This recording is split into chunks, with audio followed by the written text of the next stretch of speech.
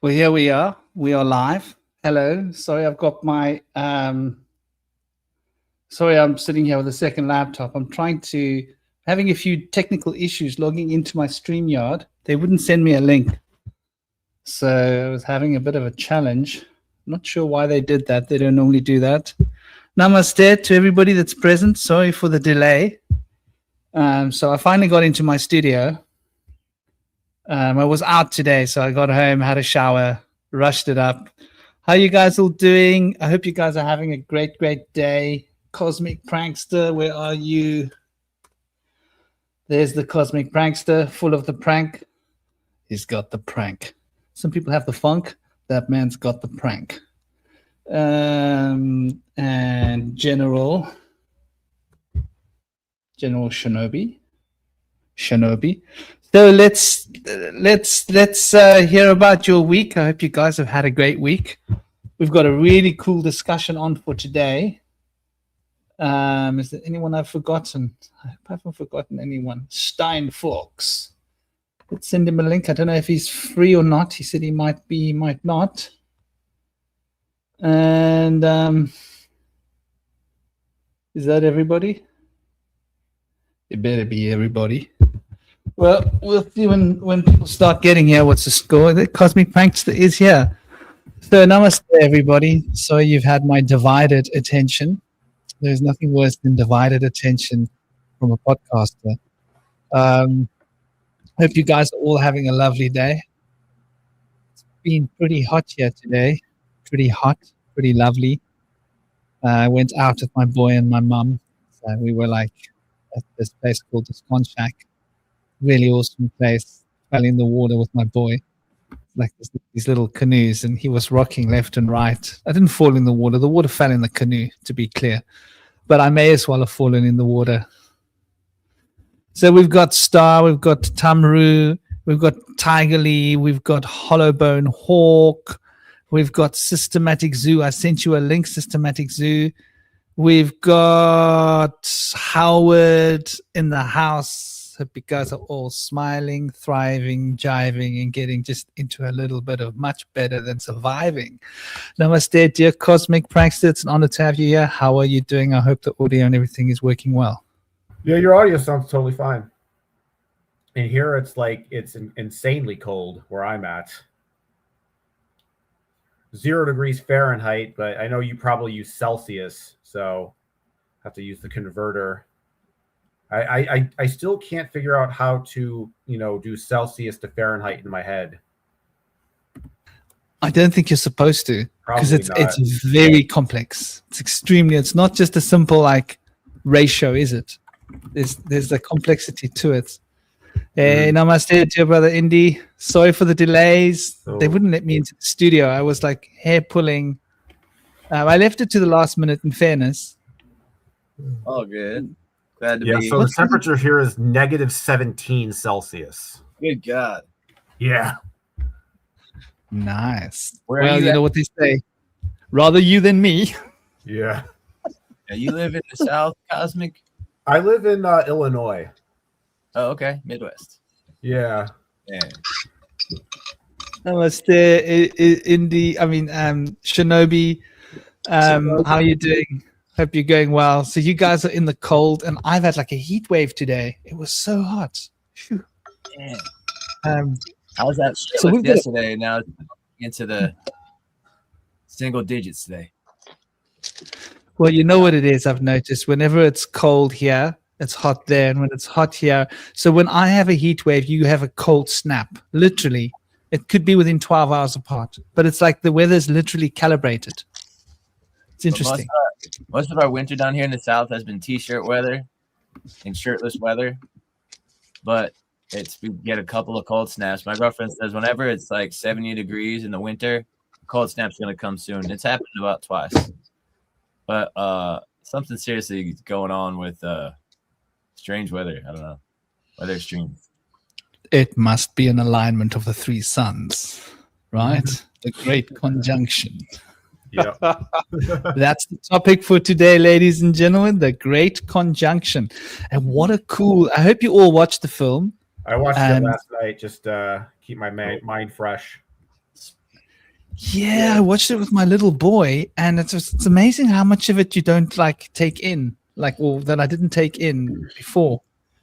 I mean, I think I watched it. I did. Like I said to my girlfriend, I didn't know if I'd watched it all when I was younger, but when I was watching it, I was like, oh right, yeah, oh right, yeah, I watched this, you know. But it's been like some decades, to be fair. And I was a big stoner when I was young. When I was watching this, I must have been, because there were times when I used to like start a film with a jar of weed or a bag of weed, and by the end of the film, you can see a definite dent in the jar, right? You could measure how much you've been watching by the dent in your jar. Oh, back in the folly of youth. But yeah, so it is a really cool topic. But before we get into that, for people that don't know, people that haven't been, people that haven't seen, let's get an introduction to our awesome panel.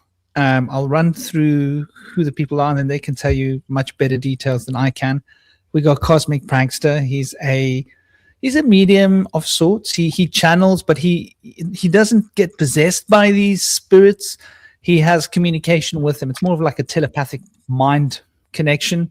They teach him, they show him things, they give him insights into the way the structure of the reality works.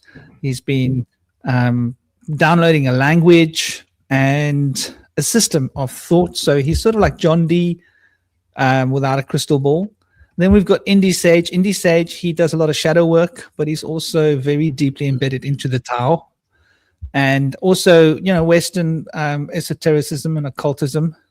I would think of him more as a mystic than an occultist, but he's got his fingers in all the jars, very much shamanically inspired as well. Then we've got our General Shinobi, who's also fingers in the jars. He's writing a book, a really cool idea, a graphic novel. It's where the name Systematic Zoo comes from. He will be releasing that at some point. Probably audiobooks and who knows, cartoons, who knows what collabs come his way. But I'd like to see that as an animated series from what he's described to me. Though he's a researcher and a decoder, he also takes a look at all things related to occult knowledge as well as mystical philosophies and how they relate to where we're at now in this present paradigm of reality.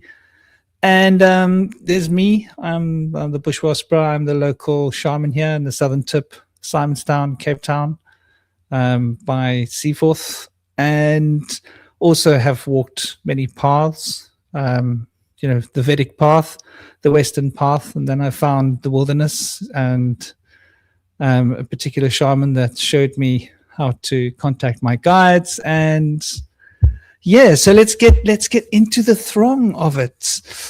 Before we get cranking, if you guys could each just say a few words about yourself, because I probably left out some cool details, like for example, where to find you. Big love. Yeah, thanks for the introduction, Franklin. I don't really have much else to say about myself. I really enjoyed just this movie, watching it. Just even from a technical standpoint, I just really appreciated all the puppetry. And one of the things I really liked is when they go into that forest area and like every single plant and tree is all like handcrafted with this like unique designs. And it made me kind of think like there's no surrealism in fantasy. There's no like real imagination in fantasy movies like this anymore. So like it kind of makes me think like, that's kind of what we need to bring back. Indy, you're up next. What's up, man? Cool. What's up, guys? So glad to be here today. As Franklin mentioned, I got my hand in many pots, but I identify as an ancient philosophical Taoist, and so I've been done some work doing lecture series at my spiritual center, and it's been really good. They're asking me to come back for another one, so I'm going to do some more research. I'm reading a few books right now that I can bring up later, but one of them is by Eva Long, another one is by Montauk Chia. A couple of my favorite Taoists out there. And so I've also been studying Hermeticism for many years as well, and as well as many other things. And I have a bachelor's degree in psychology. I just recently put out a good blog article on my blog page, vibetribescribe.wordpress.com. and I've been conspiring with a couple of different authors. One of them is going to bring me up to her retreat in Canada, and they're doing some stuff that's confidential, but it's about a tribe from South America that had been hidden away in the jungle up until about 75 years ago. They finally came out of the forest for the first time ever seen by the Western world. And they have some mystical practices of parthenogenesis where they can self-impregnate themselves. So it's pretty exciting. And I'm also talking with another author right now. We're thinking about conspiring to write a book together. So it's pretty exciting right now. And my work is getting deeper and deeper. I'm passing the mic to General Shinobi. Yeah, big ups, guys. I'm General Shinobi, aka Toby. Looking forward to this conversation today. I just watched the film for the first time last night. I started falling asleep because it was quite late. So I finished the last bit like half an hour ago. And got quite a lot of syncs to share later. I actually saw the TV series a year or so ago, but it wasn't very fresh in my mind. So yeah, I was grateful to watch this film because I didn't even know there actually was a film. I just thought it was a TV series. So yeah, really looking forward to the conversation. Indy, did you say you did a talk recently or a lecture? Yes. Yeah. I posted a couple of those up on my YouTube page. Awesome. 2 different pages, though. One is Naraka Thanatos, and the other one is Vibe Tribe Scribe. I think it's on my Vibe Tribe Scribe YouTube page. I'm trying to get more. They them, but they haven't posted them up yet. I'm like, can I pay you like $100 to like post them up like today? And they're like, no, it's too much work. I'm like, oh, come on, guys. Material for my lecture series. Nice. Yeah, I did a talk on Tuesday, which went okay, but it never goes as well as you want it to. It went all right though. And I will post it to my YouTube over this weekend at some point. It's just I need to like listen back to it first. It's just I don't want to quite listen to it yet because it was cringe me out listening to it because I understand like I do ramble sometimes. It's fine. It's just my character. Just getting used to like public speaking. So looking forward to doing more talks and stuff. And because my sort of initiation into all this stuff was kind of through intuition. So now I'm just starting to kind of get frameworks and stuff and actually reading books about this stuff. So I can kind of put it into form to show people. Because at first it was a bit like chaotic, like how do I talk about this stuff? Because it's like all of these synchronicities and all of these weaves and stuff make sense to me, but it's difficult to show people. So I was grateful to do a talk the other day. And a few people came up to me afterwards and said it really got through to their subconscious and sparked something in them.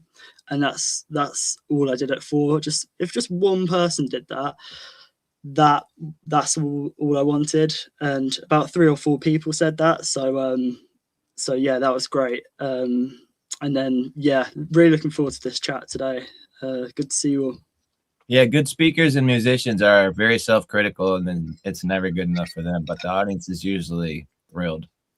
I've had great experience with asking questions to the audience and then getting feedback from them, like having them kind of guess on like what I'm about to say and see if anybody knows about it. That's been a good thing to get the audience more involved and more with it, because I can kind of get a little out there and deep, and if I don't check in with the audience, they sometimes will start to nod off. They're like, I don't know what he's talking about. So at least like you get their mind learning a little bit for the people in the audience that aren't as familiar with the material by just asking some simple questions, getting them to get the wheels turning, start to think for themselves a little bit. And then when you provide those answers, you're filling in the blanks for their own thought train. So it works like pretty well to do that kind of stuff sometimes. Yeah, as I was doing the talk, I was asking questions as I went along, because everyone's at different stages, and if you kind of skip over something, which I'm sure I did many times, people will kind of lose track of what you're talking about. But I'm actually starting a group in my local town where rather than just doing a talk, it would be more of a kind of group work. So we can kind of all get to the same level. So if people have questions about certain things, we can kind of like fine tune it. So I'm really looking forward to that, because I prefer talking with people rather than like doing a talk as being like the sole speaker. I'd rather like have a conversation. That's why I love doing podcasts. So because that's where where is it, like information and stuff is drawn from when two or more people are speaking. If it's just one person, you're kind of on one track. But if it's multiple people, you can kind of bring something new to the table. Totally, brother. I know exactly where you're coming from. It just makes the whole process so much more relaxed and casual, like you're having a conversation. And that's really what this is. It's just a conversation. But wow, what a conversation. And what a topic. Oh, I even made notes. Yeah, I made all of these notes. All of these, for me, that's like a lot of notes. Like, buddy. I don't normally, like, I'm not a notes person. I like to just like freestyle it, baby. You know? So, but I came up with some really interesting stuff. So this is such a profound film. And firstly, I'd like to agree with Cosmic. You know, like watching it again, I'm like, wow, man, we took this stuff for granted. It makes me want to watch Labyrinth all over again, you know, if I can stomach David Bowie. I mean, I like the guy's music, but I think he was a bit of a weirdo with the girls, you know. But the music was amazing, let's face it. Often the narcissists had like great music, unfortunately.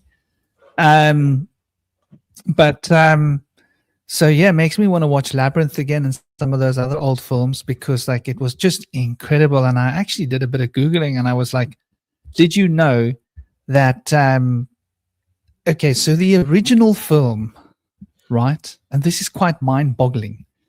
The original film, when it was first done as a test screening, was rejected outright because it had such a bad result with the people. The people didn't understand what was going on. The first idea of the film was that there was a language that had been constructed, right? And that language had been constructed. What's the guy's name? I've got his name here. Alan Garner had constructed a guttural language constructed of ancient Greek and ancient Egyptian for the Skeksis to speak. And the Skeksis would speak in this bizarre, weird guttural language. And people were like, what? It just couldn't, it was a bit much. And so the studio was like, no, we're not doing the film. We're dropping the film. But then he went back to the drawing board. He said, okay, we can change it. We can dub it in English. So they redubbed it in English. And after the dubbing in English, the studio was still like, no, we want that out. We want this cut. We want this adjusted. We want that changed. And in the end, he bought the film from the studio, right? So like this was this guy's like life and work, basically. And bankrolled the whole film from his own pocket, basically investing all of his money into the film. That's how much it meant that the film was released in its entirety without having been, you know, hacked apart by the studios, by the big wigs with all the money, all the producers. Because, you know, the directors are often like turned into the biatch of the producers. And this director was like, no, we're not doing that. We're not going that way. So that's like an interesting piece of law right off the front bat. And did a little bit of interesting like etymological looking into the characters, but I suppose we'll get into that as we go. Where would you guys like to start with this incredible work of absolute brilliant, amazing art? If you haven't seen the film, go and watch it. And you know, you can get your kids to watch it with you too. Oh, it wasn't designed to be nice, because the guy who made the film is the same guy who made Kermit the Frog, I believe, right? Yeah, Jim Henson. Yeah. And he was like, this film isn't made to entertain kids; it's made to scare kids. And people were like, "Ooh." Do you guys know if he made Sesame Street? I know he made the Muppets. Yes, Yes. exactly. Yeah, I think he created Kermit the Frog character as well from the Muppets. Like that was his main baby. As far as I don't know, I only read it. I don't know that much about the handsome guy. If you guys want to start with the intro is like real, like rocker, because like I don't know. I was actually, this movie was released in my birth year, 1982, when the indigo ray started to begin and the indigos started to come in. And after 1952, when the Blu-rays were coming in, the indigos children started in 82. And so it was like kind of a challenging of established beliefs and understandings with the indigo children, which is basically what this film represents. And in my elementary school, we had progressive environmentalism. And so we were pushed into like understanding that the corporatocracy and the Industrial Revolution is destroying the world around us, and Mother Nature is in danger and all this stuff. So when I watched this film as a child, I totally got it. And I was like, wow, oh my God, I see the symbolism. I see right through it. These dirty Skeksis birds are the old politicians and corporatocracy leaders that of the petroleum industry and the diamond industry and like basically like the Rothschilds and the bankers and stuff. So I totally got it. But this first intro really got me. So here it goes. Another world, another time. In the age of wonder, 1,000 years ago, the land was green and good until the crystal cracked. For a single piece was lost, a shard of the crystal. Then strife began. 2 new races appeared, the cruel Skeksis, the gentle mystics. And here in the castle of the crystal, the Skeksis have taken control. Now the Skeksis gather in the chamber, where the crystal hangs above the shaft of air and fire. The Skeksis with hard, twisted bodies and their harsh, twisted wills. They ruled for 1,000 years, and now there are only 10. A dying race, ruled by a dying emperor, living in a dying world.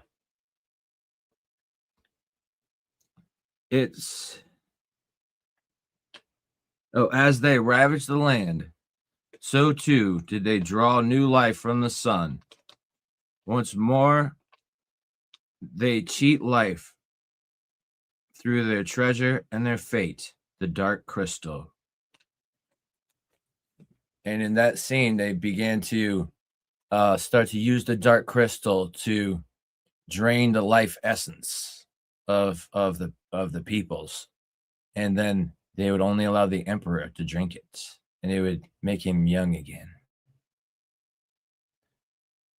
But later on in the film, they show that actually when he drinks it and he's young again, actually, this is actually after there's a change of the guard and after the one emperor dies and the new emperor comes in. After he drinks it, he's young again and he's jubilation. He's just so happy and rejoiced. And then all of a sudden, a few seconds later, he starts to get old again and he's outraged. And so they're so old, and the effects of the life essence is starting to wear off on them. But they're awaiting the great conjunction so that they can live forever if they do the ceremony correctly. But I thought it was kind of interesting the dynamic between the Skeksis and the mystics, because I thought it was interesting. It's kind of like there's 10 mystics and there's 10 Skeksis, kind of in the same way there's 10 Sephiroth on the Tree of Life and 10 Sephiroth on the Clip-Off. So the mystics kind of represent, the Tree of Life, and the Skeksis are more Clipothic. What it also was interesting was I noticed that, because in a lot of ways it's like they're sort of mirrors of each other, right? And you can even see, like, when you look at the Skeksis, like the chamber room where they have the crystal, they have that kind of that round room, and they have those there's like the 2 like leveled floors, there's like a platform. Because I noticed that the mystics in their sort of fortress, it actually has a kind of a similar layout. So it's, in a way, it's like the mystics and the Skeksis are sort of like mirror reflections of each other. That's kind of like why, at the end of the movie, when they they fix the crystals, the mystics and the Skeksis sort of merge together again. And so I thought that was kind of an interesting sort of like theme, the idea of like the mystics are sort of trying to like integrate the shadow, which is their sort of Skeksis self. And you can even see that because when one of the Skeksis would get killed, one of the mystics would also die in their place. So it's like they're somehow connected with each other. But I never really quite, I don't know if I quite fully explore the connection between those two things, but I don't know. I think that's kind of like the main takeaway I got from the intro was that that's kind of like the theme of the story. Yeah, in that crystal layout where they have the circle with the triangle within it, there is a set of 24 rectangular glyphs with curved rectangles, and they all have a glyph. They're really interesting symbols. Then on the inside in the triangle, there's 15 squares with 3 diamonds at each peak, which makes 18 and 24, both factors of 6. Yeah, it's really interesting when we start to look at the numbers, the way the numbers tally up. The 24 is obviously the positive and negative aspects of each of the 12 signs, right? Yeah, and they have 6 sets of 4, and they also have 6 circles in the triangle. Yeah, I would say that's got to do with the arc of 6 signs and the arc of 6 signs, right? 6 signs of daylight, 6 signs of night, as like the Ouroboros. The very interesting thing is, the whole theme of the mystical symbolism that I saw seemed to be the idea of a broken Ouroboros, right? This whole film, to me, seems like the Ouroboros broke. And the Ouroboros broke, but both halves were present.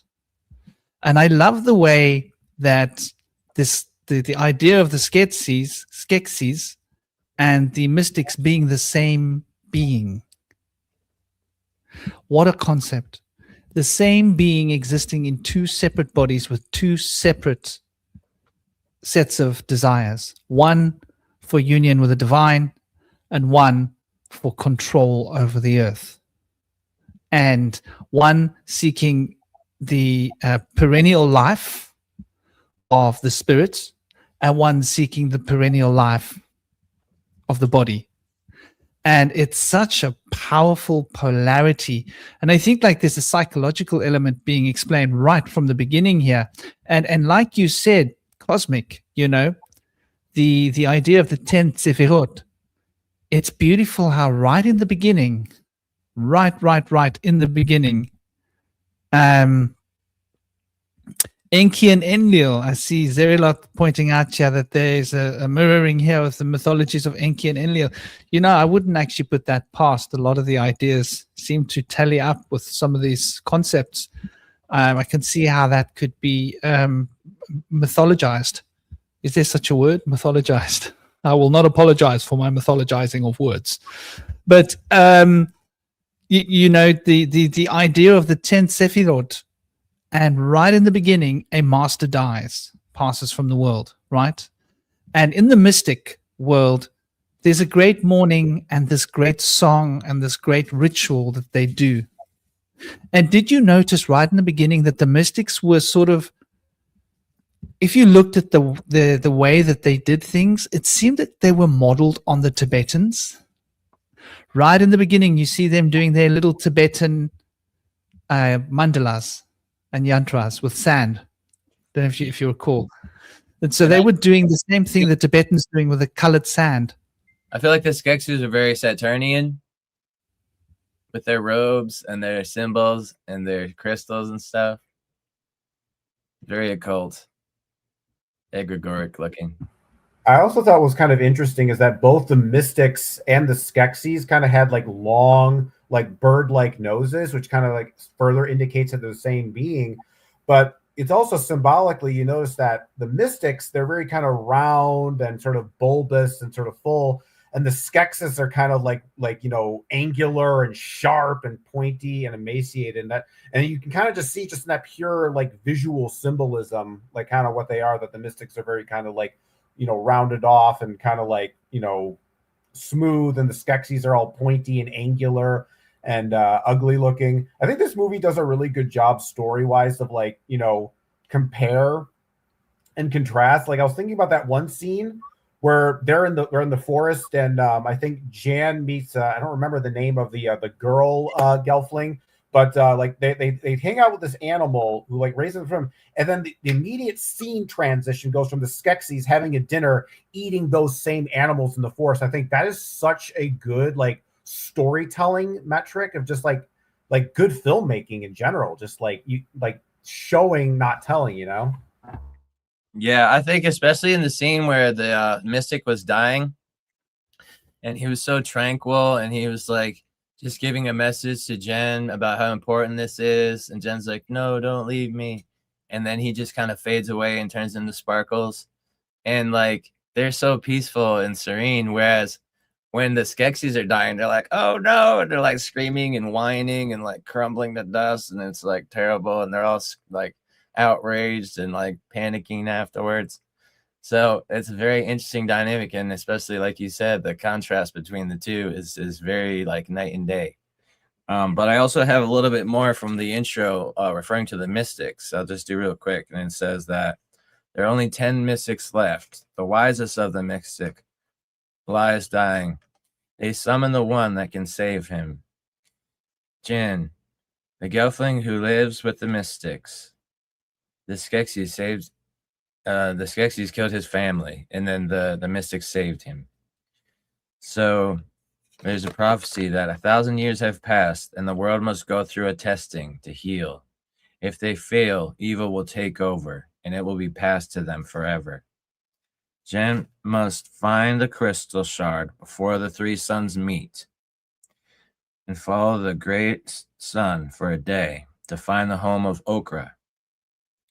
Mystics and Skeksis are both old and dying, and he's their last chance to save their world. So then he goes on his journey. I love it. He's on a quest.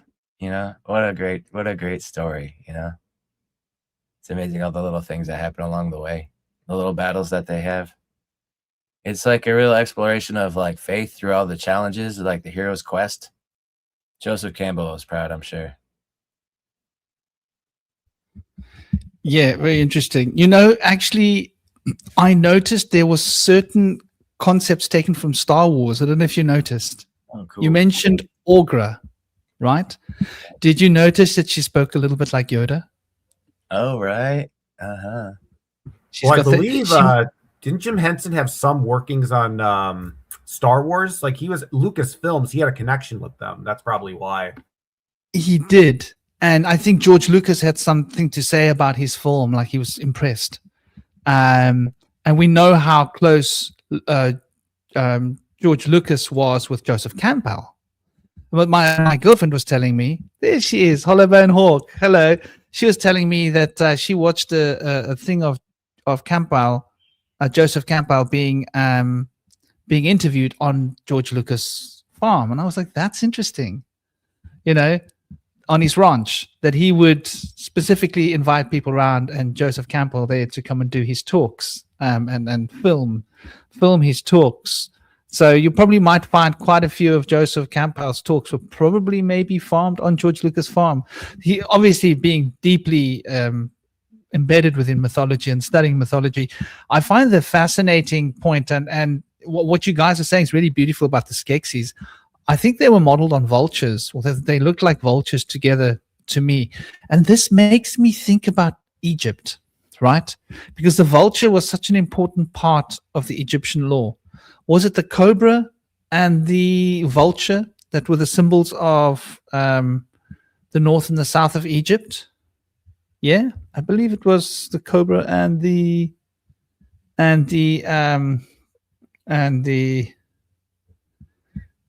yeah, most definitely. What were they called?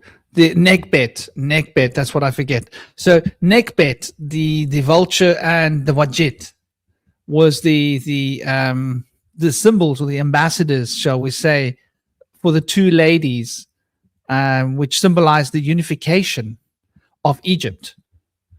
And even though the serpent might not sit so well with the symbol of the mystics, what we do know is that mysticism is very serpent related. When you go to India, what is the symbol of mysticism that everybody is embedded within? The Nag of Shiva. Shiva is the heart of mysticism in India, and India is probably the soul of mysticism on the planet. Where in the West, we're more drawn towards occult practices, right? More of an occult nature. But the mystic versus the occultist, and we covered this last week for people that are interested. Dion Fortune's book gave quite a lot of insights into the differences between the mystic and the occultist, and I think she's really bang on the money on a lot of what she does say. But just as a short recap, the mystic is more about reaching out and leaving this physical body to go and have a union with the divine. The occultist is more about bringing the essence of the divine into the physical body. So you can see here, this film is a discussion about occultism versus mysticism. And the occultism wants to bring the essence into the physical, right? So what the Sketsis want to do, they want to take the essence, the spirit, the essence, and bring it into their bodies so they can live physically for a long period of time. The mystics are quite happy to become in a state of balance so that when they leave, and you'll notice right in the beginning, like we were talking about the intro, it's just after the intro, when the top honcho, the leader of the mystics, when he leaves his body, he literally ascends. He has a dematerializing reaction. And what do the Christians call this? It's a classic. Rapture. Yes, he goes into rapture. He goes into rapture. He doesn't need a rapper because he's all wrapped up. I'm all wrapped up in my rapture. Gonna wrap it in the, So basically, this is an interesting concept because it's such a biblical story. Did you guys get the biblical idea of Armageddon in the story? Right, 1,000 years. Right. So what's the relevance of 1,000 years? Well, the Bible will give you a lot of relevance of what the 1,000 years is about. Right. Yeah. But the story is a little bit convoluted and inverted. So there's a religious element to the story, and there's an astrological element as well. They talk about this. Firstly, did you notice, and just is jumping to the end, did you notice, it's going to be full of spoilers, people. If you haven't watched the film, if you want to watch the film, well, I suppose you could watch this first, and then when you do watch the film, you'll really notice things. You'll probably get more out of it. Who knows? It'll be an adventure of thought. But right at the end, when the three suns actually do align, what do you notice? You notice that there's a big disc, and within that disc, there's a glowing disc and a little dot in the center. It's the glyph of the sun, right? It's what we're talking about, the solar glyph. So literally, this great conjunction, as they've got it here, has got to do with the sun. And the little dot within the other sun, within the great sphere, represents the solar potential. And it's quite interesting that it's like, the whole idea was also related to the triple sun. If you know the triple sun is a Celtic symbol, and it consists of 3 spirals. You've probably seen it. 1, 2, 3 spirals that make like a triangle, but it's a feminine triangle. What is it called? It's called a triskele. Triskele. Is it called a triskele? Yeah. I think it's called a triskele. Yeah. Sorry? Triskele. Oh, the triskele. Yeah. Yeah. This is the three spirals, and that represents the past, the present, the future, but it also represents the 3 worlds of the shaman, which is, from the Kabbalistic perspective, Atzilut, Bria, and Yetzirah. And as those three spirals wrap up to create this physical world of Asiya. And in the Vedic tradition, it would be the sphere, that the vibrational field of Ida, and the constructing field of Pingala, the electron, the magnetism, and the astral field of Ida, and the etheric field of Pingala. And as these are an extension of the causal body, of the Shashumna, of the spiritual plane. So these three spheres, three bodies, three states of being. This is why you have the three bands in yoga: the Muladhara, the root chakra band, then the band in the pit of your stomach. If you're having a panic, or if you're nervous, that will activate. Or if you're feeling extremely nostalgic, emotional, your throat might clamp up. That's the other band. You've got these three bands, which are energetic centers, and they can control the flow of prana through different chakras. There's relation. So in yoga, you learn to close and open these bands at will, which relate to these three spheres. And you got the same thing in China, haven't you? In the Taoist practice, you've got the Jing, then you've got the Qi, and then you've got the Shen, right? And the Shen is the spirit, and from the Shen comes the Qi, and within the Qis there's the Jing, and this powers the physical body. So these three layers are universal. This is why we have ideas of the Trinity and the triple goddess, Shiva, Brahma, Vishnu, the triad of the Greeks. So this is why this triangle is so important throughout the whole story, and how this triangle then represents the three suns. And so that I thought was quite an interesting symbolism to be like really just hitting us with and hitting us hard. But I wanted to talk about this great conjunction. So there's a great conjunction that happens a little bit more than every 20 years. I don't know if you guys are aware of it. It's an astrological event. There was a big one that happened in 2020. Do you remember it? And it was on solstice. It was a powerful one. That was like the closest that I believe Jupiter and Saturn had been in conjunction since, like, is it the 1500s or the 1300s? I forget, 1600s, but many centuries since we had such a close alignment. And of course, it was on a solstice. But just over 20 years, you have what is called a great conjunction. And these great conjunctions run through different elemental shifts every 200 years. It's a bit more than 200 years. I think it's like between 200 and 240, 250 years. Say about 230, 240 years. I think that's the average. Although it could be a bit less, depending on the movement of the heavenly bodies. And that is an elemental change, right? So you've got that elemental change. So, for example, we are now in the elemental zone of air. So that was the great conjunction that we experienced in 2020 was not just a great conjunction, but that was an elemental. What do they call that specifically? It's called a great mutation. And that's like the previous one, I think, was 220, 230 years ago. So you have that happening every 220, 230, 240 years, round about that kind of time frame. And each cycle moves through a different elemental state. So we were in the earth element in our younger lives, right? And we shifted into the air element, and now we're in the air element for the next couple of centuries plus, basically. So what's going on? And these great mutations, you have 4 cycles of a great mutation that's considered to be a proverbial wheel. And that can be close to about 1,000 years. And what is that called? I don't know what that's called, but that's when the 4 great mutations of the 4 elements come together, a complete cycle, which is 1,000 years. This is where the idea of an eon comes from. Why it's so important. Yeah, brother. There's also a Sothic cycle, it's called, with a conjunction of Sirius, which happens every 1460 years.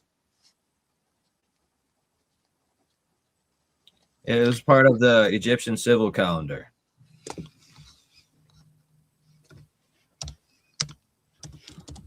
That's interesting too. I So think this might have been part of a shifting of calendars that had 365 days without the leap year. So that was, I think, maybe how they adjusted it. But also, Santos Bonacci talks about a conjunction with Sirius that happens every 24 to 25,000 years.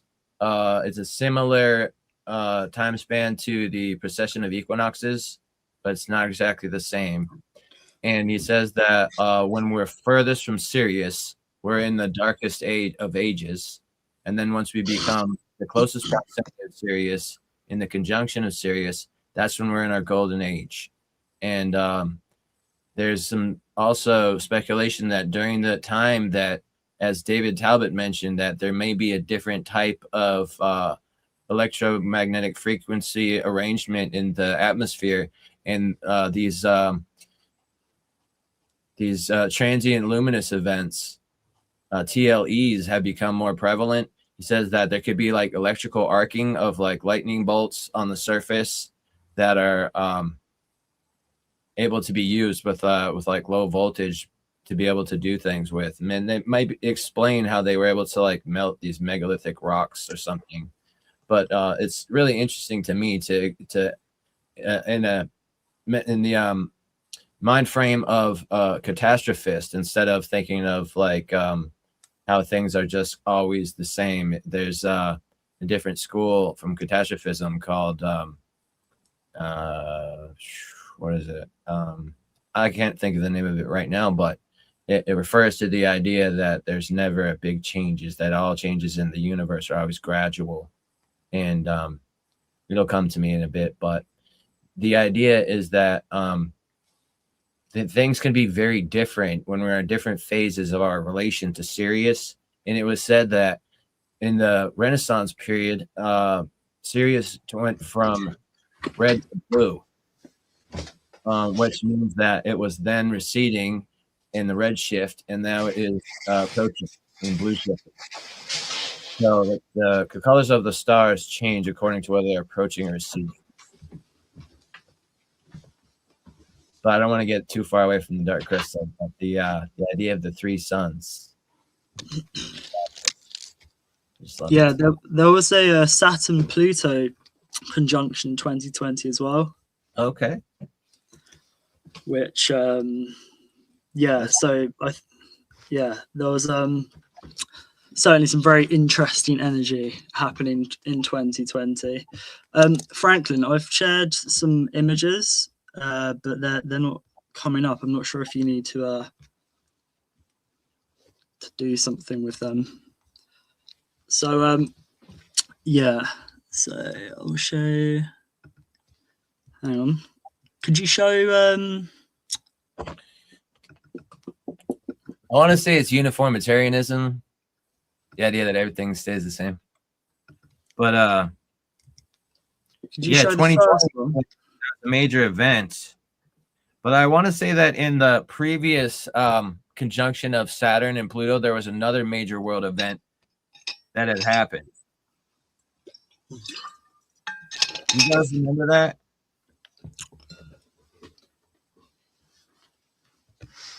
So I didn't hear what you said. A major event that happened when exactly? During the Saturn and Pluto conjunction, when it happened in 2020, people were talking about it before it got there, about how in the past, when this happens, major events go down. Mm-hmm. Well, the major thing that defines this, the reason it's called the Great Conjunction, is because the Saturn and the Jupiter conjunction is really the big one, because it only happens every 20 years, and then every 240 years, and then every 1,000 years, all the elements. And so what they say is that every time that happens, huge changes come to the planet. Like let's go back, late 1700s. What happened? Oh, Renaissance. yeah. Right. What happened in the mid 1500s, right? In the mid 1500s, there were supposed to have been some fairly significant changes to feudalism. Am I right? Yep. And 1913, what happened? World War One. Go back 200 years, and what was happening? The Crusades. 1921, 23, Mussolini became prime minister. 1930 to 1933, the Great Depression. Yeah. 1930 to 41, World War II. 1946 to 48, the Cold War. And then 1954 to 57, the creation of the Warsaw Pact in the Soviet Union. Yeah, those are all significant steps. But what I mean is, like in the Renaissance, there was a huge regime shift on the whole planet.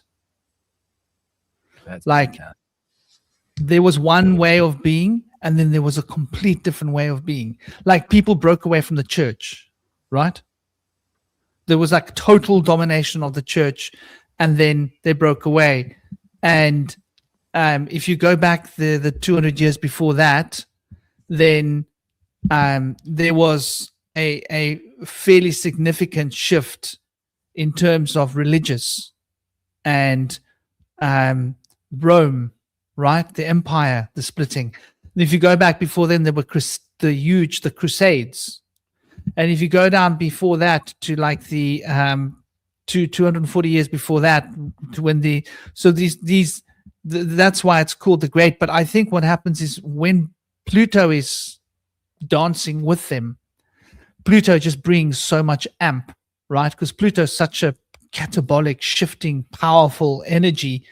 But on a personal level, does that make sense? Like people change deep down. Everybody has like powerful personal shifts because Jupiter represents expansion and joviality and mystic. Saturn represents contraction and occult forces, right? So can you see how Jupiter and Saturn are two poles that represent the Skeksis and the mystics, if that makes sense? Yeah. Like the Jupiter is the mystics. The psychopomp. Yeah. And then the Skeksis are the Saturnial. Like, for example, the body of the Skeksis decays when they leave their bodies. It decays and it just falls to pieces and rots and just, yeah. Like when the emperor leaves. Yeah. Wouldn't Neptune be the mystic more over than Jupiter? Neptune is, when we're talking about the big planets, we're talking more really about global patterns. Well, right? in astrology, was Jupiter first used, and then later they brought in like Neptune and Uranus? I know at least one of them was originally Jupiter horoscope, and then they moved it to Neptune, I think, later. But that's just modern astrology, which is just simple like New Age stuff. But astrology, like if you go back in astrology for the last 4,000, 3,000 years, Jupiter has always ruled Pisces. Now suddenly in the last 50 years, a bunch of New Agers decided that Neptune rules Pisces. But you know, yeah. So like, I don't really buy in with the New Age ideas, but especially with there's a dark side and a light side to Jupiter and Pluto, in the sense that like the Pluto is like the psychopomp, but also represents death and like the fear of death. And then also we have in Jupiter Pisces, but then actually we have Capricorn. So we have the greedy one, and then we have the mystical one. So also like when we mentioned the vulture earlier and we spoke of Ma'at, there's also that made me think of the two-headed vulture, which is used in heraldry and vexillology of like Eastern Europe now, but that actually started with Anatolian and Hittite and Byzantine symbolism. But that two-headed vulture represents dual authority of the Roman Empire in the East and the West. And it kind of represents the sovereignty, omniscience, and imperial power, but in the sense of like representing like the war machine. And so when we're talking about Ma'at, they worship the vulture because of its incredible superpower to consume rotten flesh, but never become sickened and become greater in vitality from being able to do that somehow. And they were mystified by it. And so they worship Ma'at. She represents truth, balance, and order, but also motherhood, fierce protection, and the cycle of rebirth. And so she represents the great mother and the sacred matriarchy in a lot of ways. So there's like another contrast there that's like kind of a paradoxical aspect of the vulture, just like we have with Jupiter, that paradoxical aspect within and with Pluto as well. So can I just clarify with Jupiter and Pisces and stuff? Obviously, Neptune's associated with water, but is Jupiter associated with water? Because Jupiter's more associated with air, isn't it? It's an Earth sign for Capricorn. Jupiter? Well, Capricorn is an Earth sign. Saturn. Capricorn, Saturn. Oh, Jupiter you're talking about. Yeah, Jupiter. It's just because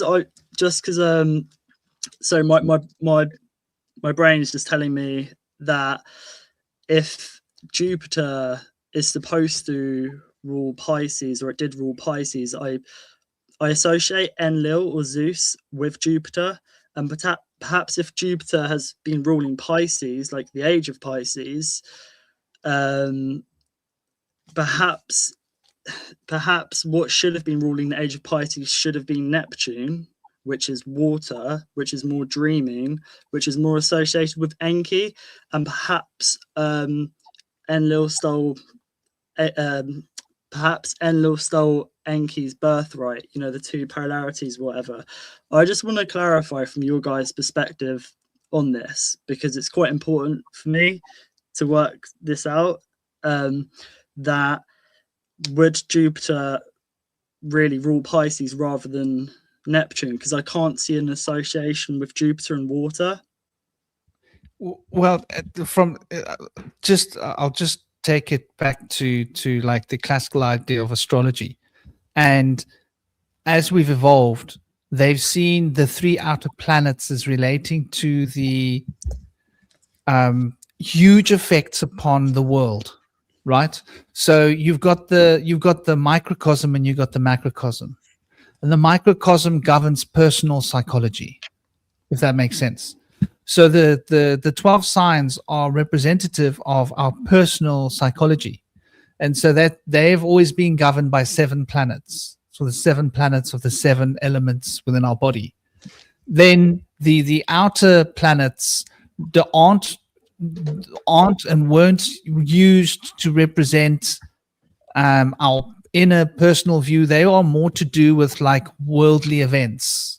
So Neptune has got to do with worldly events becoming entrained into dreams and mystical experience, psychicism.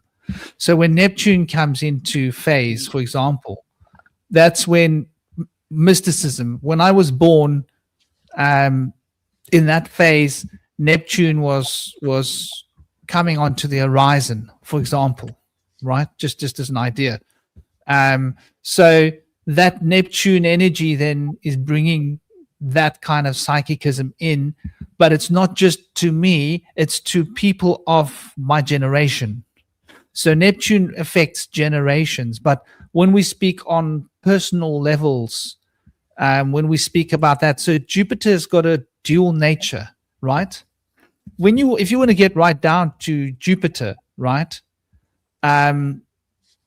You think about the principle of expansion, right? You think about the king of the gods. Originally, when Enki arrived, the word Enki is Ea Anki. Ki is the name of the earth. Ea is his name. An means of, appointed by An, the Lord of Earth. So Enki sort of is a collaboration of things that means Ea appointed by An to be the king of Earth, the king, of earth, of the lord of everything that's happening, until that position was taken from him by his brother, because his brother argued with Anu that Enki wasn't getting enough gold fast. He wasn't being productive enough. So he came then and took over. And then there was a new epoch where Enki was no longer the lord of the earth. And then he became Ea once again. But he was then appointed to be the lord of the Apsu, the underworld. So originally, he was associated with being the Lord, the King of the kings. So Ea has got strong associations with Zeus, in a sense, and it's very interesting because it's Zeus's child that becomes the Lord of the Waters. No. So there's a hereditary shift to if I am my father's child, I am going to inherit what my father has, right? So Zeus ruled over what? Lightning. So what is lightning? Lightning is the electricity, and what governs this electricity is water, because it's the clouds and the water in the air that produce the ions in that space. And so those ions then can invert between the positive and the negative, and the inversion creates polarity within that sphere in the sky that then reacts to the opposite charge in the earth. And when the earth is negatively charged, you get an inversion between the positive and negative charges in the sky, and that produces the polarity that produces lightning. So lightning is a conjunction between earth and water in the sky. It's an interesting concept. So I think like Jupiter has always had a watery nature, but Jupiter's a dual nature because it's both related to the fire and the water in the air. So it's actually more like a trinity of elements in terms of, and so we'll see Sagittarius is fire, right? Very much fire. Piscis is very much water. So what is Jupiter? What are the qualities of Jupiter? The quality of Jupiter's is joviality, right? Expansiveness, expansion, and the principle of creative thought, right? Creative thinking, that creative intelligence that creates. So there's a, I think it's not so simple as to just say that planet is that element. Yeah. Like look at Mars, right? Look at Mars carefully. Mars is both fire and water, Scorpio and Aries. Look at Mercury. Mercury is very airy, but what rules Virgo? Virgo is very earth. So Mercury is dancing between air and earth. And then you look at what other planets have we not taken into consideration? You mentioned Saturn. Saturn rules earth and air. Right? Do you think of Saturn as being airy? Well, look at Aquarius. Well, Yeah, brother. To put a spanner in the works, I view Saturn as water. I think as a potential, not just as water, but it governs time and space, and there's flow time, and I think I just view it as malleable, like water. There's a flow to it, so that's my spanner in the works. Yeah, Saturn is water-ish. We got the Aquarius, the water bearer. Although that is an air sun, but there's definitely some symbolism in there. And then the North Pole is a hexagram, which is what structured or fourth phase water looks like as well. And you have Kairos and Chronos. So Kairos is more of a kind of flow time or opportune moment. And I just think it's very malleable. And the reason why I think water is because the energy of static, people's perception of it's become quite stagnant and quite like what's the word? It's like constricted, whereas time and space is what Saturn governs, and it's like that's how we perceive reality, is via time and space, and that it's both malleable. Like there's like no space and loads of space, and then there's also time moves in different ways as well, like many forms, like water has too. So yeah. But these images here, Franklin, so this first image that you can see up on the screen is the outside of the place the dark crystal is held. I'm not sure what it's called, but I couldn't help but thinking it looks like this place in Stranger Things. And if you go to the next image and flick back and forth maybe, and people can make up their own minds, because I think the dark crystal represents first of all, the Skeksis and the mystics represent the subconscious and the conscious mind, or the cart and the bar, and the crystal would represent the vibration, or the meeting of the cart and the bar, or the meeting of the energy and the frequency, because it seems that the Skeksis have lots of energy, but they have a very low frequency, and the mystics have a very high frequency but very low energy. So I think when the energy of the car and then the frequency of the bar meet, and then you have the crystal, which represents the vibration, because crystals of course have a very high vibration, that it could be also representative of the arc as well. So the balance of the cart and the bar, and then you're able to transcend via the arc. So you have the trinity there as well. You can view it as the car, the bar, and the crystal is the mercury, the vibration. So that's the Merkaba also.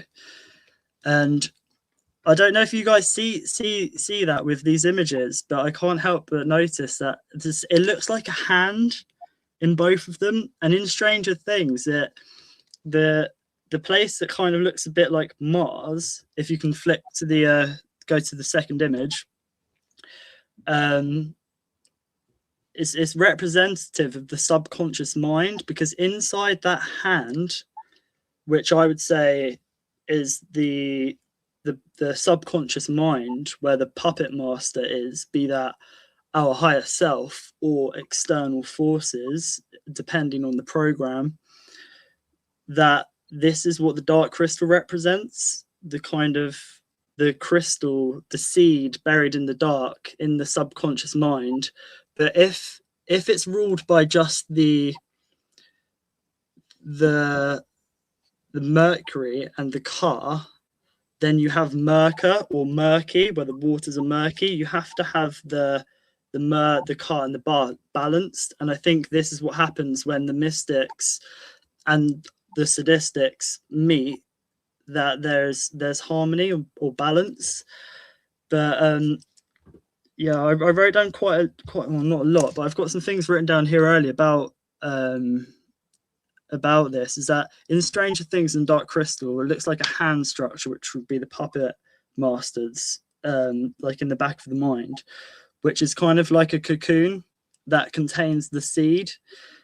And it's just really interesting because with Stranger Things, it's based on Project Montauk, which is basically kind of a step up from MK Ultra. But you have the Monarch butterfly as well, because Project Monarch's kind of a similar thing. And then you have the blue butterfly, which is a symbol of Project Monarch. And Oh god, I've lost my notes now. But anyway, you get my gist. I think there's a crossover here, and it's representative of the conscious and the subconscious mind merging, and therefore being able to have a union of the trinity of both the subconscious, the conscious mind, and then you have that vibration where when they meet, which is the ascension or the light of the crystal. Yeah, and I agree with you. There's definitely a distinction being drawn here, and I like the idea of the parallel with Stranger Things of the two worlds. I think there's definitely something that's very close to the point here. But here's what I'm noticing, right? When you look at this picture, like, what are these things that we're looking at on the right-hand side? Don't those look like pyramids that have been like covered up? Like, just they don't look like natural structures, do they? Oh, I see the pyramid you're talking about. Yeah, right next to it. Isn't it interesting that just thrown in there? Like, oh, by the way, there's a pyramid and it's covered up, and and the fact that like the original language that the Skeksis were speaking happened to be a dialect of ancient Egyptian that was essentially the ancient Greeks. They believed that they got their language right from they believed that they got their language from the ancient Egyptians. So the fact that that he was getting this guy Alan Garner to fabricate a language that was a crossover between ancient Egyptian and ancient Greeks tells us that he's trying to show us that there's a connection between these two cultures, and which is actually quite interesting because we're drawing the distinctions of, okay, here's a cultural narrative I want to add in. What did the Greeks give us? They gave us Rome. They gave us Latin, and they gave us Rome, right?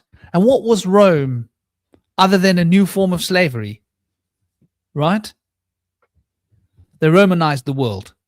And what did they do? They forced us into Christianity, their form of Christianity, which they managed in the Council of Nicaea, right?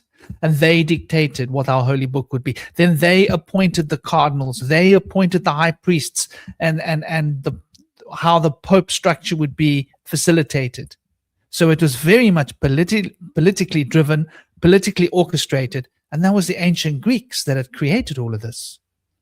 And then they gave us another version of language, Latin, to speak, so that we could sound like we were speaking Greek, but not really understand what they were saying. Yeah, indeed. Question: would you say that the Greeks created Rome as a control mechanism, much like the Jews might have created Christianity as such? I think that the Greeks created Christianity, not the Jews. And I think that originally there were no Christians.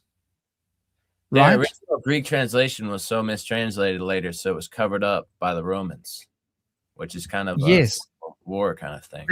They've got us talking about the Romans, but who were the Romans? Well, it was the Greeks that started this regime, right? If we go right down, and we can't think of it in terms of modern Greece on the map. We got to understand that in ancient times, like Greece wasn't this tiny little thing on the map. It wasn't a tiny little footnote. It was a huge center of power, right? And so they dominated the entire region of Southern Europe. They were not some weak at that time, right? I mean, they pretty much created an empire that took over the world. And the fact that Latin was modeled on Greek almost verbatim, but subtly inflections different, but a lot of Greek words are really what Latin is. I do believe that. I think that the Greeks had, and we can see that the way that the Greek philosophers wrote, right, about how to control minds and how, politics and democracy. So they created democracy. The Greeks created the democracy that we're enslaved by today. And we don't get representation. And who was it that invented the Olympics? Why did the Greeks invent the Olympics? They invented it so that the people would own nothing and be happy, right? Because most of the people were poor and they would rebel against their lords. So you had to give them a certain amount of entertainment, right? So I see that there's a parallel. What did Egypt give us? We speak Egypt, the ancient land of Chem. Well, from the ancient land of Chem, where it became Egypt, that's where Phoenician came from. From there came the reading and writing and the languages. From there came alchemy. From there came chemistry. From there came knowledge, architecture. Greece will acknowledge that everything that they had come from ancient Egypt, all of their knowledge. In fact, they sent their priests to go to the libraries of ancient Egypt, which had the greatest libraries of Alexandria, right? So what did Egypt give us? Egypt gave us knowledge, power, language. What did the Greeks give us? They took that knowledge, they took that power, they kept it in their little elite circles. They then created a political system that they were able to use to dominate. And they dominated. And one of the first things that they did to dominate was in order to really get total power was religion. This is why the Council of Nicaea happened. You see, the reason that the Council of Nicaea happened was because there were two different kinds of Jews. This is the official story, by the way, that we're supposed to swallow. So there were Jews that believed that Jesus, or Emmanuel, or who we call Jesus, was the prophet that was predicted to come. Not Elijah, the rebirth of Isaiah, right? Because it had been said in old writings that Isaiah would return, and when Isaiah returned, he would set the people free, right?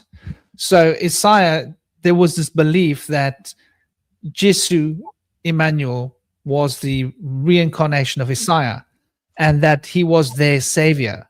So there were groups of people that followed Jesus, and then there were groups of traditional Jews that rejected him and said that he was a false prophet, right?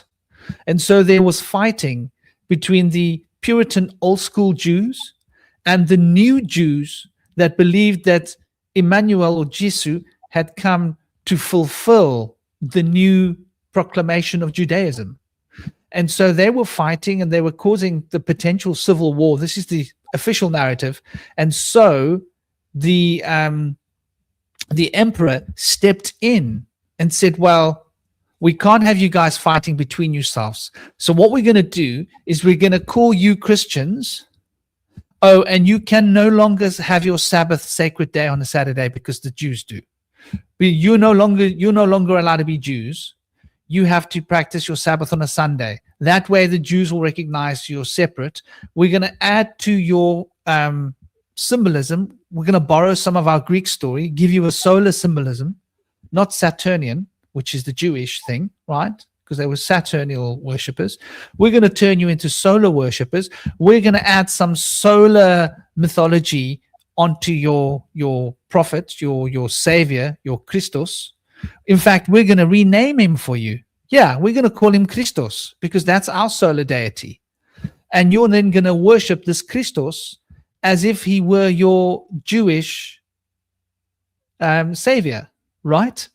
And obviously the people rebelled. And when the people rebelled, they were hurt. They were unalived. Their books were burnt. And their properties would be taken by Rome if they went against the verdicts of Rome.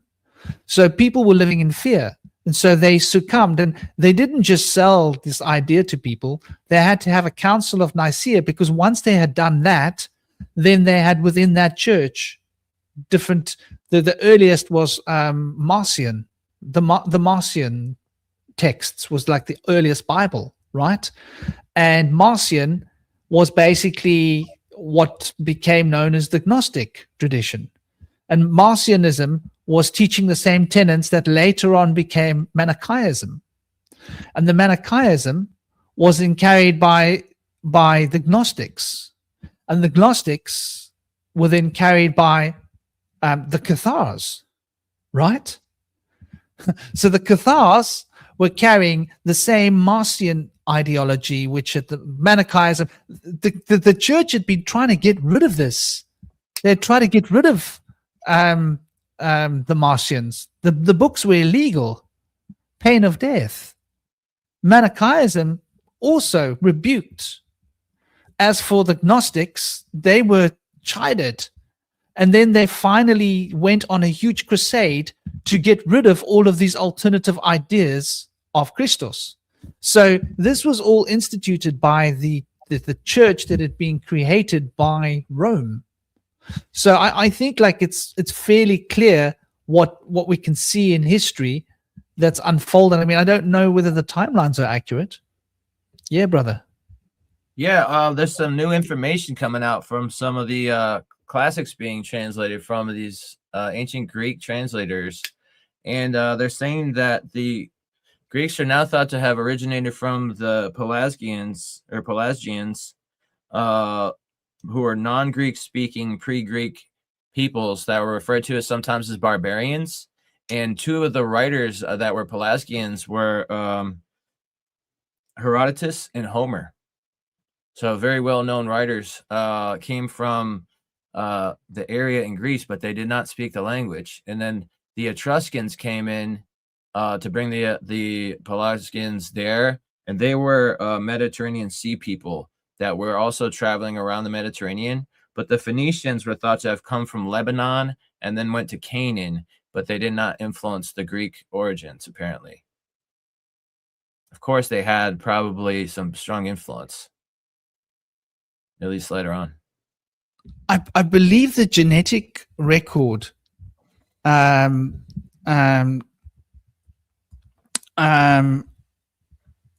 I believe the genetic record says that more of the traditional Greeks actually ancestry of both Minoan and Mycenaean civilizations, who were the precursors of modern Greeks, originated from an early Neolithic farmers who migrated from Anatolia, modern day Turkey. That's what the DNA shows, which is interesting because the Greeks had a very special place. They had a lot to say about Anatolia, didn't they not?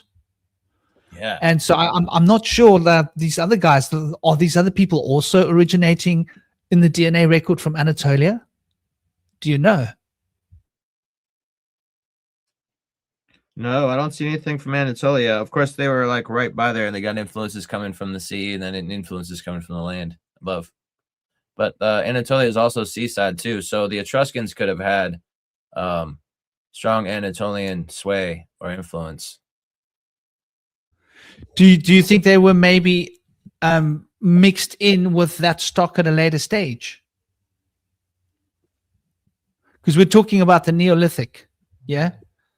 So I think the DNA reveals 74 to 85% of the DNA of the Mycenaeans and the Minoans came from the Neolithic era.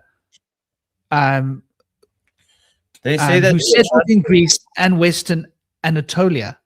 They say that the Etruscans originated in Anatolia, but there's a debate, Right. and some people are, I guess, the indigenous Italian population is arguing that they came from Italy, but it's probably more likely that they came from Anatolia and then colonized Greece and Italy later. That's what the DNA says, no? Yeah. And I would say that there must be something to that, which is So- interesting. That the Semitic people, the Phoenician people, had a stronger influence on the Canaanite region, which became Semitic. Although, this is questionable. We don't really see too much Hebrew genes in Israel because, like we spoke of in previous episodes, they showed up after immigrating them there in the 1800s. So it's a very strange situation there with the Phoenicians being a Semitic people and then supposedly having the Semitic population in Israel and Canaan, but I don't know. Maybe the time frame is messed up, like you mentioned earlier. That could explain it. Well, from northern Anatolia and up around the Black Sea. Is that the Black Sea? Sorry, what is the sea in the northern Anatolia? Just to get this right, it's not the Caspian Sea. Caspian. Sorry, yeah, Black Sea. That's like on the other side. But around the rims of the Caspian Sea, there were a lot of Jewish people, were there not? All the way up through Poland, Czech Republic, all of the Eastern European places into Russia, loads of Jews. Most of the world's Jews were around the Caspian Sea, which you can see is like connected to northern Anatolia, which goes according to the story of Noah's Ark landing in southern Anatolia, right? The Caucasus Mountains.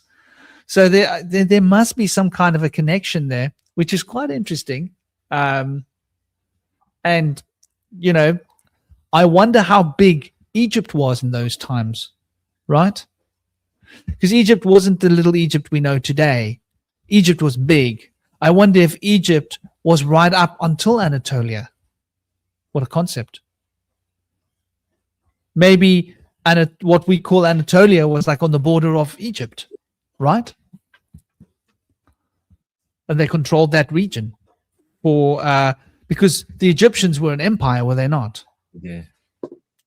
So they would have controlled for the purposes of like safety and war from other people attacking them. They would have controlled the areas on the other side of the ocean so that they could see who was coming, like forces and military campaigns against them. It's really interesting.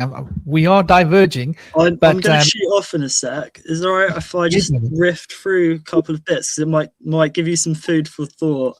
I'm not going to go just yet, but I'm probably not going to mention this on another topic. So at the beginning, I don't know, was at the beginning? So you know that there's a red light that takes the essence from them. I was watching that and I was thinking it would make so much more sense if it was blue, because on our devices we have blue screens that actually take our essence, like this kind of like a magnetism drawing energy from us, because after being on screens it depletes your energy. Do you think blue is good for the mind but it drains the body? Well, so I can't say if it's good for the mind. I understand the color blue is like portal energy, obviously it's associated with water and magnetism, but when it's drawn towards us, but when it's taken from us, it takes our magnetic force. And basically, I believe it was the mafia, when they built Vegas, that they put blue light in slot machines to keep people hooked. And it was the CIA that had actually done mind control experiments. And what they did is they would cut people's brains, put wires in. 1 second. They would cut people's heads open, or animals, put wires in, and they would be able to manipulate them via sending electric currents through. And then they thought, how can we do this wirelessly? So they worked out they could do it with a blue screen. This is why our screens are blue. So it started off, the mafia did it in Las Vegas, where there was no daylight, just blue screens, and it literally hooks people. And then they'd give them alcohol as well, just to make sure they're rooted to the spot. So I thought that, and drugs and pornography.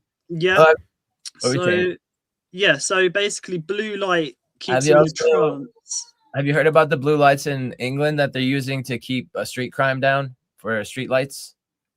LED, yes. That was introduced in 2020, and the color for the year of 2020 was blue.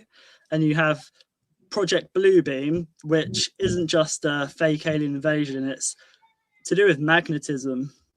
Bluebeam, that's what it is really in its essence. And like, I haven't heard anyone talk about it. They just talk about the alien invasion and stuff, but Project Bluebeam goes deep. It's deep. Now I know like infrared heals, but red paint on the wall is said to stimulate like appetite or desire or anger sometimes. Yeah, so it's outwards, whereas blue light would make you go inwards and retreat. Yes. Yeah, so basically, blue light disrupts your nervous system. So you have the vagus nerve. Talking about Las Vegas, the Vegas, that's where they got the name probably, is the vagus nerve it connects your brain and heart. And then when that's disrupted, your heart-brain connection, you can be more easily manipulated. And you can, just using the Trinity. I love red light. I don't know why. What's that? You love red light? Yeah. There's another theme I kind of wanted to talk to in sort of relation to the movie in regards to the Skeksis and the Mystics. Cosmic, one sec. Can I just riff through this really quickly? It's just because I might have to go because the boys have been banging on the door. I want to stay for like 10, 15, but I might have to shoot off. And all right, fair. Let me just say this really quickly. It won't take long. So I tried saying this earlier of the car, the bar, and the arc, or the Mercury, the car, and the bar, the Merkaba. So this might put it into context a bit better, that the energy, the life force is the car, the vibration of the crystal is the Mercury, the Mer, and the frequency is the bar. So in this context, if you have just the vibration of the crystal and the car, the life force taken from, or, it's actually taken from others in this sense, you get the Merka, which is a destructive force, one that seeks to take others' dreams and use others' bar. So where our dreams build reality, in the time we're at now, let's talk about the present moment, our dreams build reality. But what's been happening is that with the Merkers, the people who use this vibration and they use the energy, they're drawing our dreams out of us, like the essence, to build the material world we see around us. So it's important that the bar is integrated, which is the frequency or unique personality, which is a dreamer. Otherwise, if you have just the Merker, you have Project Montauk, which is one frequency, one ring or one vibration to rule them all, which is a uniformed energy, the realm of shells, or the eighth sphere. And there's been many warnings about this in films. This is why people love Star Wars, love Lord of the Rings, etc., because it explains what's going on at a subconscious level. But people are still in their seed. People are still inside that hand. They're still inside their shell. So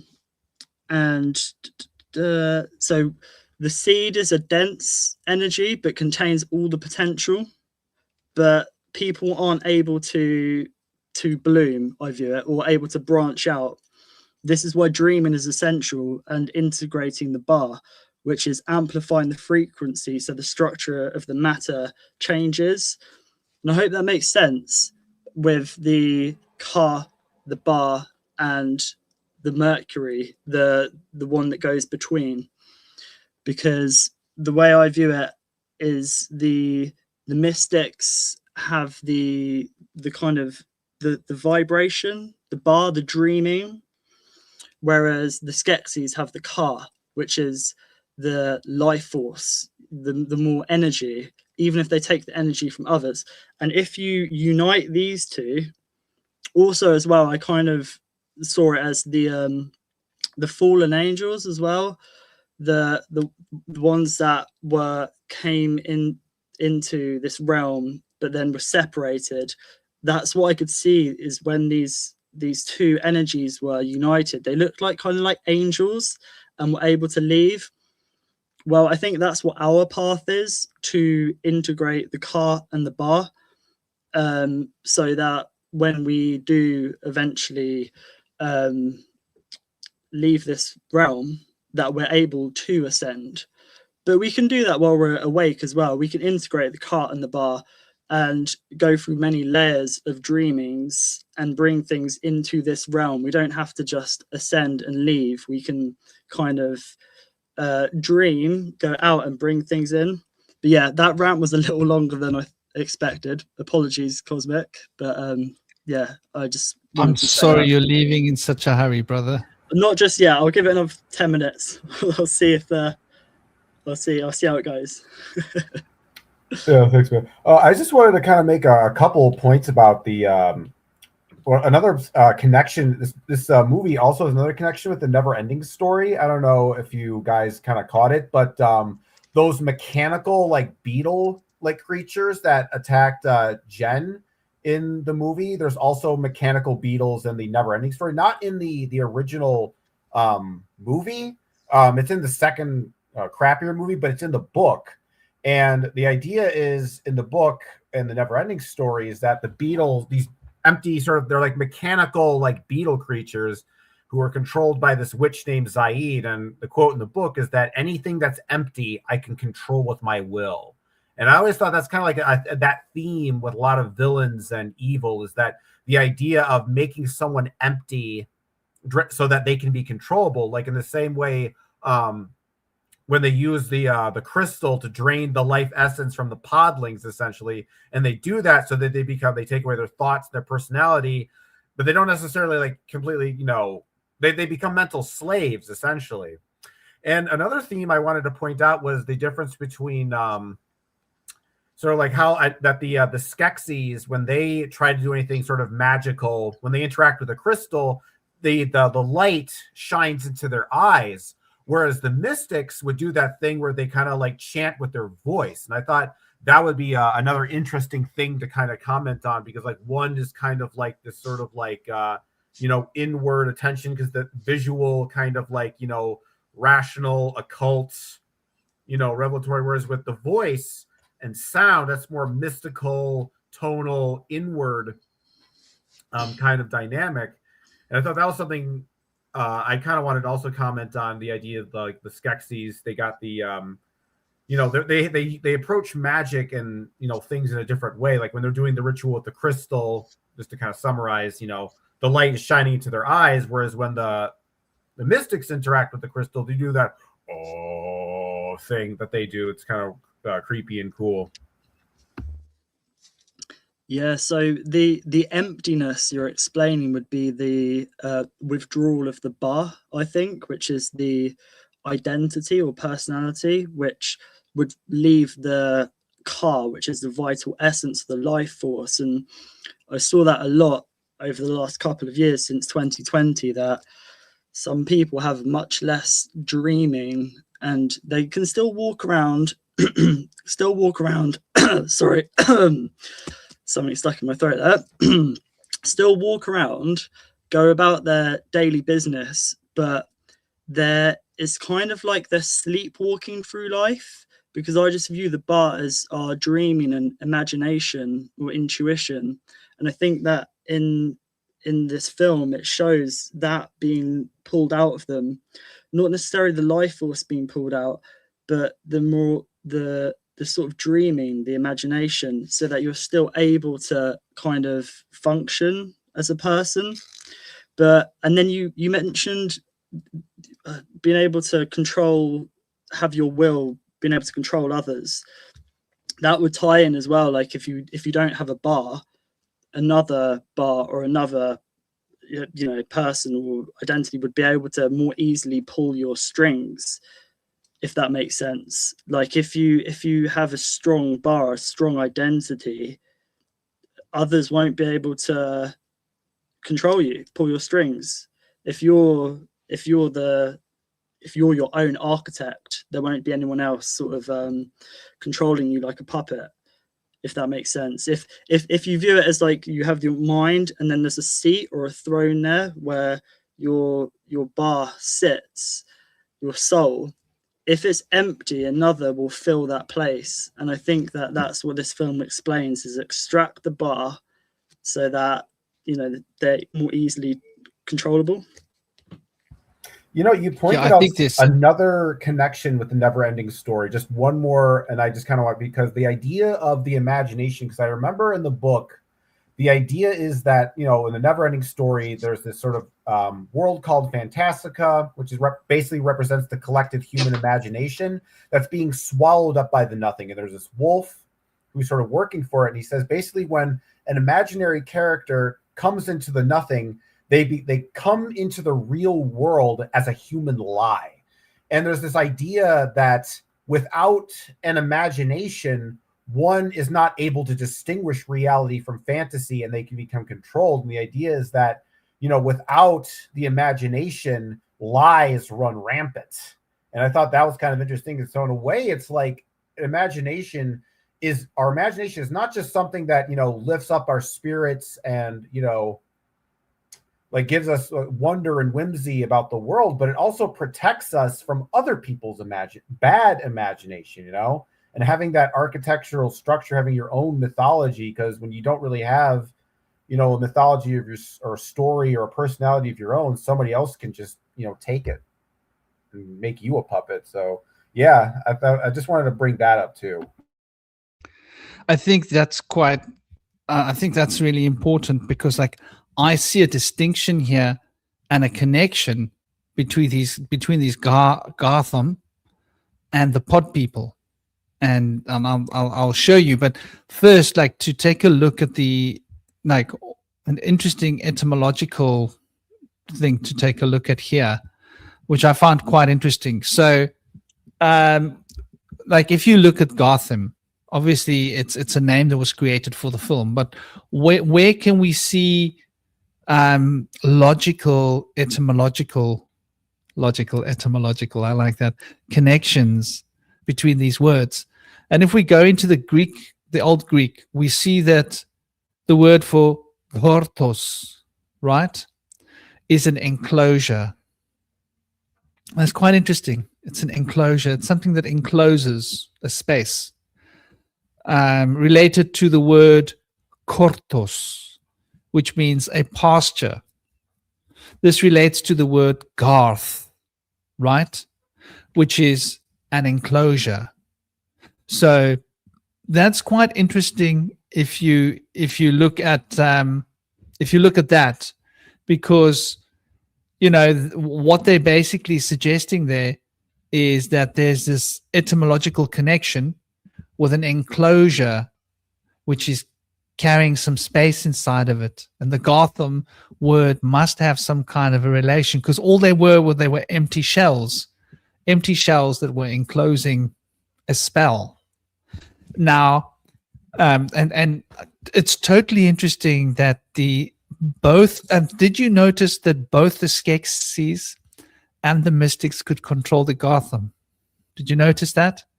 Later on in the film, when the Mystics come to the tower and the Gotham try to oppose them, they do their ah, and the Gotham just goes to sleep. They basically turn it off with a chant. Now, here's where it gets interesting. Are you guys ready to just take a look at, like, what is this? Well, Paleo-Hebrew Phoenician will say that relates to the element of air. Taoist practice would say that the releasing of the air in such a way is how you connect with the element of air, right? Bringing that airy presence in. It's obviously the lungs releasing air. It makes sense. But what's also quite interesting is when we go and we look at the Sumerian idea, the Sumerian connection, and I want you guys to see this, because this is quite interesting, right? So we were talking about the Mer, right? The Merkaba, yeah? Now, what is the Mer, which connects the Mer and the Ka and the Ba together? And I think that this might give you an idea of what I was trying to get at earlier about the planets. Shinobi, yeah, was that they're not one element. They represent the three elements, each of the planets, right? each of the planets represent the 3 elements, but they tend to manifest elementally in a different way, right? Like one of them pushes down one element, pushes out one element, and embodies another element. And so you can see this is interesting with the air, the fire, the water, and the earth as they sort of work these polarities through themselves. I think that they all like contain all 3 elements and can manifest earth, because earth you could think of as a combination of the 3 elements. That's the 3 suns. That's those 3 suns, the 3 fundamental elements of being. And so like from an occult perspective, you can think of the earth element as just being air, water, and fire fused, right? And that fusion of air, water, and fire produces the crystal or the earth element. But just before I forget the point that I'm trying to make here, when you look at the Sumerian word for water, right? It is written an A. It's a cuneiform A, and it's the sign of a square. I don't know if you can see it there. Yeah, that's the Sumerian cuneiform, and the Akkadians adapted this too, by the way. And then you can see like related words that came out was like Ab or Abba, which relates to the sea. The Abzu, that relates to the deep waters in the earth. The Hubur, that's the term for a water course. So you could see how that became like an expression of water. So when those mystics were chanting they were chanting the old Sumerian word for water. Isn't that curious? But do please, Indy, you wanted to say something, brother? Yeah, I also wanted to mention that the Garthim are made from a fusion. The engineer scientist named Skektek creates them by grafting them together, the corpses of Grunax and Arathim. So they're made by a fusion of 2 different creatures that are grafted together that are then brought into life by the Dark Crystal's power. And they're designed to be obedient, merciless, and strong. They have 3 principles that they're designed for. And they're made as a fusion of 2 into 1. Do you know where the idea came from for them to be what they were? Like this is like the lore of the film. They had a supper, and after eating the supper, he was staring at the crab carcass of the lobster crab, and he was thinking, "Wow, that's like a cool design." Yeah, with the pincers. Put a beetle And body so on. after eating that supper, he was like, that's perfect. And so that's where the original conception idea came from. So there's a metaphor here. The guy was eating supper. He had just eaten one of these things, and he thought, "Oh, I've just eaten out the contents. It's empty. Yeah. Let's take the empty shell and turn it into my." Isn't that an interesting concept?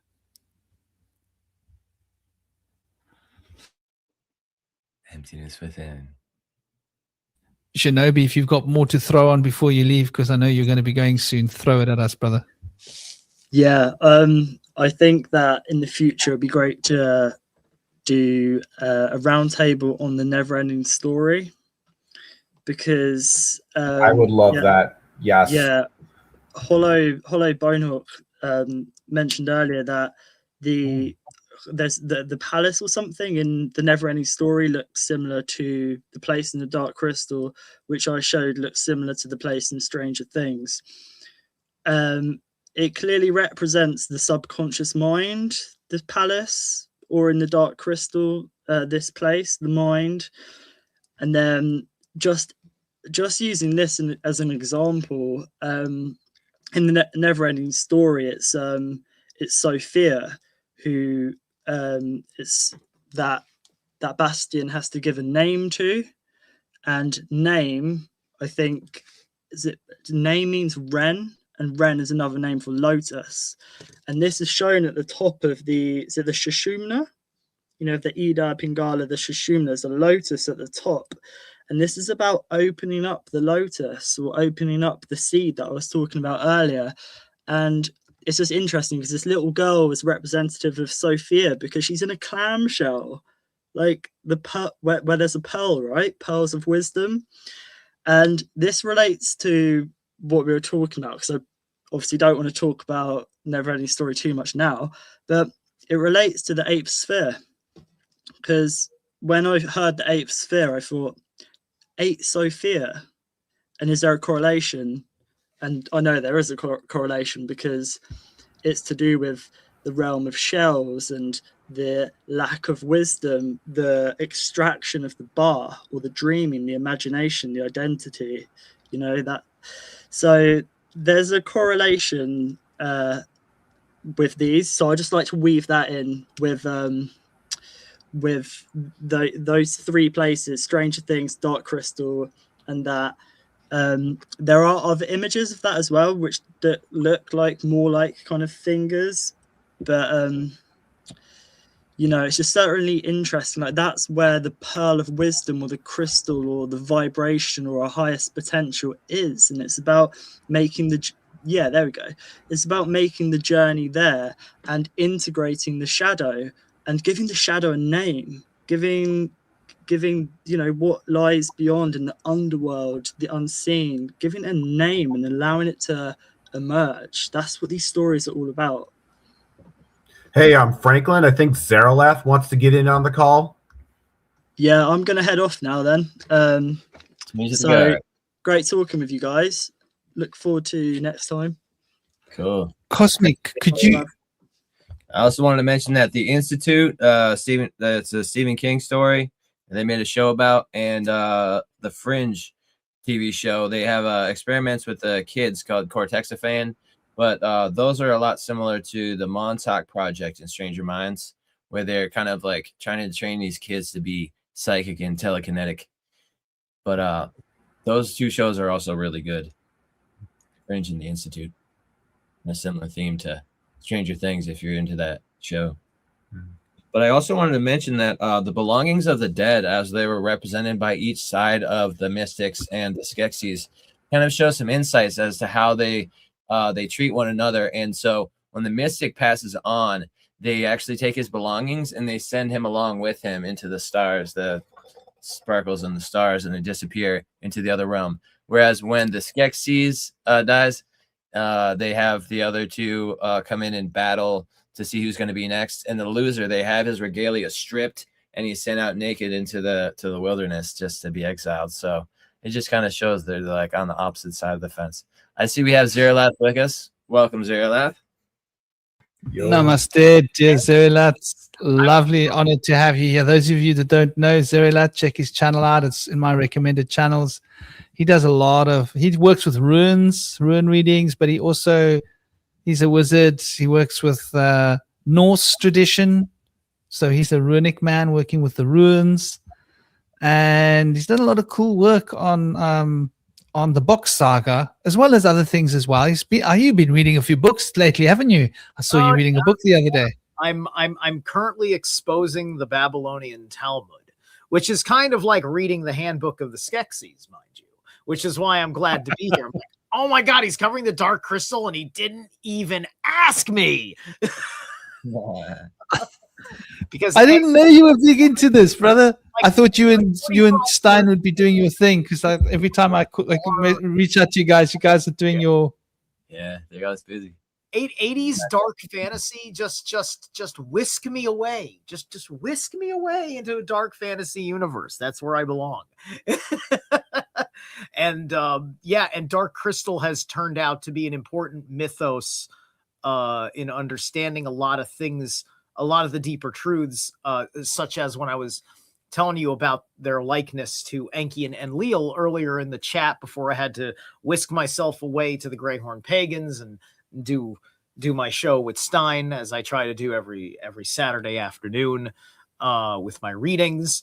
And I was just like, ooh, I hope I can get in on this panel, because right.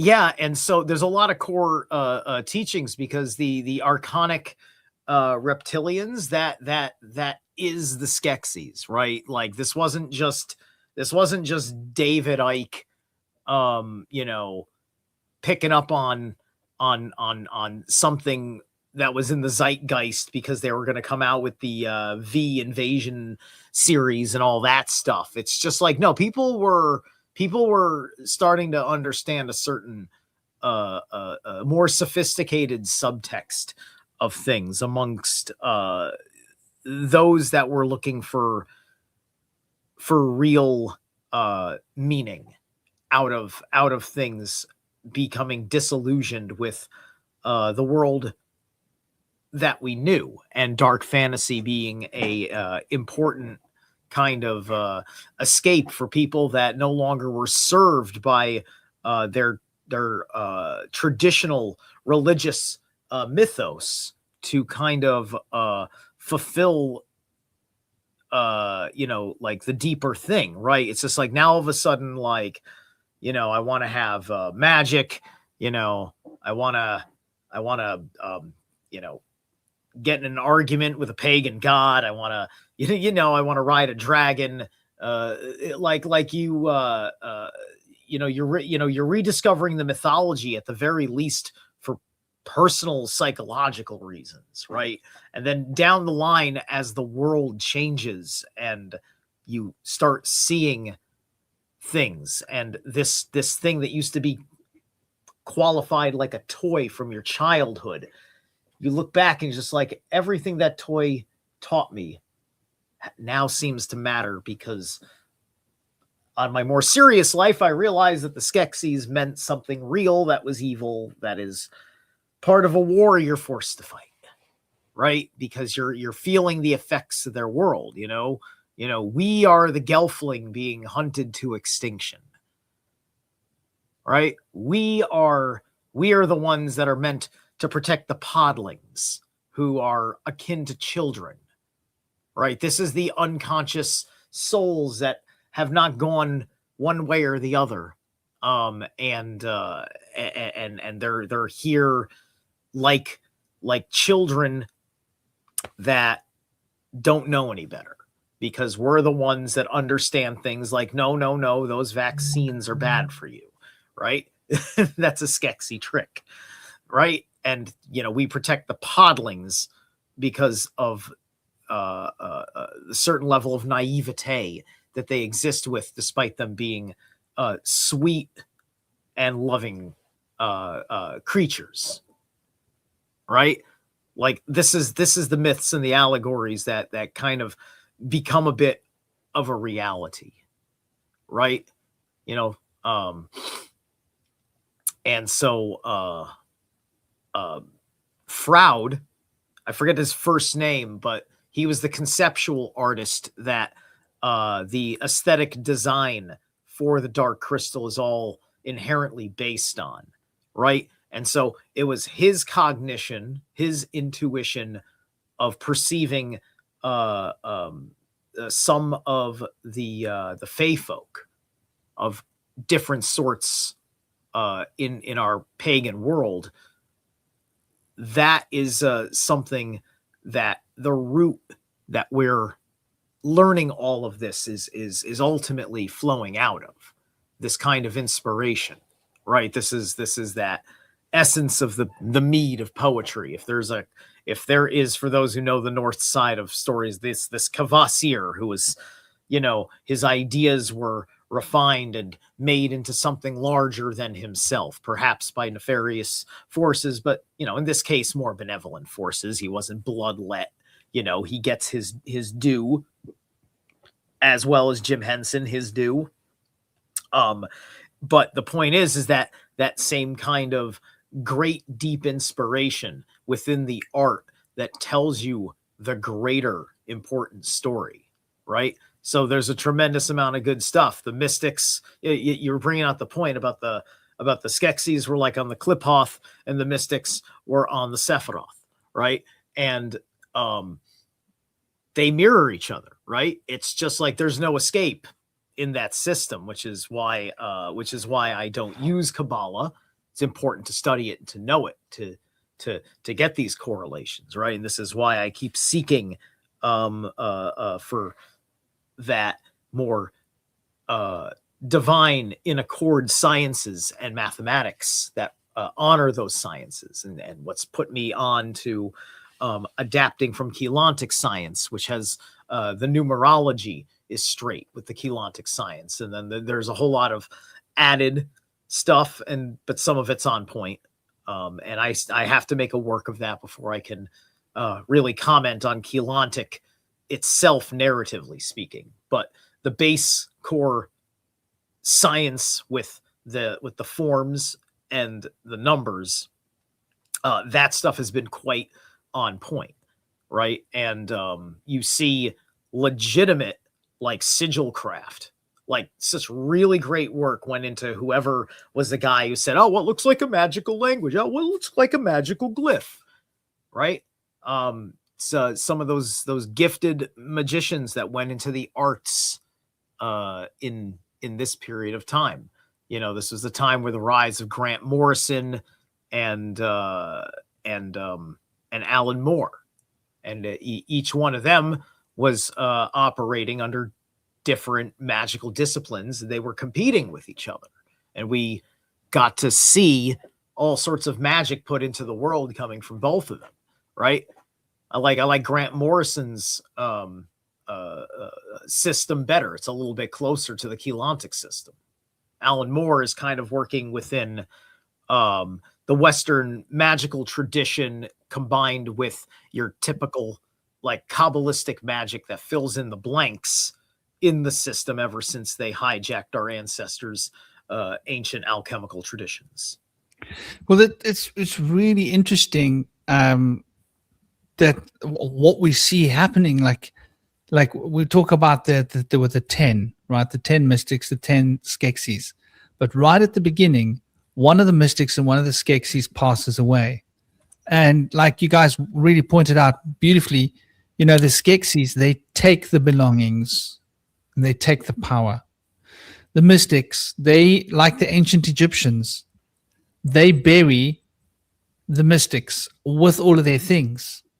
So there's a very different, or not bury, but they want to give their things and send it up to them, to the spiritual realm, right? They literally dematerialize these things with their song.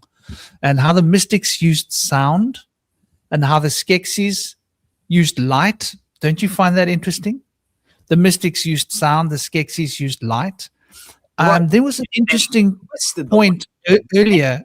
Yeah, I just want to get to this point about the Urskeks, right?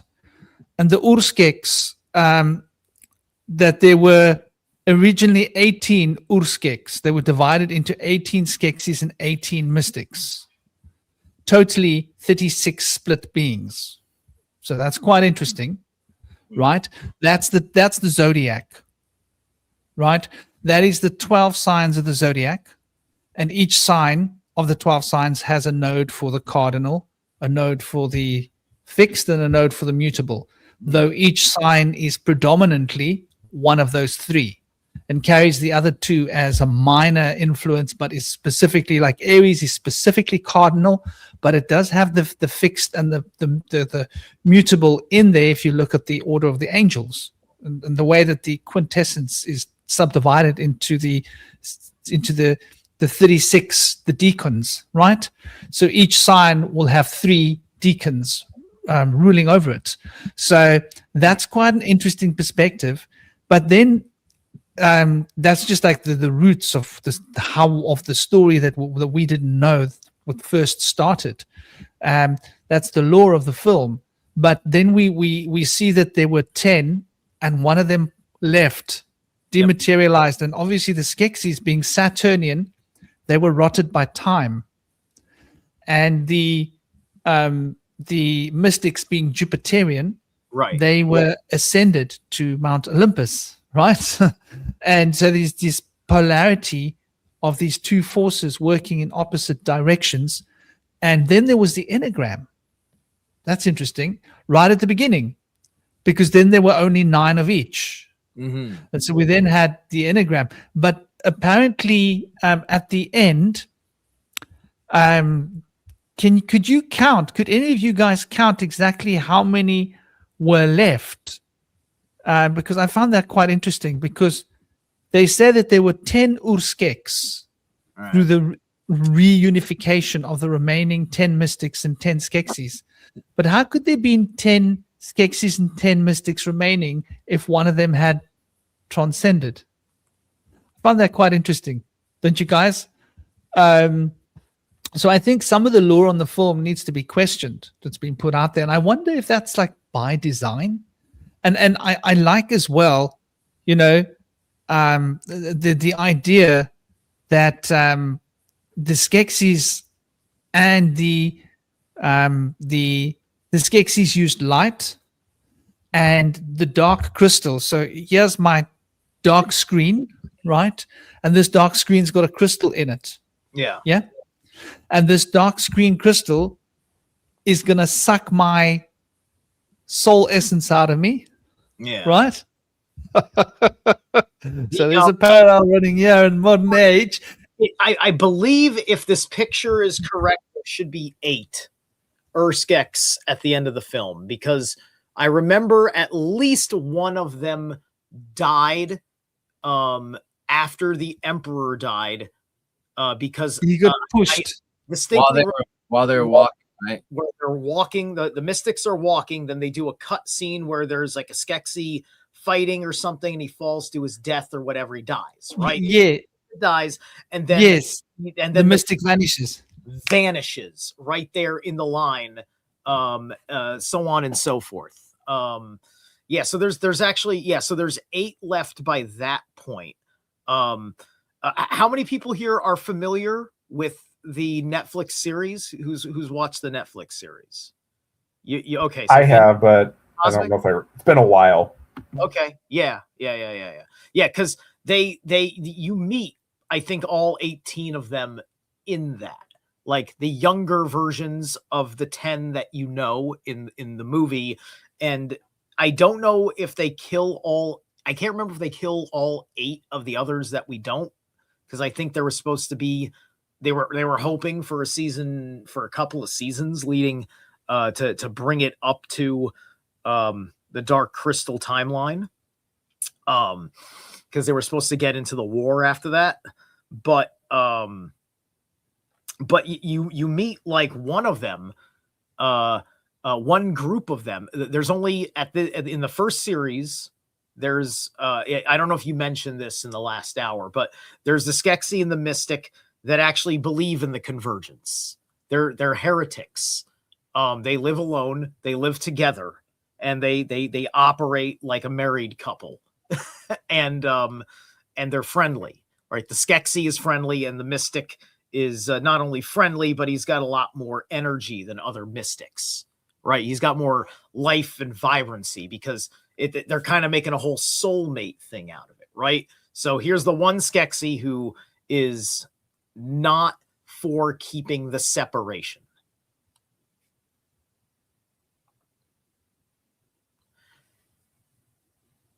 That one shows 6, but there's a lot of the light blur. There could be like 2 guys standing in front of each other.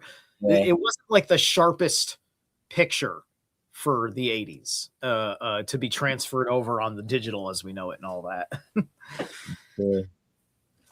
I wanted to mention something about the crystal, and they mentioned earlier in the film the crystal calls them to the chamber, and so they're in like psychic correspondence with this crystal, and it shows them a gelfling en route to Agra, and they set out to find him and extinguish him back at the castle.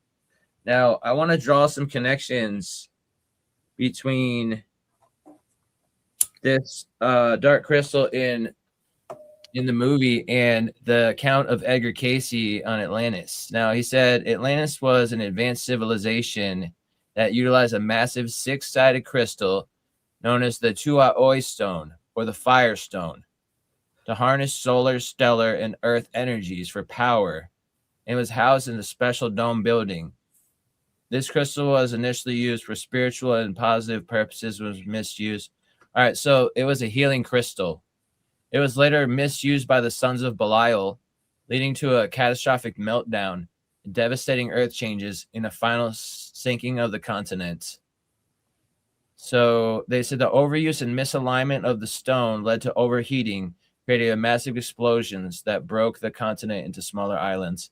There's also mention in his work that the crystal had fractured, and a shard of the crystal had come off. I think there was an intention that they were going to make a smaller crystal so that they could use it on the go, but it ended up ruining the entire crystal, and it became a crystal of death. And they used it after that to destroy. Yeah. So, they cracked the crystal. If I remember how because they show you when they crack the crystal in the series.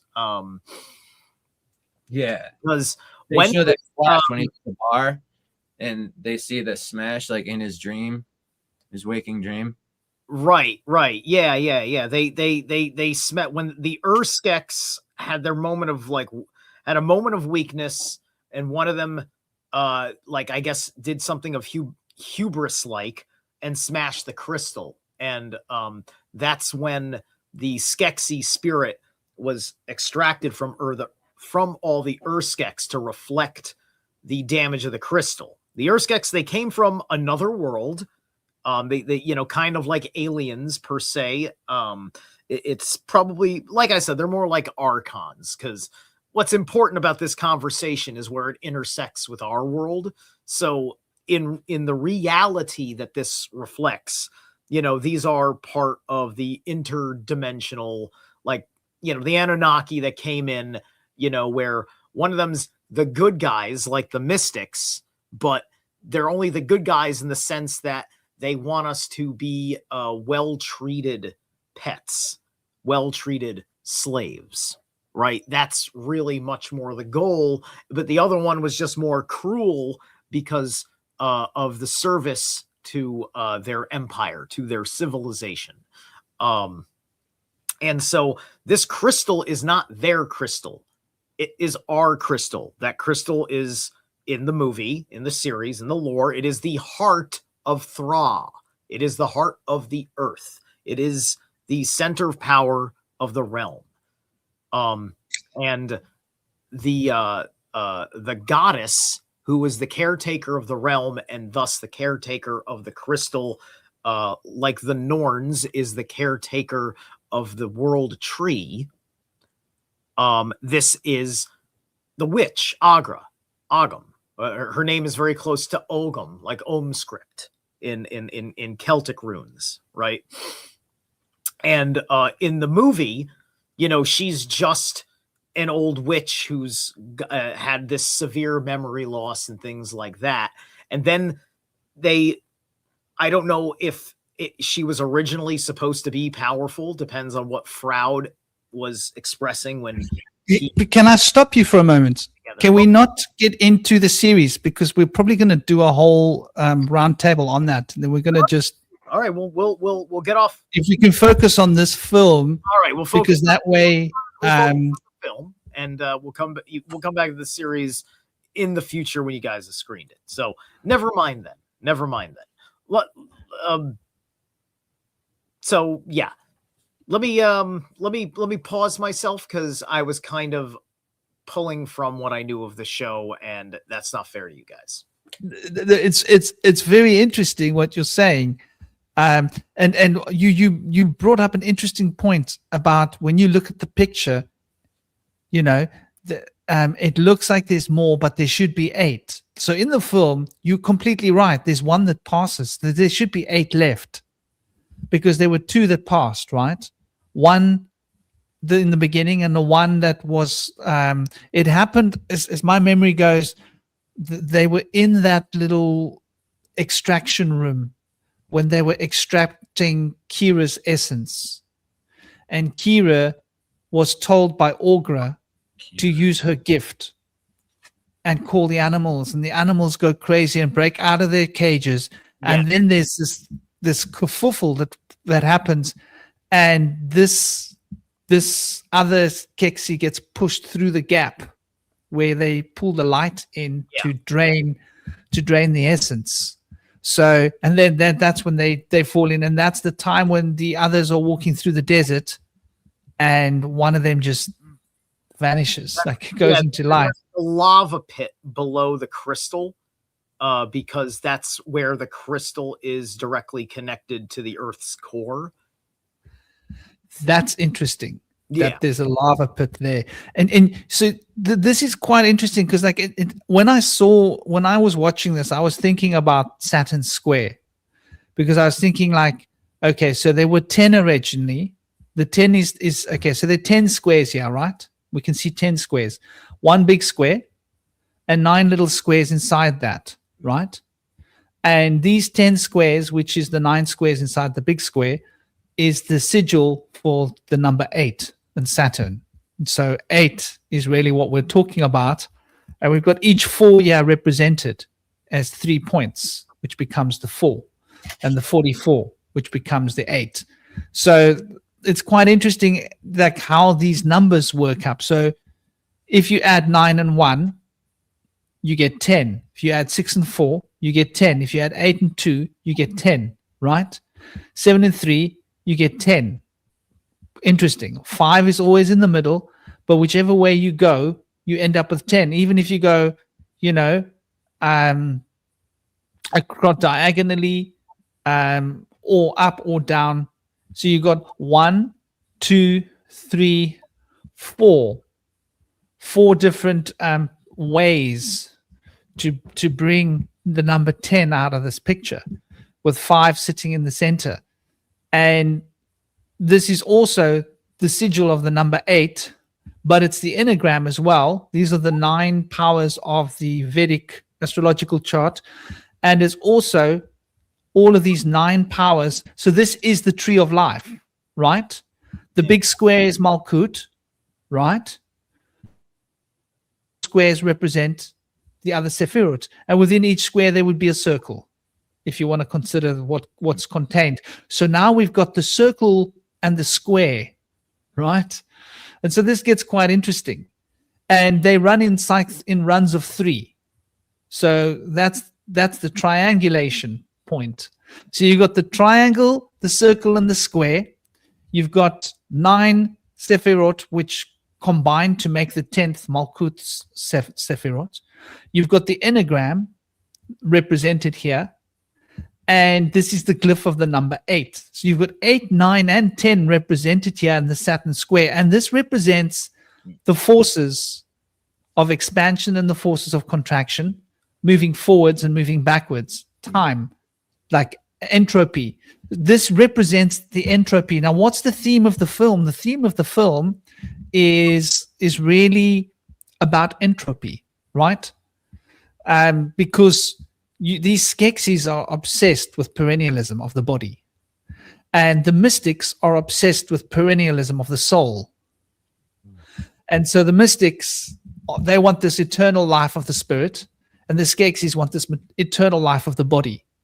And the mystics are so obsessed with the perennialism of the soul that they don't get involved in worldly matters. So they allowed the Skeksis to prey on all of the beings on earth, right?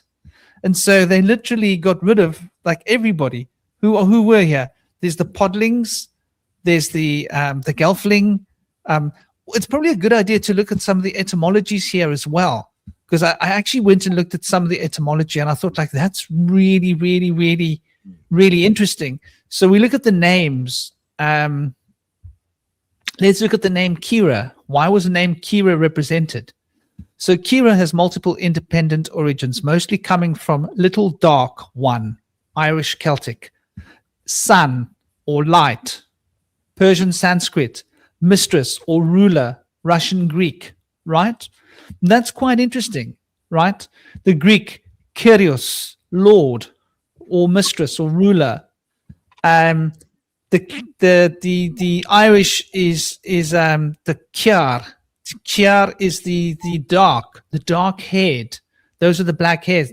These are the black Irish we're talking about, coming from a ruling caste. And the Kiram in Sanskrit means a beam of light. That's quite interesting.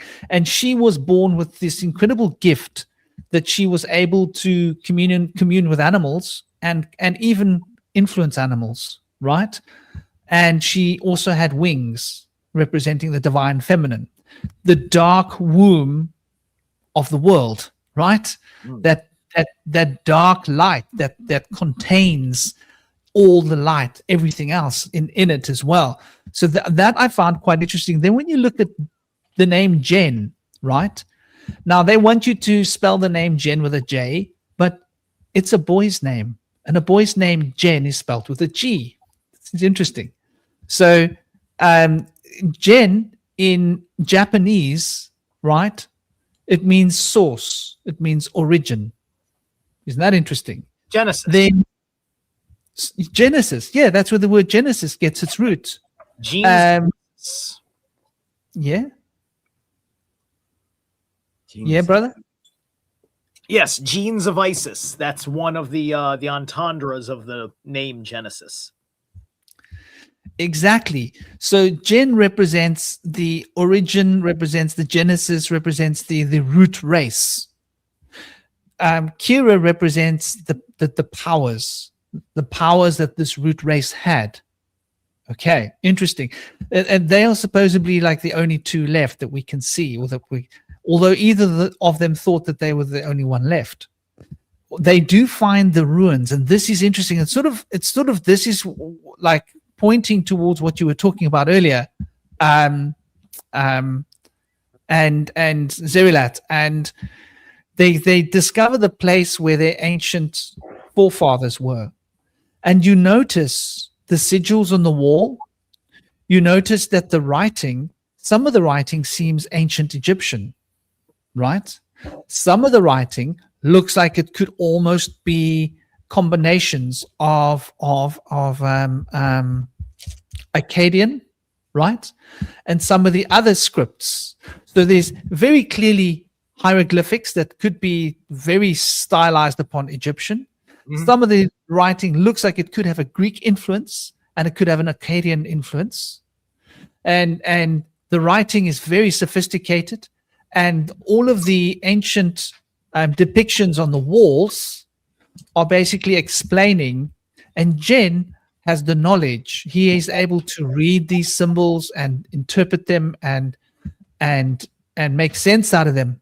And then the other one, who's also quite interesting, is and did I not get to her yet? This is interesting. So to augur, an augury is basically a way to tell the future, right? That's the meaning of augury in occultism. And augury is related to finding water, right? Using the rods.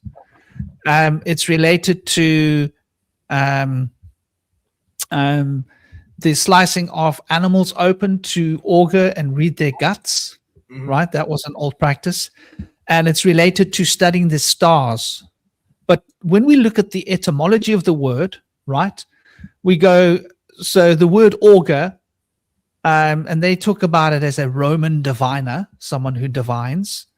Verb to predict, it's the word augur, has complex etymology. In other words, what they're saying is it's been used by a lot of different cultures.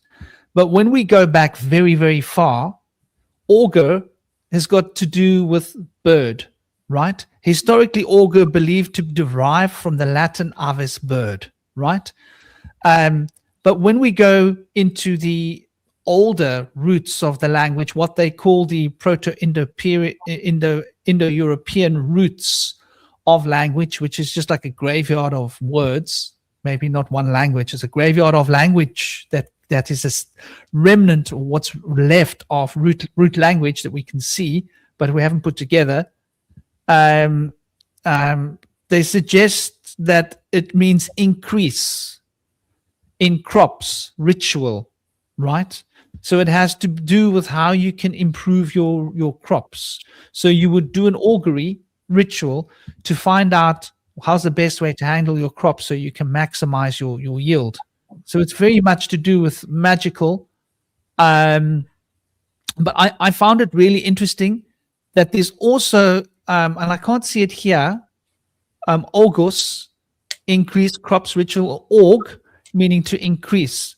So that's quite interesting. There's this connection with birds.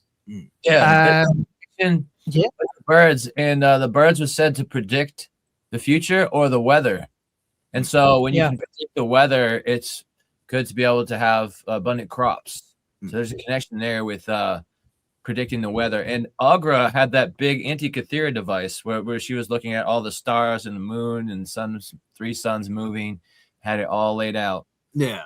She was definitely on that. And like I said, her name is also kind of close to the Om script, because Om has a silent G in it. Ogum script.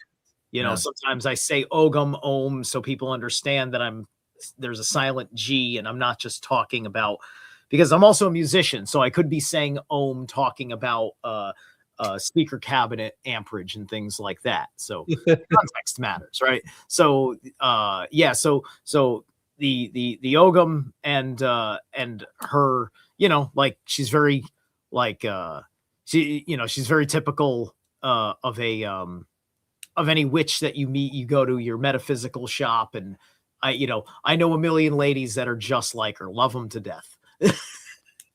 Yeah, man. So just to finish this off, the Proto-Indo-European Awi is also related to bird in the Proto-Indo-European graveyard of words, which is related to the later Avis, right? Which was Greek, which came from Oanos. That's the bird of prey, omen. Oinos, oi, oi. You see, like it's quite interesting how these and so you can see that, like in our very, very oldest roots of language, this augur has got to do with birds, right? And she was the place where he was to go to get the information about how to find the crystal shards for the prophecy, because she knew everything about the prophecy. And in the film, she's the one who's continually saying, well, what is it she says? She says, oh, the past, the future. Oh, this great conjunction. Oh, another great conjunction. As if like she's the oldest one, isn't she? She lived through it all. She lived through the previous. Oh, and this is a point to notice. The before the great conjunction, the none of them existed, right? They only came into being as a result of the great conjunction, as i.e. before them they were the unified beings, and then the great conjunction, the unified beings split, and then emerged from that split the mystics and the Skeksis, and they are like cyclical beings that like only exist for a chapter, and then they go back into becoming unified.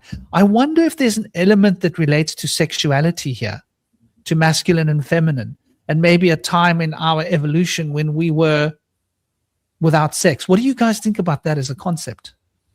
Yeah, I mentioned that earlier, how I'm talking with somebody that's working on some mystics that had just come out of the forest in South America that's said to have practiced parthenogenesis, and in recent times they've had virgin births.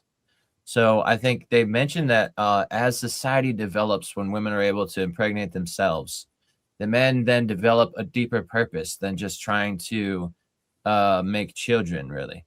And so it shows that the men then are able to pour their creativity and that aspect of creativity within them into building, into designing in art and music. And so they said that there's a different relationship that is established through that aspect. And then the men establish ways to use tantric practices so that they can increase their virility and rejuvenate themselves and become immortal through those practices. So the men become immortal and the women can create their own children. The men are the keepers of the wisdom, the protectors of the women and children. That's really, really interesting. I think there must be a parallel. And I just wanted to point out something about augur again. Do you know what the original name for augur was supposed to be? As far as I can discover here, it was supposed to be Habitabat.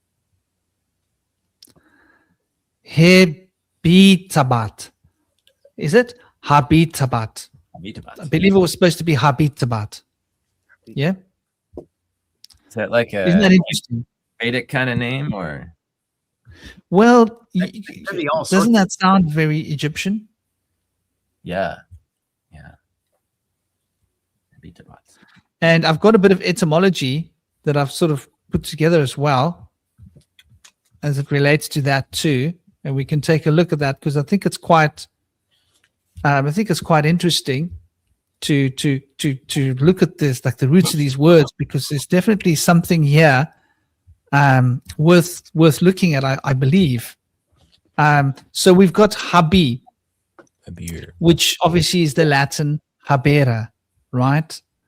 And then we see that it comes from Gab, right?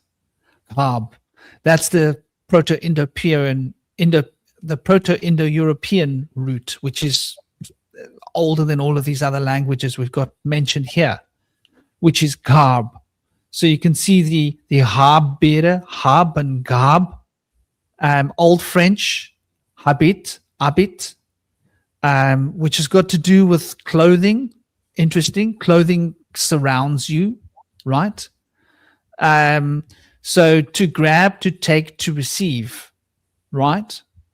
And then we've got another root for the word, which is tabit, right? That's the second part of that name.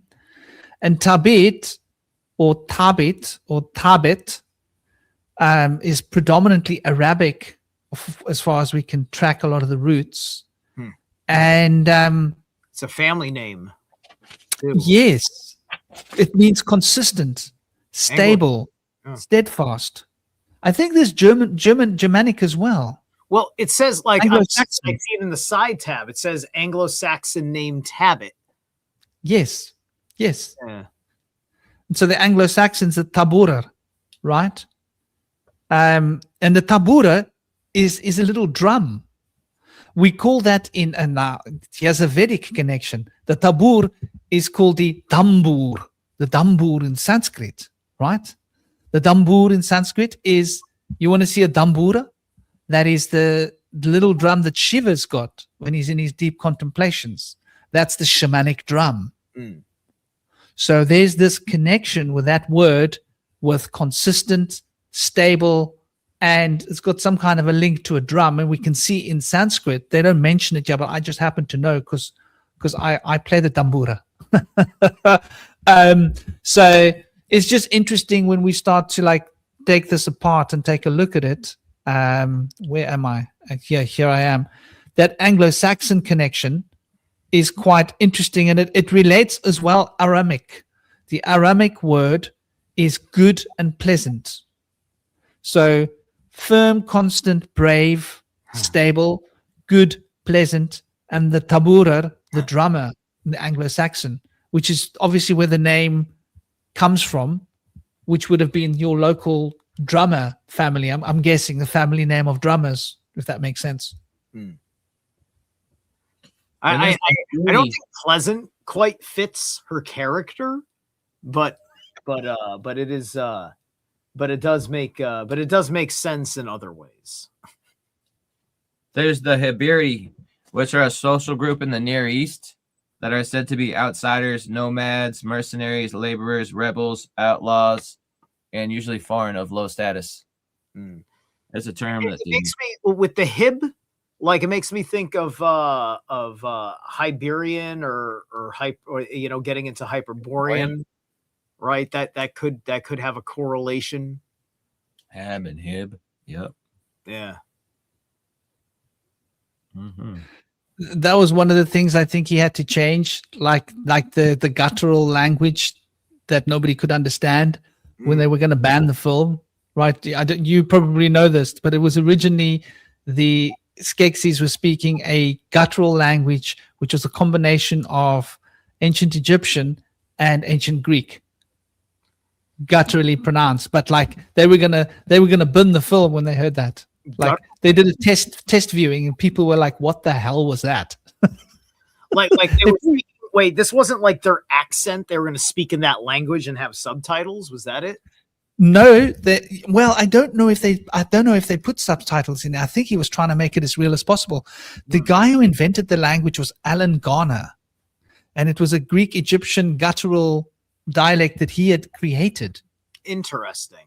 For the film. Yeah. Right. It wasn't a real language, but he had taken pieces of Greek and pieces of Egyptian and pieced them together, and they were making guttural kind of squawky words that were like very disturbing. Of course, because it's very interesting because you brought it up, and the synchronicity is kind of cool because I found this last night while I was doing my read of the Talmud.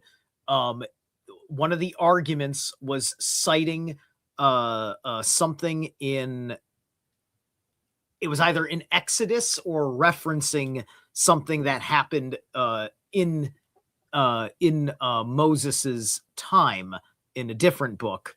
And it was talking about the Lord saying how his vulture delivered them from evil. He was associating himself with a vulture that helped the Hebrew people out of their situation in Egypt as part of his pontificating about how you got to worship me now because I did you a big solid. Remember when I did you that solid in Egypt? Right? Like that's the Lord over here, right? And I'm just like, I never caught that verse before. It's just like a vulture. Fascinating. And so then I double checked because it wasn't on my mind at the time. So like a vulture god, Egypt. And I'm just like, oh, Gebnut. Okay. She seems like a big effing deal. And like her and like Thoth. Those are two Skeksis right there. Her and Thoth. Definitely Thoth.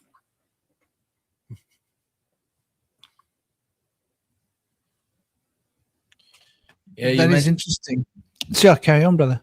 Mentioned Enlil and Enki earlier, and I wanted to elaborate on that. I feel like the mystics who use sound are evident of being like Enkyites in their archetypal ways. And so we see that by when Jen goes to Agra's residence, she brings out these shards and they look at each other like, oh my God, there's so many. How do we choose?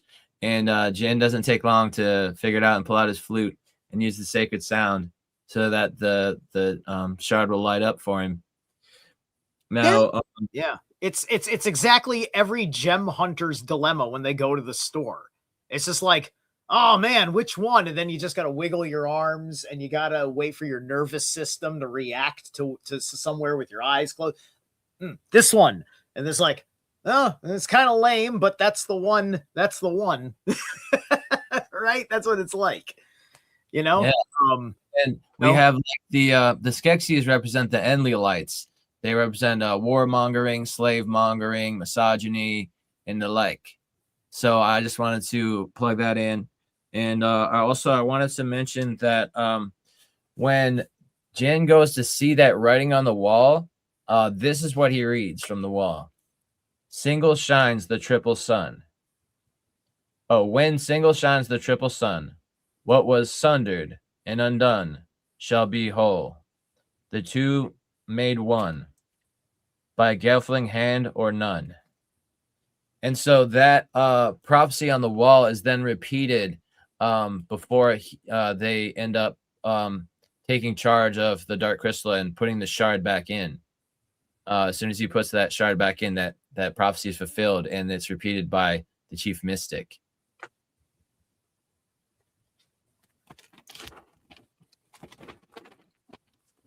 Yeah, that's it's the evocation of the prophecy, you know, like because typically that's what, like, that prophecy has to be etched into the heart of the one who is mending the wound. Yeah, and at the end, when the crystal returns to light and the three suns unite and the crystal lights up the mystics and they ascend to become light beings, this is what the chief mystic says. because Jen has done everything to fulfill the prophecy, but Kira is hurt, or I think she's died, and he's like in total dismay, even though he's like fulfilled his purpose.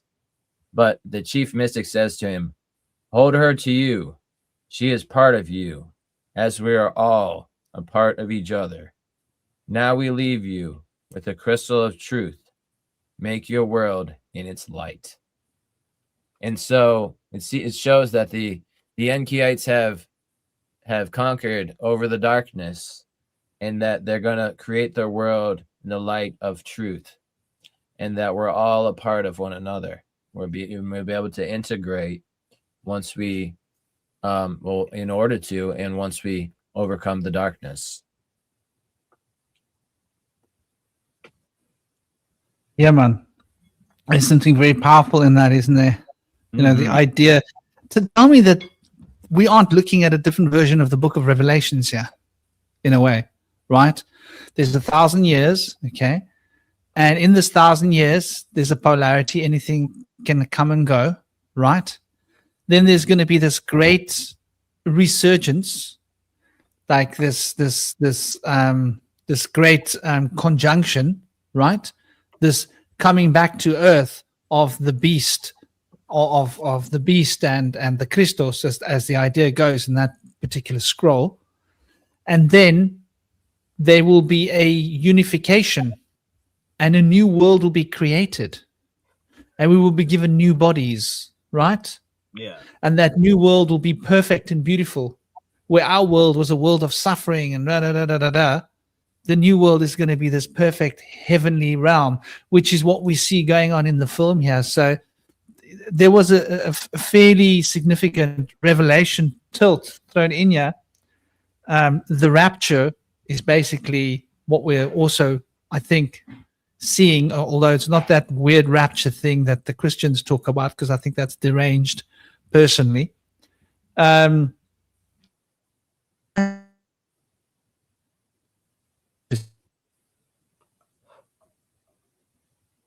Freezing. Franklin's breaking up a bit.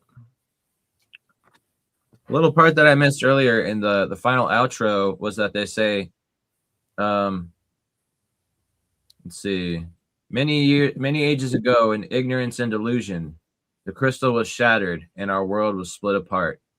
But their courage and sacrifice has made us whole, and restored the true power of the crystal.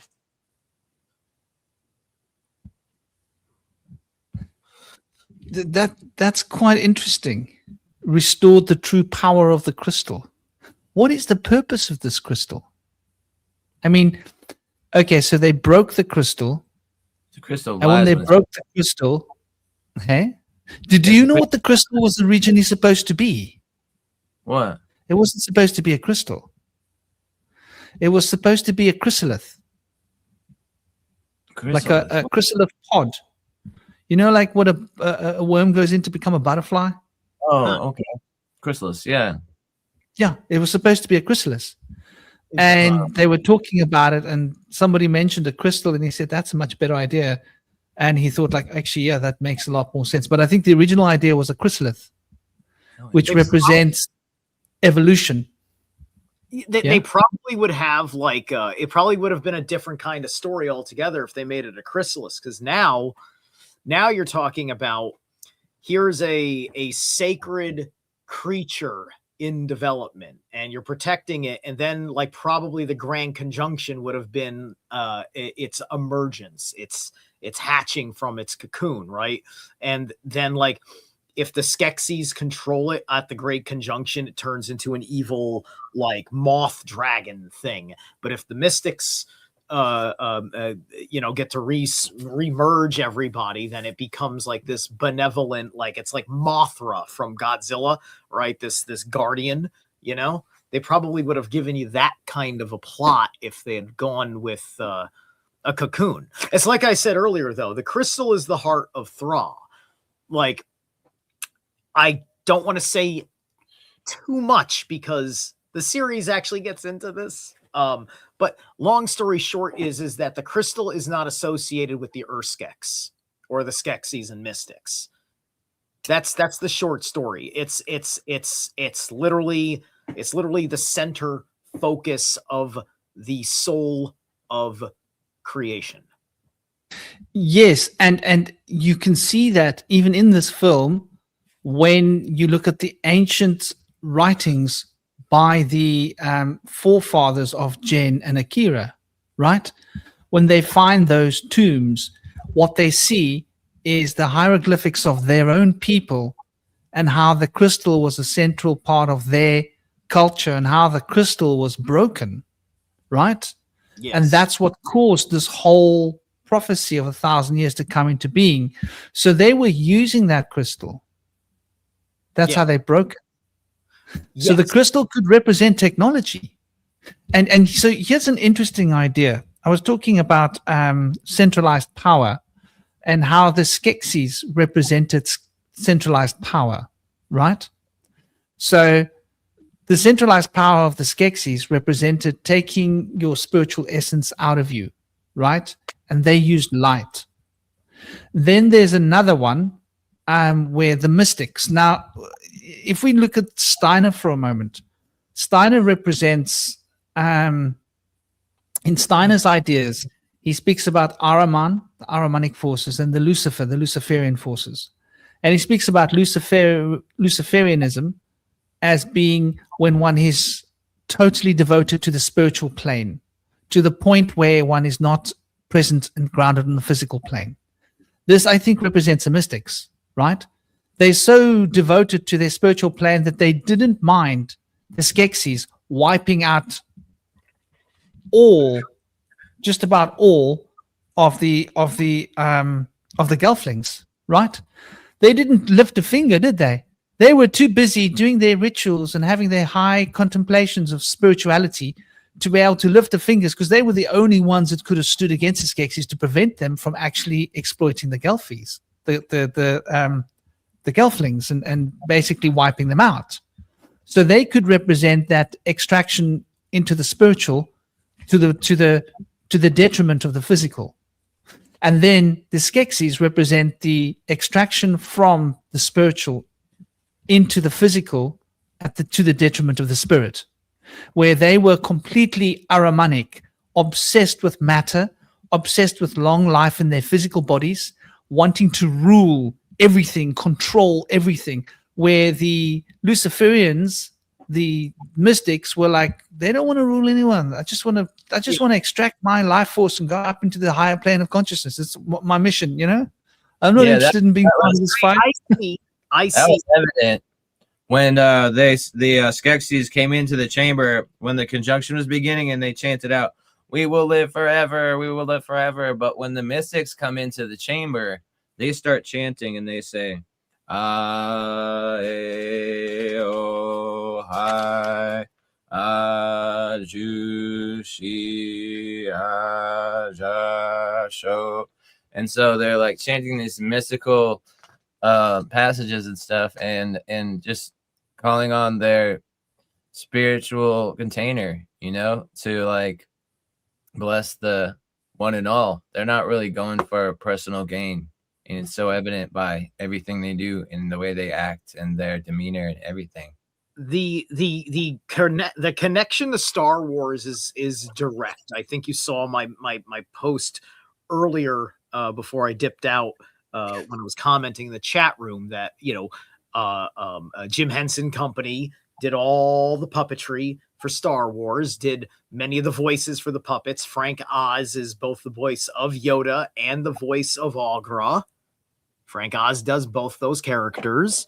And the Skeksis and the Mystics are the Jedi and the Sith in another expression. This was another exploration of the general idea of tapping into magic, and magic for light and magic for dark. Sure. So the Yeah, Skeksis exactly. have the afflictions of the Sith, right? They have tech implants. They've got maladies galore. All of this because of their addiction to their ways that serve their immortality of their flesh, as opposed to the eternality of their soul. It's very interesting that how it's almost the same story. And I think like Lucas took his ideas from ancient Egypt as well, did he not? Yeah. The Jedi. The Jedi are literally the priests of ancient Egypt. doing that. How about the part where he enters through the castle by that little dragon gate where the sewer coming out? Is that connected to Star Wars? I feel like that is a direct. It's kind of like the mouth of hell imagery, because it's like in a lot of ancient medieval paintings, the way to hell, you would enter it through a beast's mouth, and in the same way, by entering the Skeksis castle, they're just entering the sort of the epicenter of darkness in the world.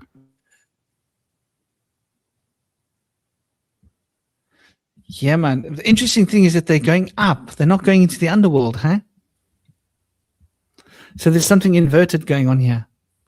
Because usually when you're going into the underworld, you're going down, right? Mm.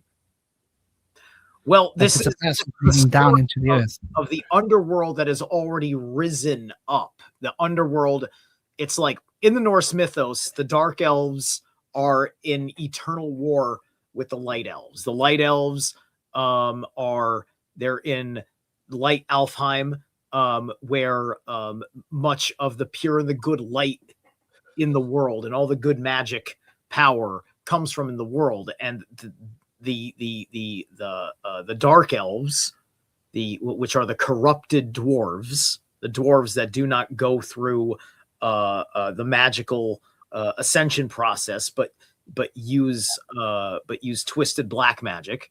They become the dark elves.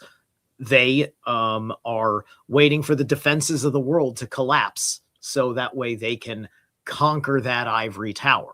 The ivory tower wants to be destroyed in the never-ending story. You guys are talking about wanting to do that. I'm all in.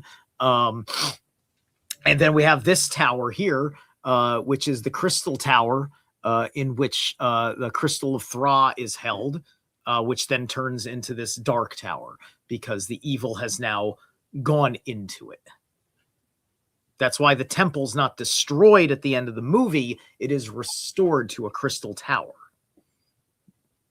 The tower's been corrupted. The underworld has risen, and you're driving the underworld back down by closing the wound gate. I love the way you mentioned the elf, because this was the first thing that I noticed, that originally before the Akira and Jen characters were set, they were supposed to be blue, right? I think they were supposed to be blue, and I think that was in the first screening, the test screening that went so badly. That was one of the things that had to change. And so it was suggested by the producers, no, you actually need to make them more human, more relatable. And so he created these elves. So like we're now dealing with an elf, right? It's clear with the little ears there. And if we look at the etymology of the word elf, it gets quite interesting, right? What do we see when we go into elf etymology, right? So it originates from the Proto-Germanic albis or albaz. That sounds very much like a rune to me. Am I right or wrong there, Mr. Runic dude? Algies. Well, there's algies, correct. Right. Algies is it is the rune of protection. There's two runes of protection. There's the one associated with Thor called Tarisaz, and then there's the one that is very familiar. And it is one of the runes that's good. I found it. That's out there that is in other customs such as Roman, right? This is the Algies rune right here. And the Algies rune, it means elk. Let's see it again. It means elk, like elk horns. And that's why it's for protection. And it's elk horns because it's psychic protection. It's shamanic power is involved with this. We know this rune in its corrupted merc stave, which has been a favored flag of the peacenik as the peace symbol. This does not mean peace. This means surrender, which inherently has peace, doesn't it? Because you've stopped fighting. So, that's interesting. Wow. I just wanted to finish off this etymology before we get disjointed. So, like, it basically, the word elf, its roots is meaning in Proto-Indo-European albo, which is where the word elf comes from. It means white. It means white. It means shining. Old English, alf or alfen, which evolved various dialectical forms in the Middle English. The Norse Germanic, initially the elves were considered powerful, sometimes divine or ancestral spirits, which is interesting. So they've sort of mixed in this idea of the elves in this little story, which I found quite interesting. And it makes me, you know what it makes me think about? It makes me think about there might have been an old form of humanity, and we might be a different form of humanity. And if you guys ride this wave with me, it's quite subtle, and I'm taking a chance, but I want to do it. I want to do it. I want to take this. So we'll have a conversation in the future with me. I gotta go, buddy. Big love, man. Take Big care. bless. Om Shanti. Oh, sorry, Indy, brother. There was something you were going to say. Was it you? Yeah. Remember the little friends that they had, little furry pets that they had along with them on their journey?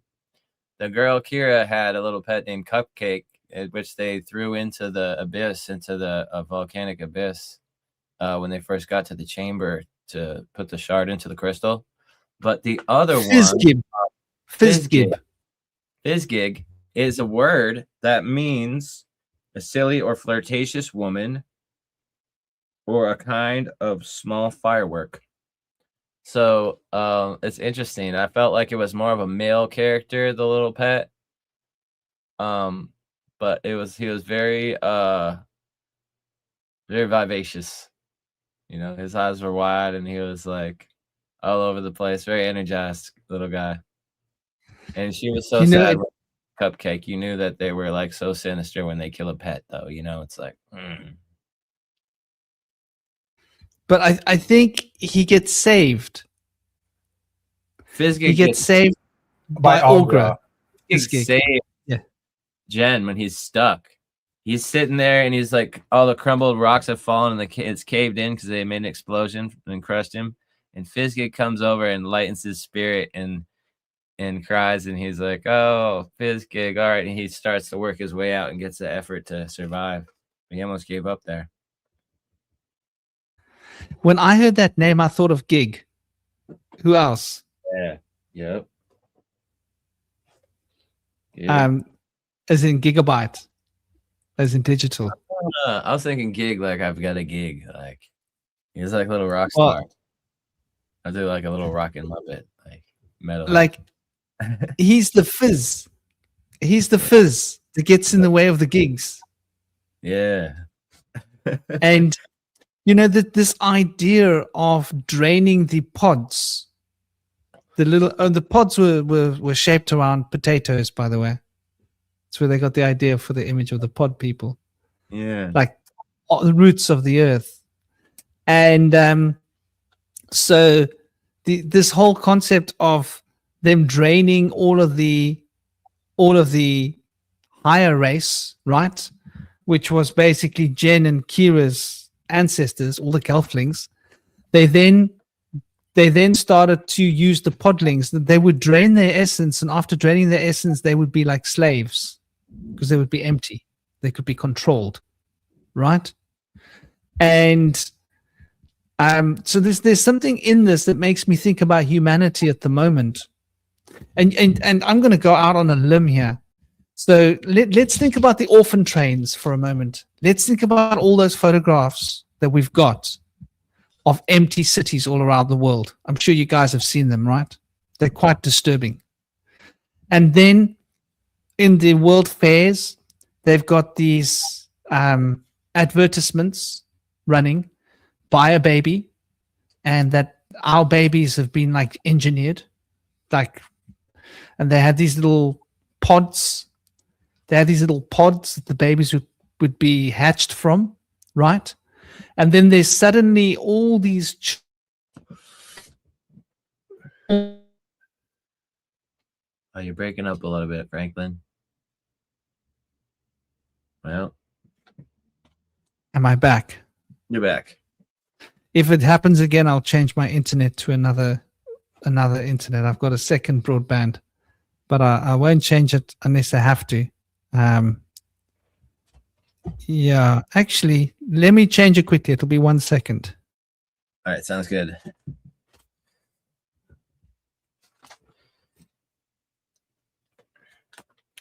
So I guess the only connection really I was talking about with Star Wars earlier was when they entered through that sewer grate, and then Kira's mentioning, she says, oh, it smells like death in here. Let's go back. Let's get out of here. Let's go a different way.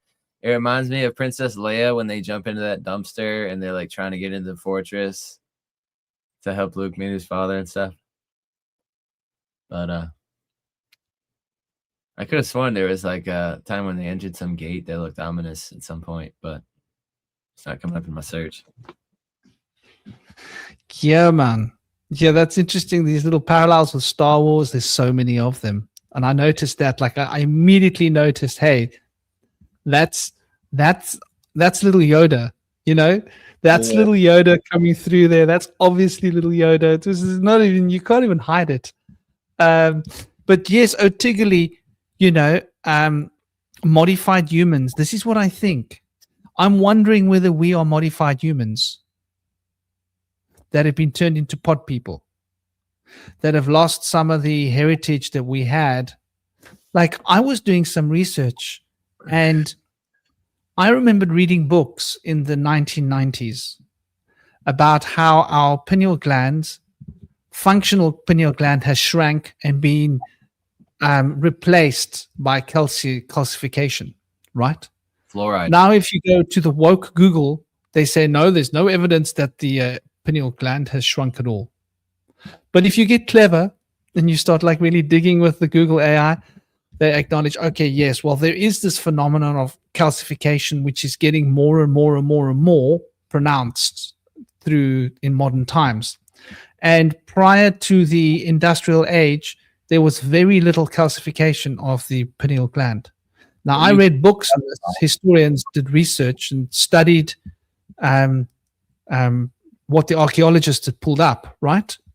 Yeah. And studied the brains of some preserved cadavers, and they were able to notice that there was a huge difference with the pineal.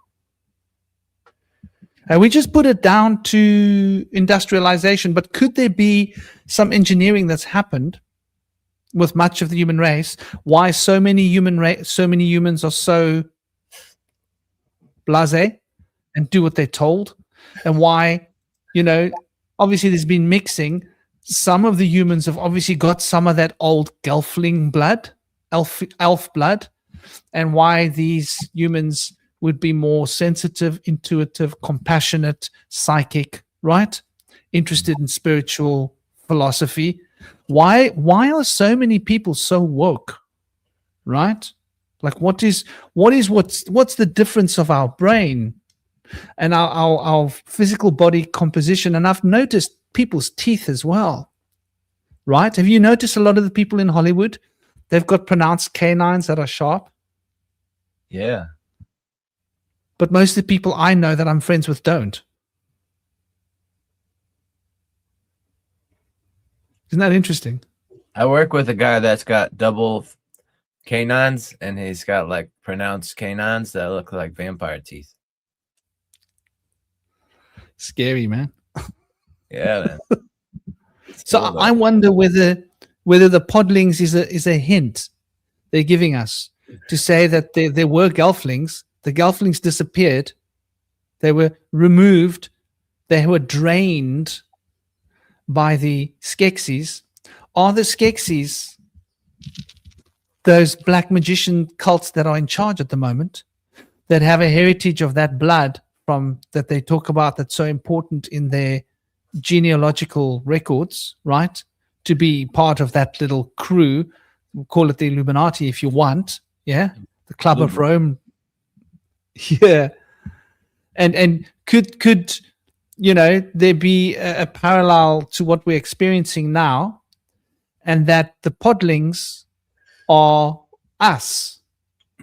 And in our ancient past, we were far greater than what we are now, intellectually, spiritually, physically on many levels, possibly, and that humanity has been affected. Obviously, you can't wash it out of humanity because there will still be some dominant genes that would reawaken people and reawaken those, epigenetics. You can try and wash out some of the genes, but epigenetics can reawaken those genes. This is why some people are awoken and some people are looking into really understanding who they are and their purpose in life and how to live a better life, interested in being less negative of their impact on the world they live in, trying to live a decent life, while a lot of people are just like me, I take, what can I get, right? And so you got these two different humans. How's that? So within the human race, you've got these two different humans evolving out of humans. One is becoming extremely interested in technology, money, physical, what I can get. They're even forming new cosmological ideologies like materialism that is becoming atheism. And then there's the other, which is going back towards our roots from older times, that are looking for the spiritual conception and the balance and the harmony. And so I could see the humans as being a metaphor, both for the Skeksis and the mystics. And then on another level within the same film, the human race as a whole is the podlings. So where did the podlings come from? Are the podlings not who the gelflings used to be after they were drained? You with me? Yeah. And then they needed to redrain the podlings again. So they would have drained the podlings and let them go, and they would have gone back, and epigenetics would have done its thing, and they would have then become back as a culture. I don't know. I'm just, these thoughts was just brewing in the back of my mind while I was watching. I also see that same bifurcation between the podlings and the gelflings. It's almost like the podlings are considered to be like in the story of the story of the chrysalis of the butterfly, where humanity is transforming, where they have the cells are either just the cells of the caterpillar or the cells that are going to create the butterfly are called the imaginal cells. I feel like the gelflings are the imaginal cells of their race, and then the pod people are like just like the cells that are confused that think they're still a caterpillar, which kind of die off. So like it comes to a point in the analogy with the chrysalis, the transformation of the caterpillar to the butterfly of our society, that when all of the economy starts to halt and the jobs stop and people don't have work and they're confused about how they can't pay their bills and they don't know what's going on, they're not really seeing what the transformation is going to be. Whereas other people are like, oh, we don't have money. We don't really need money. Money's just a game that we play. It doesn't really mean anything unless we give it meaning. And in nature, it's really only worth is probably for kindling or maybe to write a note or toilet paper, perhaps. But really, when we can start to purify water and create our own food and store our own food in a berm house cellar and do these things, we don't need any power to do any of this stuff. We just need the power of the earth and the power of our connection with the Great Mother. Go back into nature and she'll manifest. She'll provide. But it's a hard transition for people that have been coddled in the comforts of westernization. But it's always there for us, and we can wait till we need to do it, which would probably be the case, or we can try to practice a new lifestyle and means of sustenance in our time here as a pastime to prepare for any transformation, or just basically start a new system to work away from a crumbling, failing, tyrannical system of corporatocracy that's been really destroying nature to increasing degrees. And it's sad to me to hear about Greenland, where they're fighting over Greenland so they can protect us, so the military can be there or something. But the whole thing started with there's talking about we want to go mine Greenland and we want to go mine the moon, and they just want to just tear everything up and destroy nature to make money and release all these toxic things into the world. But it's sad, but it is failing, and so I feel like they're gonna get slapped in the face by Mother Nature if they try to go up there and do this stuff on the melting ice sheet. Maybe they're just preparing for when the sheet's melted, continuing on the petroleum industry so that it melts off and they can get down there. Not understanding the catastrophic impact that's going to have on the climate, because a lot of this cold air in the winter up here in the northern hemisphere right now is coming down from Greenland because the rest of the ice sheet is gone. So we have like really like nice spring and summer weather until these cold things come in cycles. It's just getting weird. But don't want to get too far askew from the show. I wanted to mention that when the dark crystal is being used, what they're taking away from these pod people is their fears, their thoughts, and their vital essence.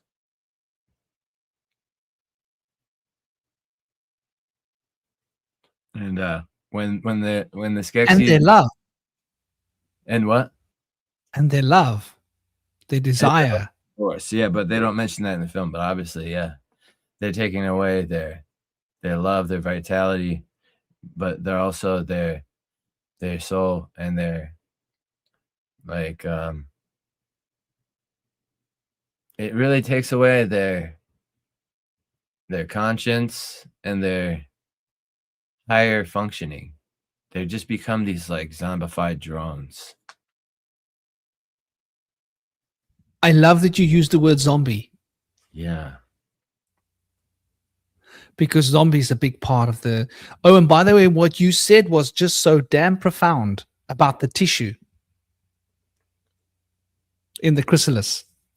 Yeah. The tissue that's being left behind that wants to hold on to the past, and the tissue that's moving forward, like Saturn, that glyph of Saturn, right? The Saturn glyph is basically what we were talking about here, is that desire to hold on to the past, the desire to embrace the future. What do you think about that, Cosmic? Are you with us, or are you on I'm sandwich? What are your thoughts with that? I thought that was damn profound. Say that again. What Cosmic? Just, I lost my train of thought. Could you repeat that? Basically, question? Indy was saying that on some level, within the human brain, and within epigenetics, specifically, like if you're looking at a chrysalis, a butterfly, the transformation, because that's what this film is about. It's about transformation and a new body being born out of what was before, through polarity. And he was saying that let me try and get this right, that the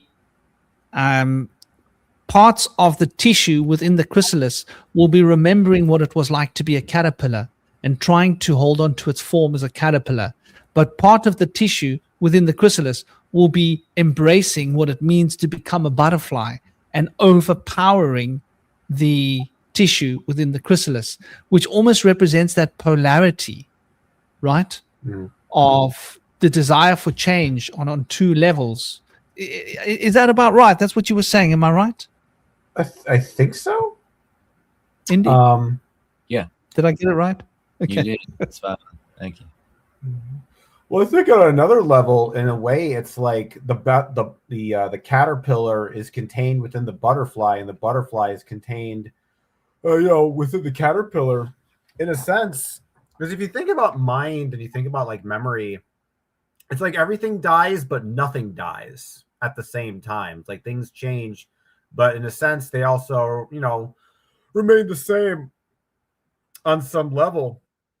I guess that, when it comes to change, transformation, metamorphosis into a new form, is that, I guess you also have to consider that, when the caterpillar, does go into the chrysalis, if I recall, the caterpillar is essentially asleep. And, to kind of bring this back to what I do with my faith practice, one of the things they've been telling me about, in order to shift to a different Zerfax or a different, dimension or whatever, there has to be a transition. There has to be a sort of a transition phase. So, for example, when you go from waking to dreaming, there's a transition phase of sort of dreamless sleep. So the magical system, in a lot of ways, is using that sort of that dreamless sleep kind of like barrier, and understanding how to cross that sort of threshold without falling asleep, right? Through ritual, meditation, et cetera, and you kind of shift from different dimensional perspectives. But I guess the point that you kind of bring it back here is that, in a sense, there's a kind of a, like, your mind kind of goes empty for a second, because that emptiness is sort of your mind your consciousness transitioning from one dimension to another. Because, like they've been explained, so for example, there's this concept, so there's the logical Zerfax called the knee Zerfax, right? And so the idea is that every thought is kind of like, part of a chain. Each thought comes associated with each thought. It's like a big like web that keeps sort of like growing, or like a little, like, because the symbol is kind of like a fork, right? And so the idea is, if the more you think, even if you try to think outside of that, you'll just stay within that sort of grid-like matrix, because even trying to think about escaping. So the idea is, when you temporarily shut your mind off for a second and kind of enter a sort of like a mindless, kind of empty like state, your consciousness sort of shifts away from that grid and sort of steps outside of that. So, so I think when it comes to transformation and transferring to different states of consciousness, there is always a kind of like a subtraction of the old state into the new state. Because even if you think about like dreams, for example, oftentimes when you have a dream, you'll have some kind of dream, you'll kind of go back into sleep for a while, and then you'll kind of wake up into a dream. So there's something about that transition states between consciousness seems kind of like a loss or a removal of something vital, but all that's really happening is you're sort of shifting from one membrane to another. I guess that would be my take on it. Yeah, it reminds me of the album title, that everything changes but nothing is lost. Spangle. Nothing lasts but nothing is lost. Everything. I have that CD. Nothing lasts. Oh, that's the follow-up CD. Or no, that's the first one. Nothing lasts but nothing is lost. It's the third one. They made another CD in 2022. Everything changes but nothing is lost. Ah.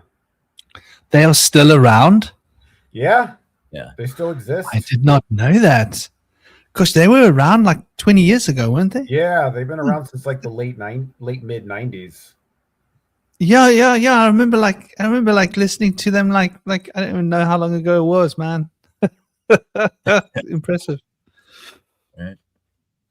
But yeah, that's interesting to think along those lines, because like the caterpillar like does like a lot of the aspects of the caterpillar within the chrysalis die, but the ones that follow the imaginal cell are the ones that create the butterfly. And so even though they may die, they're remembered, because they're the ones that didn't choose to understand and learn the power of surrender. You have to give Akira. up. They are Akira. Yeah. They are. And they live on with Jen. Oh, they're Akira. The new beginning. Exactly. Genesis. And so they're saving the pod people, and so they'll, create the gelflings again, because, they're gonna, and also the fact that Kira has those wings, she's gonna carry them forth, like in their rising up. Did you notice how once the unification happens, the podlings are like all awake and like they've got character again? Yeah. They were like, and then they were like, that's great. Yeah, the power of truth helped awaken, because they were stifled by the crystal of lies. That was the dark crystal in front of them, and living those lies, they're behind the veil of the machine. You know, I system. just had a interesting thought right now, because like you talk about like the crystal of truth, and that the crystal of truth is missing a particular shard. And that kind of makes me think about like in real life how a lot of people will use half truths to manipulate and confuse people, because it's like you're not telling them see, a lot of people think, you know, there's not just lying by making stuff up, there's You mean also like join my lies cult? by omission, saying only partial truths. And I think that's in a lot of ways how most people are manipulated in society today. Because the thing about materialism and like, or actually really any belief system, is that if you're in some kind of bad or faulty belief system or some kind of cult, one of the most difficult reasons why it's so difficult to leave these kind of belief systems is trying to get past the part of the belief system that's actually true. So in other words, you kind of feel like, this religion's got a lot of bad stuff in it, but I really like this good stuff that's got in there too, and I don't want to get rid of the good stuff, so I'll put up with the bad stuff, right? And so it's kind of like that. We sort of like, and the thing with like false truths is that it can seem so, like a lot of times when it comes to false truth is that a lot of manipulative people, they'll only show you the bad side of the truth. Like, that, everything there's terrible things that happen. There's death and decay. And there's not that, that it lacks that hopeful dimension that goes along with it. So basically it's creating this paradigm of fear, not so much by creating a false light, but by inhibiting part of the true light, because in the sense, the reason the crystal isn't truthful is not because it's a false crystal, but because it isn't the entire crystal, the entire story, the entire, dynamic. Because like Zaralath was mentioning earlier that, the crystal basically represents the world soul of the sort of the dark crystal universe, right? And so in a way, it's like and I think the art, and like you said, the Skeksis earlier on are very Ahrimanic. They're very materialistic. And this is in a lot of ways how materialism kind of like, gets over people. It's not the lies that really manipulate people. It's the truth the partial truth that sort of, hooks your way, into your system, and it can't let go, because you kind of like, I'll give you another metaphor. It's like you got let's say you've got some kind of burglar or a bandit, and they're holding your wife or your child hostage, and it's like, you want to shoot the bad guy, but you don't want to shoot them because you're afraid you're going to kill, your child or your loved one. And I feel like belief systems kind of do the same thing.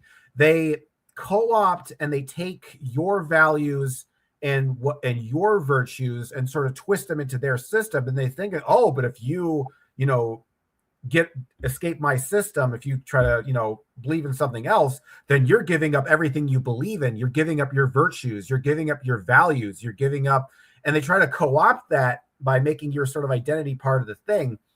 And I just made this connection just now about like, the dark crystal. And if you think about like what's going on with how the dark crystal is sort of draining the essence of the podlings, because it's basically kind of like, beaming into their consciousness, beaming into their perception. It's kind of like, in a way, what I also notice is that when the podlings are, getting done over by the crystal, they're tied to these chairs in the same way that people sit in chairs, watching television. They're sort of sitting down.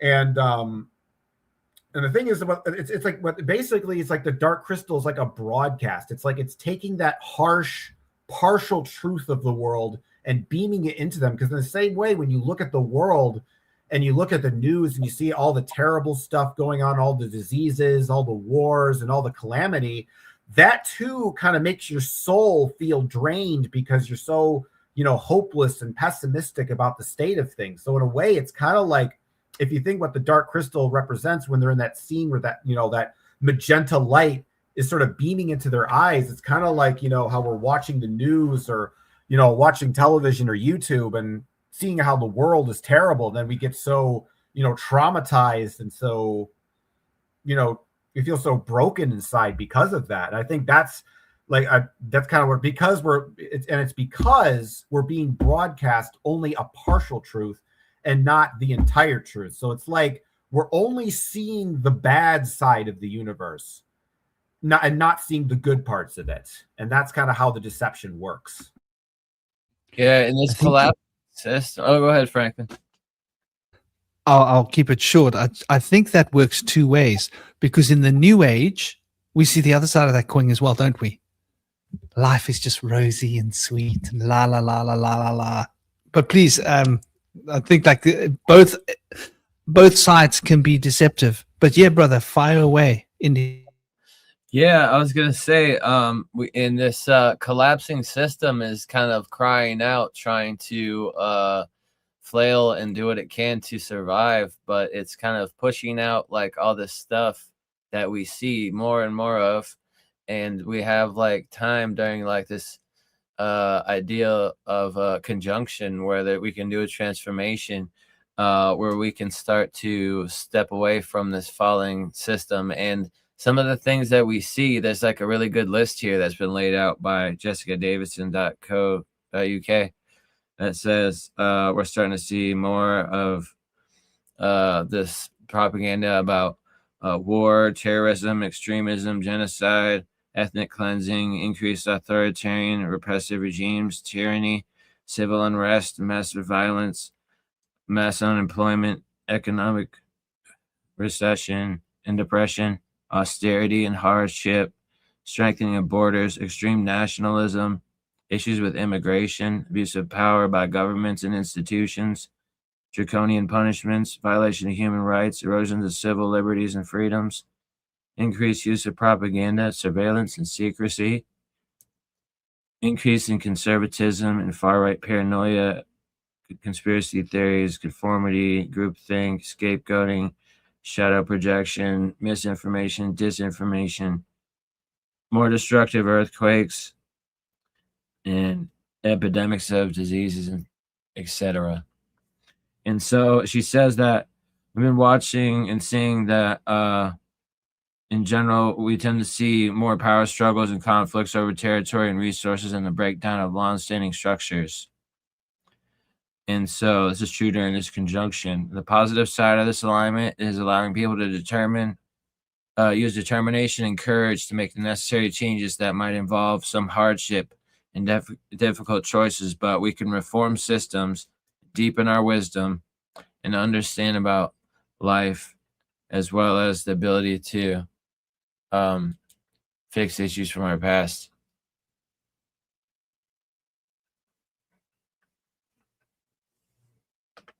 I'm actually really glad you made that point earlier, Franklin, about like the rosy cheeks, because that's definitely part of it too. And I think that actually ties into the movie once again, because that's the dichotomy between the Skeksis and the mystics, is also that the Skeksis, you know, because you think about like that worldviews and metaphysics sort of drive incentives, right? So when you believe that, you know, the world is harsh and cruel, and you become harsh and cruel because that's how you feel like you must survive. Whereas if you think the world is rosy and cuddly, you become sort of rosy, you know, and cuddly to deal with that world. But I think the greater wisdom that the movie's trying to tell you is that in order to really see truth, you have to be able to recognize both of these worlds, and that there are part of it, the good and the bad. And you have to be able to see both of them, you know, at the same time. Because like I also, when I was watching the movie, like I honestly understood there's like the motif of this, you know, the Skeksis and the mystics sort of being mirrored reflections of each other. But I wasn't really thinking about like the negative side of the mystics. But your idea before about how they're just kind of sitting around and sort of letting the Skeksis take over, like actually that's really compelling and makes perfect sense. Because yeah, it's like the problem with the mystics is that they're a bit too passive, and it's only, you know, in a lot of ways, the thing is what the Gelfling, you know, Jen and Kira's role in the movie is to bring the Skeksis and the mystics together and sort of unify them. And I'm also thinking too, like, was interesting about the Skeksis was the fact that they're terrified of the Gelflings. Like, remember when like the Jen first goes into the place, and then the other two Skeksis was like, oh my god, that's enough, you know, and they start like freaking out. They didn't see him when they saw her up on the cave balcony. But I also like the part when the Skeksis that was exiled came to them in the forest and was trying to negotiate with them, and she was like, "Let's get the hell out of here." And he was trying to like listen to him, but she had better wisdom about it, and so she had more street knowledge there. And they went to go take off, and that part was really funny because it showed that like he was just kind of like the fool like out there on his journey, but she was like, jump onto this land strider real quick, we're gonna ride up there in style, and she just like riding it like she knows what she's doing, and he's like, oh my god, look at you go. But basically she did so much for him because he basically was not that learned in being in the woods and stuff. Yeah, but she Jem was definitely more like book smart, you know, because I think there's an interesting kind of relationship between Jen and Kira, because Jen kind of represents a more kind of like masculine intellectual occultism. It's all about like symbols and language and mathematics, and Kira is more nature-based, more empathic, more intuitive, and kind of like more psychic, you know. So actually that was all I'm really gonna say on that, but it's funny. Yeah, like the pituitary and the pineal gland. mm-hmm. Yeah, She's the pituitary gland. He's the pineal gland. right. And I like So the you part got this neural thing working out. Please carry on, Indy. Finish your thought. Brother. when she when they're at the edge of the cliff and the Gartham are trying to get him, and they have to like either jump or get like hit in the claws or something, but she ends up pulling out her wings, and she's like, what, you have wings? She's like, yeah, of course. And she's like, well, I don't have wings. And she's like, well, of course you don't have wings, you're a boy. And so on that part I was like, oh, okay, this is like a rising like matriarchal thing, like the great mother, like the women are going to carry us into the new age, you know. The men, having tried to lead us, did not do so well. Well, I saw that as like the Ida and the Pingala, Yeah, which is the pituitary and the pineal gland. And the pituitary gland is related to the back part of the brain, and to what people call the right brain, because the back and the right are wired into each other more significantly than they are to the other two. And the left and the front are wired. I mean, there's no such thing as just right or left brain, because they're all the whole brain works together. But it might be controlled more by a part of the right brain. It might be controlled more by a part of the left brain, right? And when it's controlled more by a part of the left brain, there's a part of the front brain that's working part of the control system. So there's always going to be a polarity. The front and the left, or the back and the right, will be in dominance. But so the pituitary represents that right brain mentality, emotional intelligence, the astral plane, the Ida. And so the astral is where you can fly, right? The etheric, which is the pineal, which is your logos, your logic, is not so much about flying out. You see, the astral is about emotion, right? So we're looking at the emotional field, and we're experiencing euphoria, and we're flying out into the cosmic field of energy, pure energy, which is euphoria. With the etheric, we're really looking at the construction of the universe, and looking at the mechanics of the things that are the containers of substance. So on the etheric field, you're seeing, it looks like this, right? It looks very much like this. In the astral, you're flying out there into some cosmic unknown. So I think like this is a good argument for the pineal and the pituitary glands, right? And the pituitary gland represents evocation. So the evocative tantra, evocative. Shamanic practices are very evocative. They bring the deepest out. Invocative is like, occultism. Occult is more invoking a particular state of mind and to control that dynamic. So there's an element of the Skeksis involved with that, which is quite interesting. And also the more selfless element is in the pituitary, right? Women might be more emotionally intelligent than men very often, and they might actually be quicker to sacrifice themselves for their babies than men, right? Not that a man won't sacrifice, but a woman, the instinct would make her do it before she thought about it. The man would think about it and go, it's the only thing to do.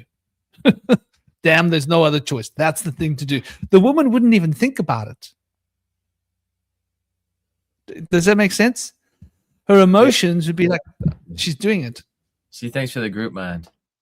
Yeah. So there's this subtle difference between the emotional intelligence, the rational intelligence, logic, logos.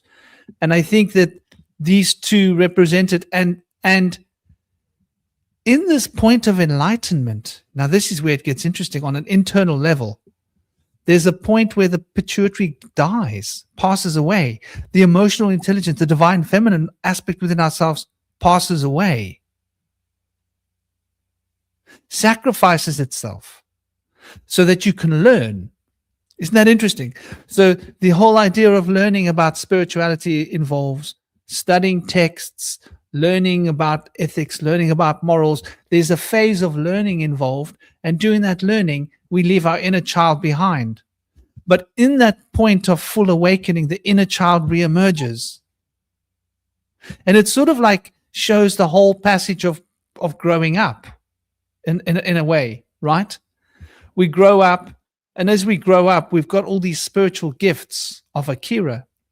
And then what happens is we become more logical. We become more gen-oriented. And we're more like into our generation, right?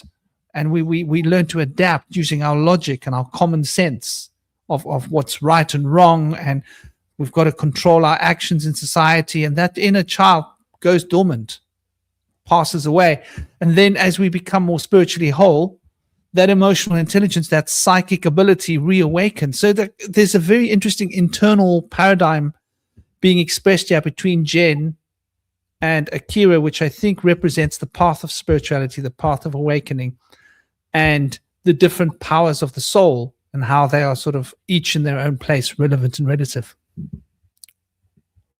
Absolutely. And they each complement each other, you know, the one being able to have that book smarts, the other one would be able to have the street smarts to be able to get him there to the place where he needs to do what he needs to do. But it's interesting when it comes down to it, and Jim's up there on the crystal and he drops the crystal. It almost looks like it's the end, and I felt like the Skeksis were so close to just kicking that crystal into the volcanic lava down there, and she comes down and she rescues the crystal up and throws it up to him, and they work so good as a team together. But without her, you know, like he couldn't even have made it there. And then at the point where everything needs to be done, they work together to really like make a sacred union, not just for them, but just for the whole world.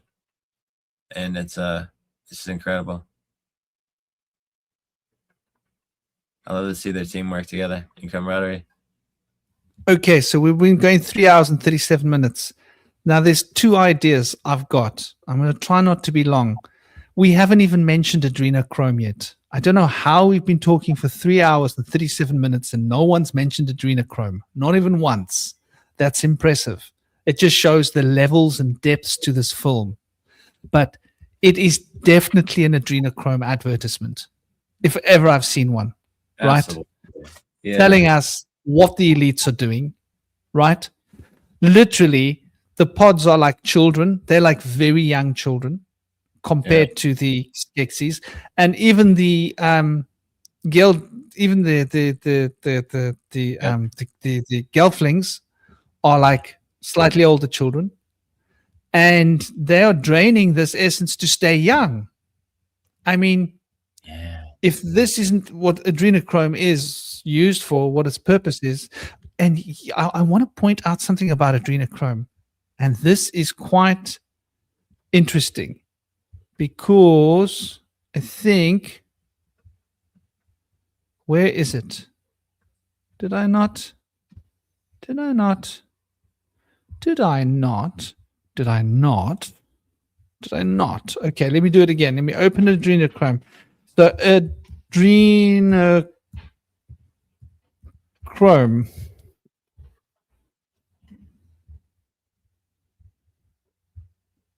There we go.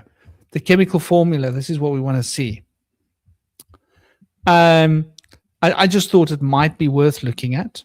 Yeah, it's a chemical formula that they oxygenate the adrenaline compound or molecule, and it then resembles the mescaline molecule, but it's kind of like an analog. It's a little bit off by a little bit, but they think that once they've made that change, it will then give the effects of mescaline. And so they did it in a laboratory, and they created some, and they did feel it, and they did have psychedelic effects.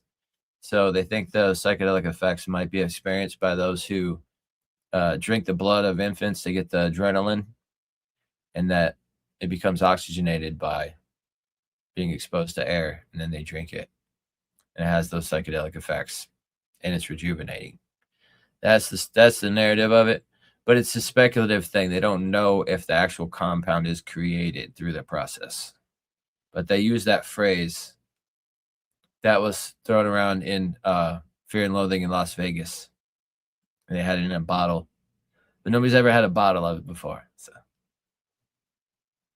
to my knowledge. Yeah, man, it's very, very interesting, you know. And just looking at this adrenochrome. So what do we got here? So we've got 9 carbons, 9 hydrogens, 3 oxygens, and there's 1 nitrogen. Is that not interesting? So we've got 9, 9, and 3, and 1. And what do we got here? We got 18 plus 3 is 21, plus the nitrogen is 22, right? So we've got 22 atoms in a string, right? This molecule is made out of 22 atoms in a string. Now that just happens to correspond to the major arcana. It just happens to correspond to our old musical system. Before they removed the 10 extra semitones, we used to have 22 musical notes. They still have it in the ragas in India today, right? 22 notes. So, and those 22 notes happen to be like related to where the language came from. You know, the original Phoenician came through 22 letters. And so there's quite an interesting concept. And then we've got 22 pairs of chromosomes that carry all of the information for our bodies and our minds and all our ancestral memories. And there's just 1 23rd pair, which is just a trigger to turn on female or masculine genes. So it's really all carried in 22. And so, you know, just from a chemical perspective, that's quite interesting. And there's another interesting, it was only briefly studied. Okay, so that's what caught me, was briefly studied. So that they didn't want to spend too much time studying it. I wonder why it was briefly studying, because apparently it's got links to schizophrenia.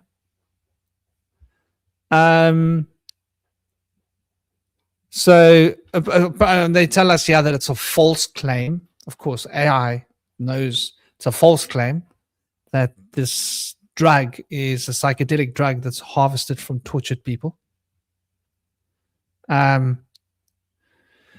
Even though scientific evidence shows it's a natural product of adrenaline breakdown and has limited real-world use. That's interesting. But they also tell us that it was briefly studied for links to schizophrenia. Oh, so there's an interesting concept. You know, if you're living and you've got like a problem with your conscience, right, and you're not happy about who you are, schizophrenia might seem like a good idea, right? Become someone else. And maybe this is why all the actors and actresses are so happy to have access to it. Am I right or wrong?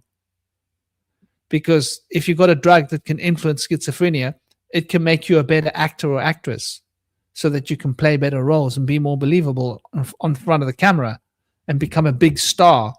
So I just found that interesting, and it's clearly a connection here.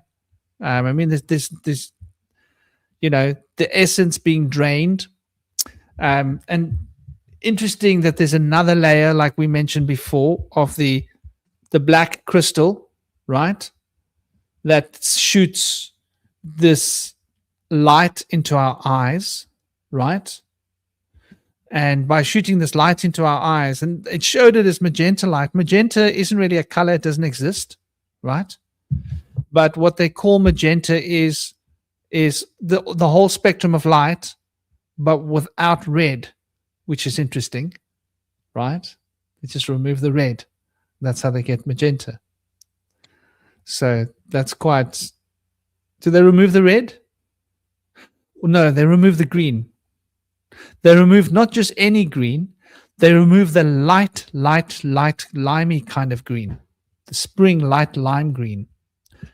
So yeah, I think like that's an interesting point. We haven't mentioned the AI drones yet, have we? That there's a connection here with the AI drones. What were they called? Crystal bats. And what the crystal bats see, the Skeksis can see. So we've got drones up there flying around, searching for people that aren't following the rules or doing what they, that oppose the Skeksis. This one governing body, this one power of governance, which it seemed like it used to be the G10, but now it's the G9. Am I right? And then like one of the G9 is going to fall off. It's going to be the G8. Is it a prophecy for what's to come, global economics? We're talking about the fact that the US have tried desperately to create a stable coin because they can see that the world economics is moving towards the BRICS economy. The BRICS economies are moving towards holding, I think, between 35 and 40% of global buying power at the moment. And there are other countries considering and in the process of joining BRICS, which will take them beyond 40% of the global spending potential of the global GDP. So are we seeing the beginnings of the potential end of the American empire that we've been living in? And what will be the consequences once the whole world switches over and the US dollar is no longer important for anything? So this is why the Americas needed to create a stable coin to try and help them ride out that shift that they see coming, which is inevitable, where the whole world will no longer be resting upon the dollar. Yeah. Which is in itself, I think there might be implications within this film. And then the obvious thing to do with the evolution of the human race, but I'll get to that next. What have you got going on here, dear brother? You can see here where the adrenaline or epinephrine molecule up here on the top left is laid out in such a way that we can see how it resembles the mescaline molecule, which is down here on the bottom in the middle left. So the only things that are different about it is that the arm on the right is a little bit longer on the adrenaline. It has one arm shooting up. But on the mescaline, it has a little arm shooting up on the top left that the adrenaline doesn't have. So they're very similar. And besides that, other than the fact that there are two atoms on the little arms on the bottom, middle, and left of the mescaline compound. So, but they're so similar, and I'm guessing that by adding that oxygenation, they were linking another one of the structures so that they're even more similar than they already are, than we can see there. But yeah, that's what I wanted to mention about that. And as I said earlier, it was done in a laboratory in one small study. And they didn't repeat the study, but as far as I know.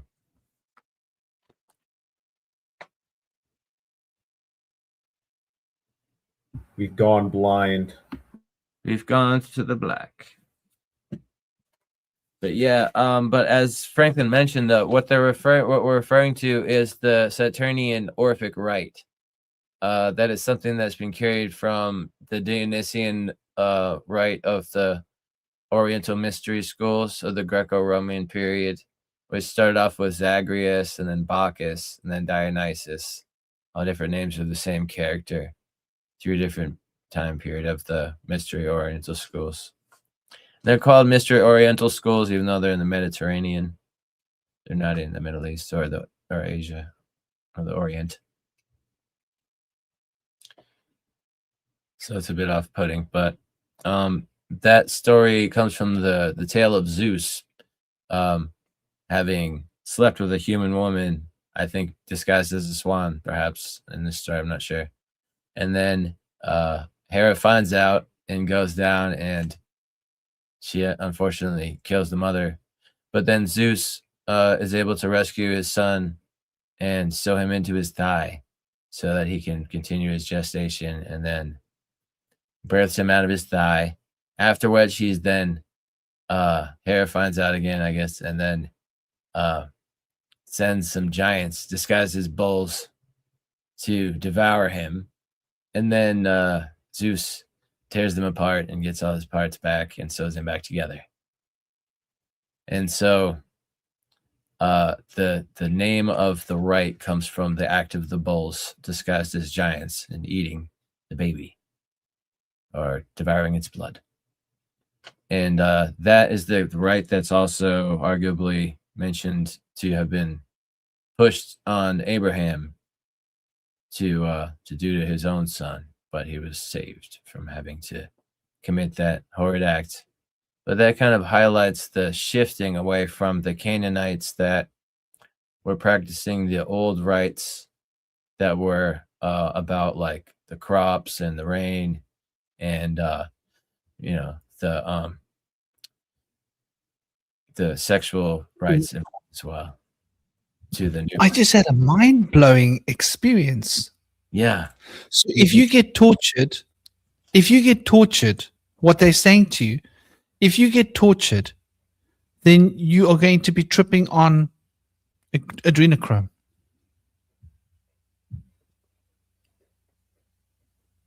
That's what they're doing in those studies. Yeah. So what if Abraham and his child was part of some deranged ritual where his child gets to experience an adrenochrome high? Yeah, it's like a fake out.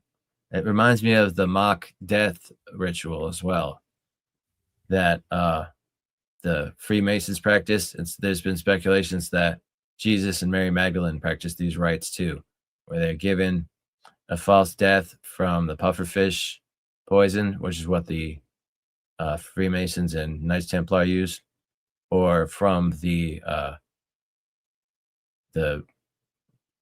Pietas viper and its venom, and then they use an antidote for the venom to endure the suffering of it, and through that suffering they experience what you're saying, that fear and that feeling like you're going to die, similar to kind of psychedelic mushrooms. When you first take it, you feel like something's wrong and you get nauseous, and then once you get over it, you start to have a really good time. But a similar thing happens with the rite that it was said that Jesus in the old Greek translations had gone through, called the theriac, where he would go through having that venom from the viper and then be given an antidote that was given to him from one of his disciples that was like an adolescent disciple of his. Disciples were said to be adolescent in the Greek translation. They would cut them and put the venom on them, and then I think he would get the antidote from the child, possibly from the urine. But a lot of this stuff was translated out from the ancient Greek to the Latin. They're trying to hide the true rites and the power of the ability to create medicine, because by doing that, they're trying to create a person would be the I can't think of the name. It starts with the C. They would be the medicine. That the person is the medicine, and so they carry in their blood like the antivenom, and so they could heal people. And you heal people by like having them get the medicine through you, from you. That's very interesting, because the original text, the first text were the Marcion texts, Communion. the Marcion, and they don't have that in them. But I think that there are many other edited texts that had stuff added in. Yeah. So there might be a lot. In other words, this is what I was talking about earlier with the ancient Egyptians and the ancient Greeks. The ancient Greeks were like steeped in debauchery, right? They were the ones who invented bulimia, so that they could eat more, right? They were greedy. They wanted to be in control. They considered themselves to be godly and everybody else to be the rabble, right? They were the ambassadors of elitism, right? They were so elite that they invented another language that sounded like theirs that the other people could learn. They didn't teach the other people true Greek. No. They had to learn their own language, Latin. We're not going to have you rabbles dirting our sacred language with your tongue. We'll give you a language that sounds and looks like ours, so that those of you that are not clever to understand will think you're speaking our language. But it's very interesting, when we look at these ideas, because what I see now is where we are at on our evolutionary spiral. And it seems to me that the human race is this film in reverse. In as much as in this film, you have this coming together of two separate groups. But I think that we are separating now. And do you know why we're separating? The dark crystal. Silicon Valley might be the dark crystal. And that dark crystal has been draining our essence from us. And many of us are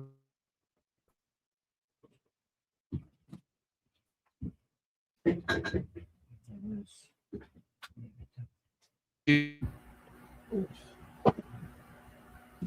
think we lost Franklin for a second here.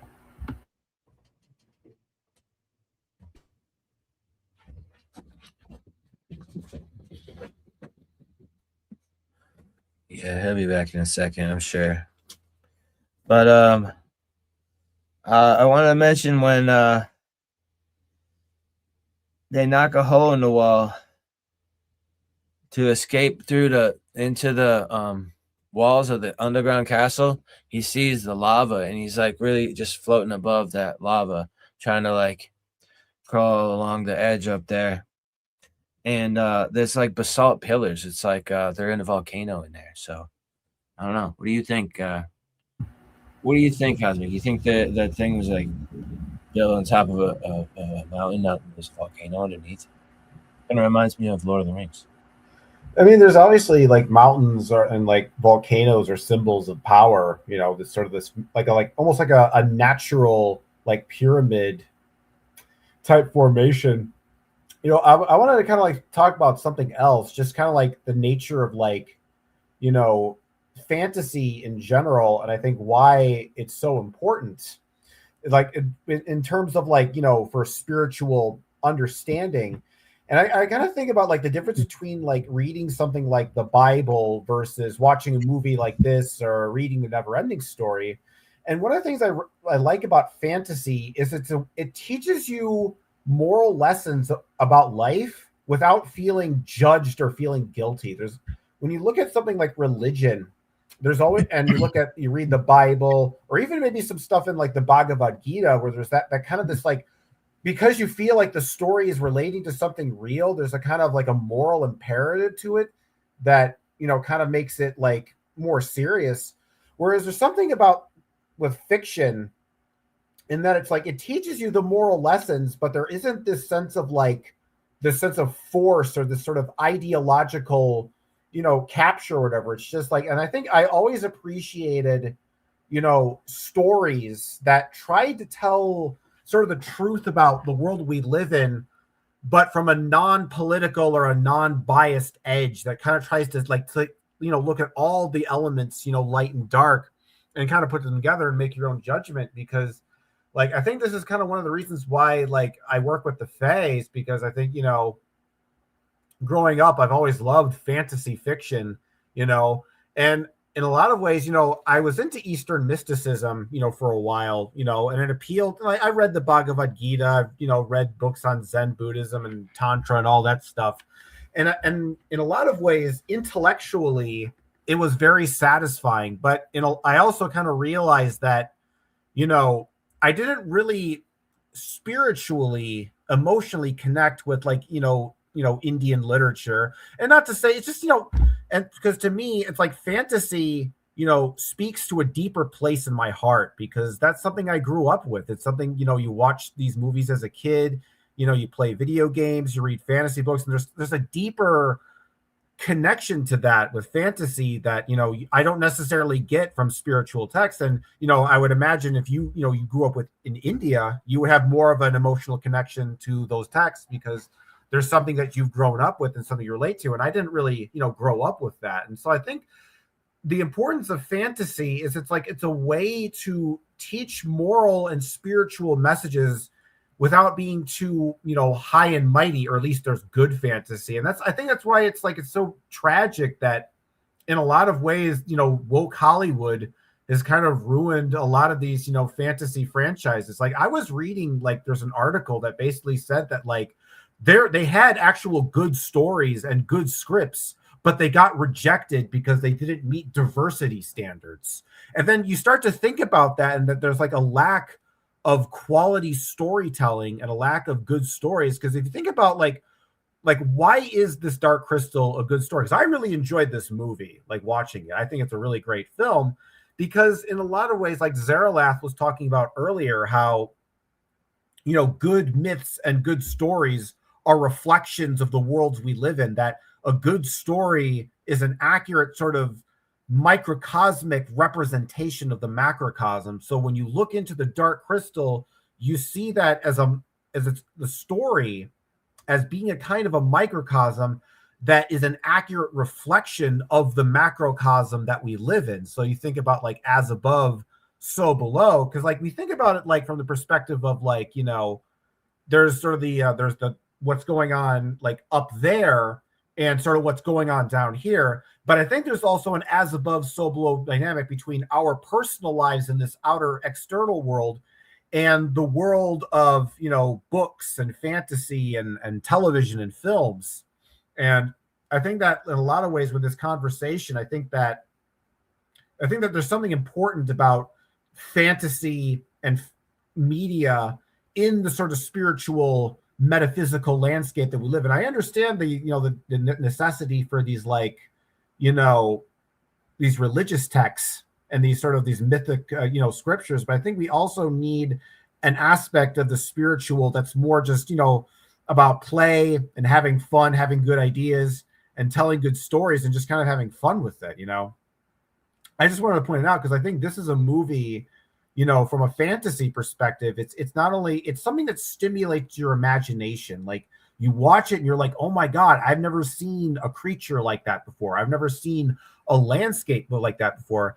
And so much fantasy nowadays is just so derivative. There's no sense of any there's no new mythological creatures. There's no, new races or new concepts or worlds. They're just kind of taking the same old ideas and just recycling them, over and over again. And I think that's the importance of aesthetics, because you think about, Jim Henson and having to work with the sort of the limited medium of puppetry, of using, cloth and, wires and stuff, and, taking physical objects to create, puppets.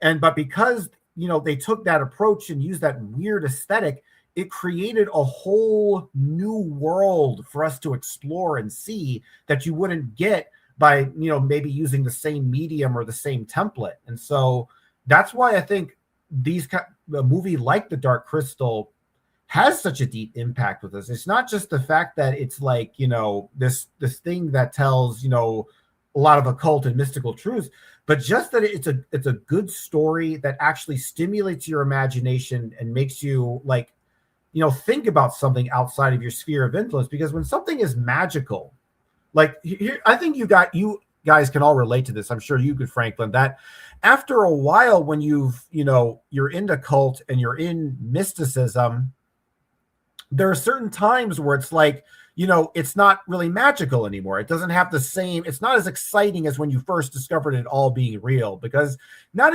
it's not just that you don't believe in it anymore. It's just that, you're used to it. It's like, what? It's like, spirits, they're commonplace.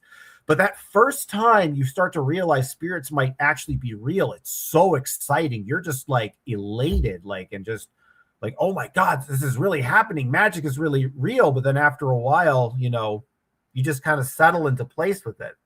So, and I think what fantasy does is it keeps what I think good fantasy does, not derivative mediocre fantasy, is it takes it sort of expands the imaginational bubble into new territories, into new areas of basically to put it in occult terms, it's like we're fixated on one particular part of the astral plane, but there's all these other parts of the astral plane that we don't get to explore because everybody's focused on this one small area of the astral plane.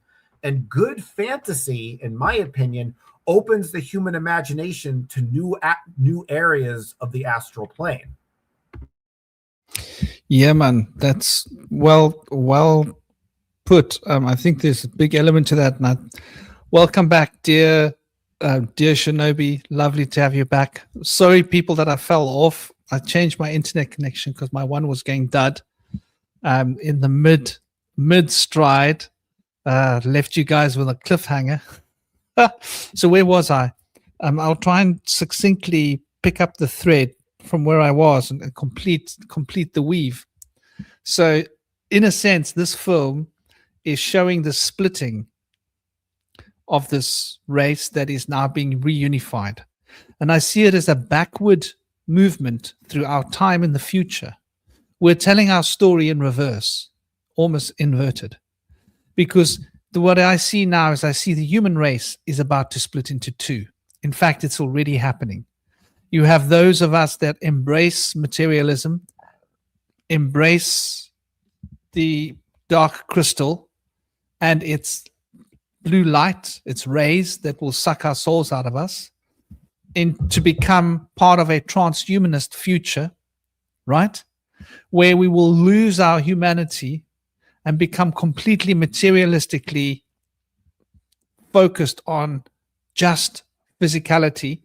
And there are other of us that are moving in the exact opposite direction, trying to not get sucked in so much by the technology, trying to live with as little of the technology being important to us. Like, for example, there are a lot of people like I've got a TikTok, I've got an Instagram, I got a Facebook.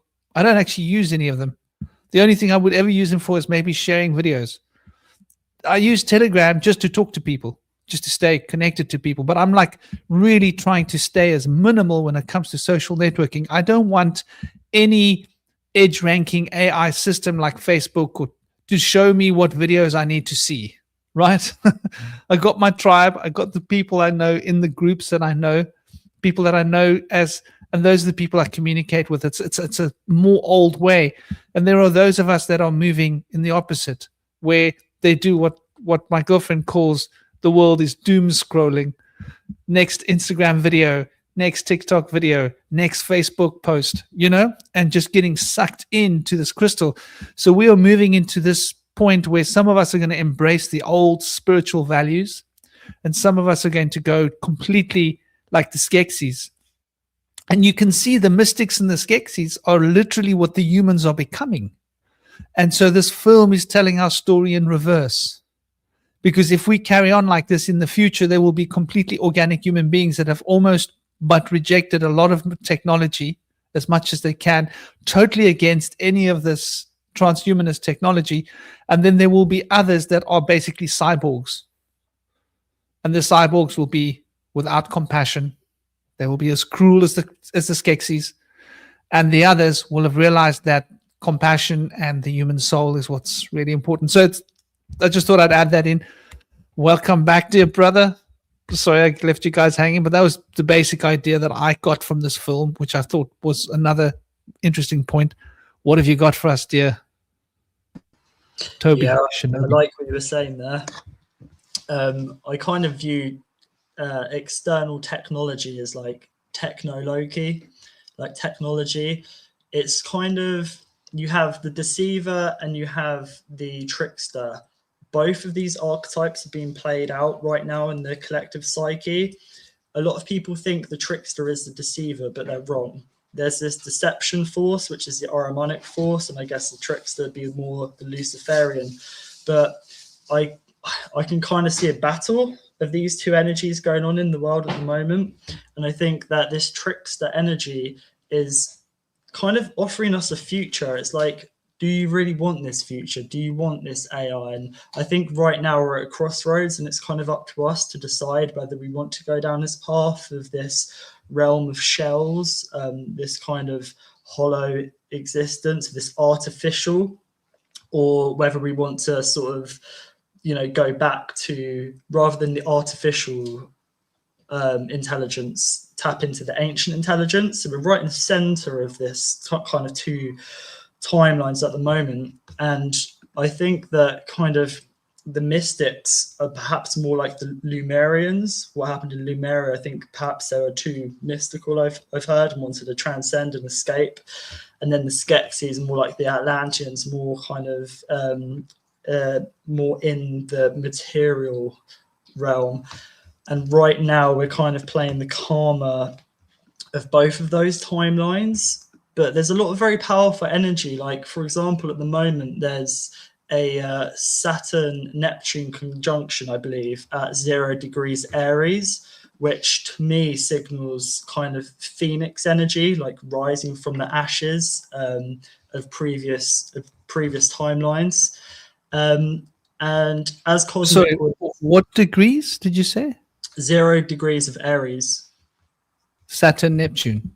Saturn-Neptune conjunction. Yeah, I think it's been since 2025, but it's sort of peaking around February. Like, there's a lot of fire energy this year, a lot of like action, So 0 degrees Aries is basically the cusp, exactly between Pisces and Aries. Yeah, so it's going from Pisces into Aries. So it's kind of like a fresh new beginning, I guess. So there's a lot of energy, like, for us to be able to kind of to use and tap into. That's why there's a lot of like talk of war and stuff. Obviously that's Aries, the planet of war, the god of war. Because when these powerful energies are happening, they'll be used by the powers that be. They'll be used by the Skeksis, so to speak. But as Cosmic was talking, I was writing some stuff down, which I'll say in a sec. But I didn't mention earlier that you guys might know this, but apparently in China, I think they used to do this. They used to tune the music to the frequency of the current emperor. And why I think this is relevant, I'm not sure if you've heard that before, because the emperor, Skeksis, is the only one that drinks the adrenochrome, drinks the drink. The others don't. So I find that interesting because there seems to be a link there with the energy in the world, and where is it going? Is it going to the emperor? Who's the emperor? Is it the demiurge? Is it the false creator? Where's our energy and life force being siphoned off to? Because it's being siphoned off somewhere. This blue light in screens is dark magic, and there's a reason we feel drained. We don't feel drained from like typing and looking. There is some sort of magic there, and our energy is going somewhere where it shouldn't be going. And I believe it's fueling some kind of potentially artificial life form that does want to be human.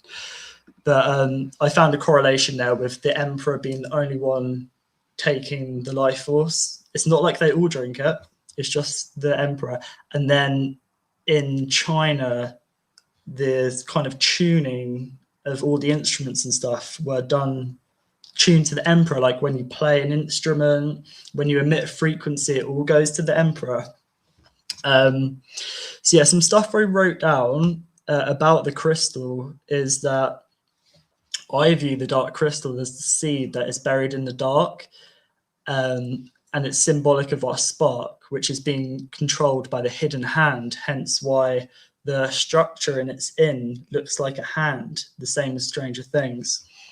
Now, this crystal is powering the system, or the world in which we're in. It's being controlled by the shadow, or I guess dark occultists, the Skeksis, right, the vultures. So the way we get through this is integration, not separation, because I understand we could view it as there's going to be two separate timelines, potentially, but I think that is one potential, but of course everything's potential. I think that we get through this by not separating, but sort of integrating, and that ascension isn't about leaving this realm, but igniting the flame, igniting the spark.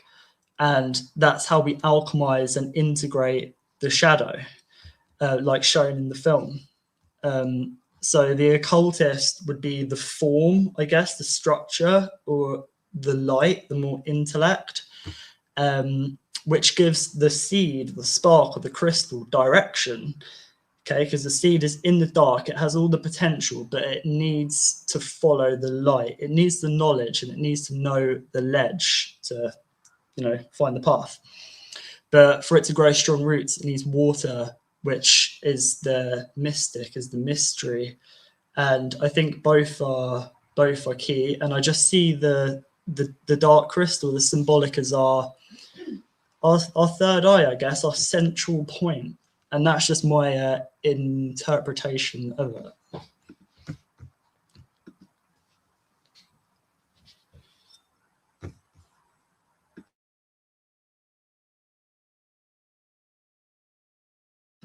That's really interesting about the emperors in China. I'm just reading about it now, and it's quite. So it wasn't related to the emperors' astrological sign at all. It was basically a traditional 9 kun, or 9 Chinese inches, and a specific diameter. And that Huangzong, that fundamental Huangzong or Huangzong. Huangzong. I think it sounds right when I say Huangzong. Sorry, it sounds like chromosome. Huangzong. I don't know which is going up or down. It's bloody confusing Chinese. Like I would have, but when I look at that word, it makes me want to go Huangzong or Huangzong. Anyway, maybe that's interesting.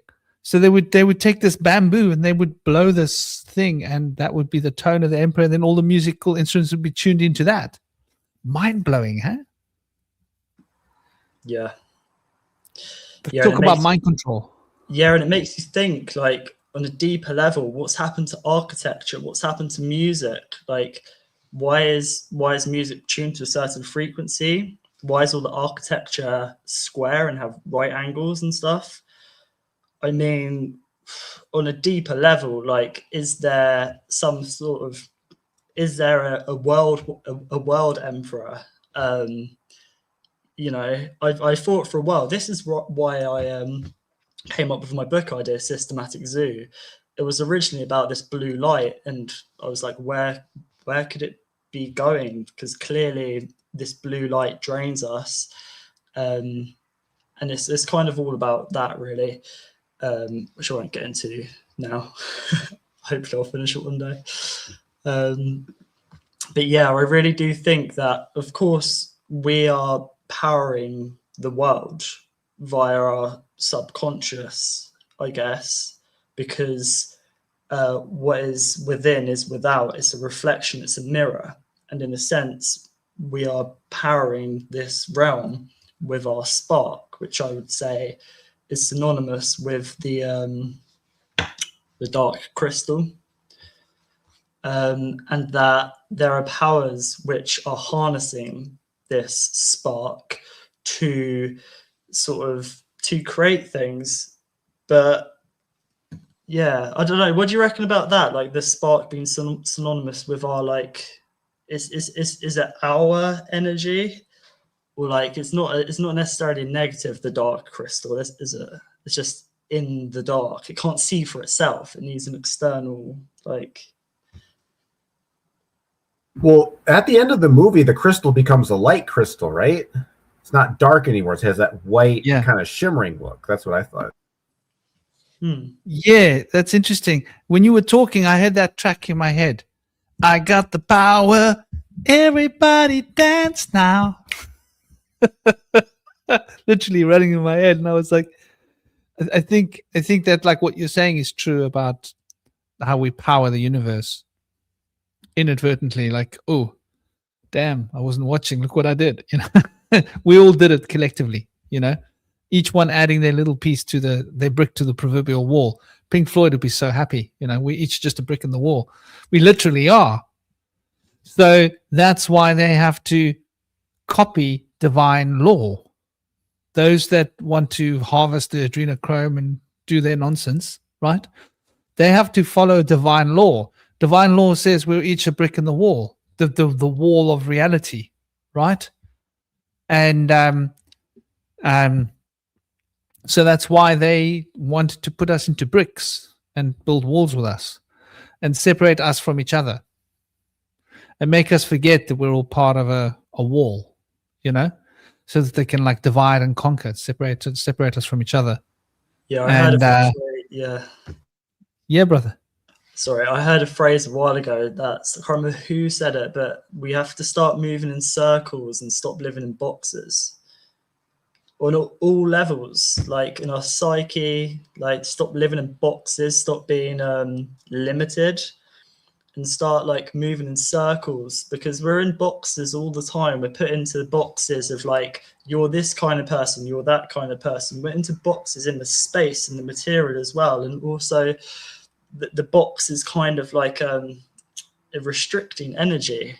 And then if we move in circles, we can start like, you know, nature has no straight lines, right? Nature just has vortexes, and that's our divine nature to do that. And I think, yeah, the balance of the occultist and the mystic, that is the vortex energy, that is the electric, magnetic, the light and the water, that the seed, that is our potential, that has all of the potential inside it already, needs to expand.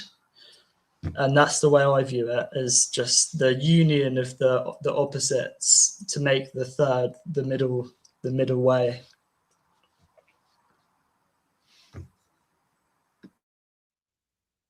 Yeah, I think that's like the overwhelming. And I loved what you were saying, Cosmic, as well. You know, about how fantasy, you know, carries so much. I think the reason fantasy carries so much for me is because it is our legacy, right?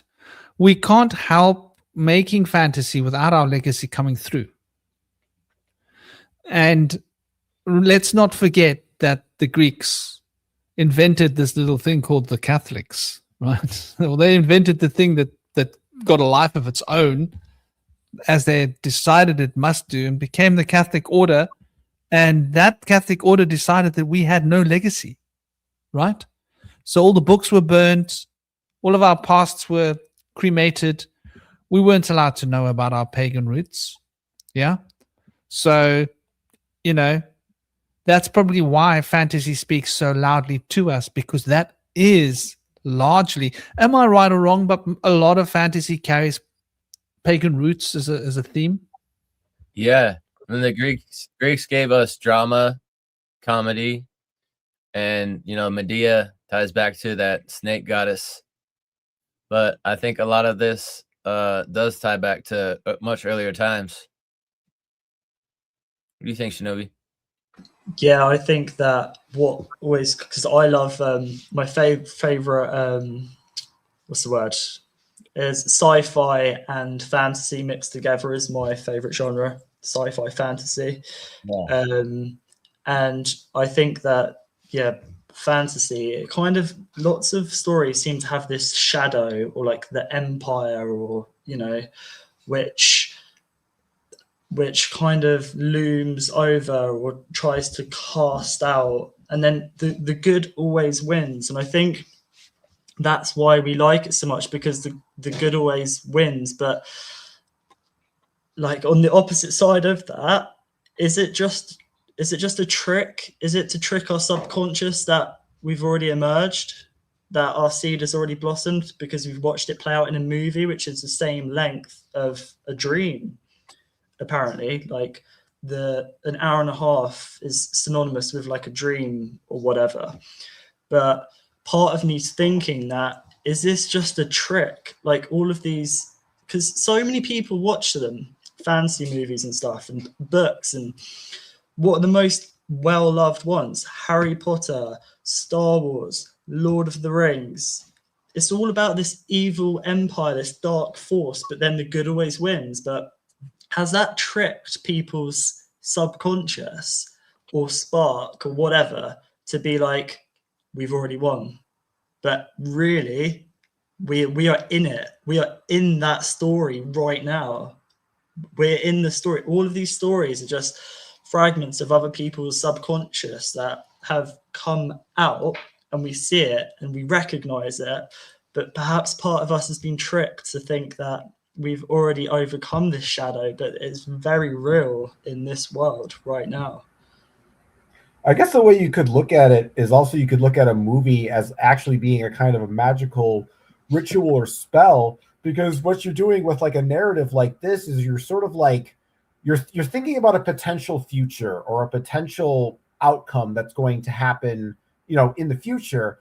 And by experiencing it for yourself in a movie, a book, or whatever, it's almost like, in a sense, that becomes part of the cosmic mind, not just the story, but your experience sort of like manifests itself into the universal mind, which then can somehow reflect back into physical reality. So in a way, when we're watching these movies and these stories, it's kind of like a little thing, just kind of like, you know, we're in a sense, when we have that hopeful feeling at the end, when, you know, the good guys conquer the bad guys, it's like we're projecting that, you know, confidence, that that positive, optimistic energy into the universe and sort of bringing it into the world. So in a way, even if, you know, because sometimes, like, I was a bit disillusioned for a while, because sometimes I kind of feel like, you know, do we just, you know, say that the good guy beats the bad guy because, you know, that's what we want?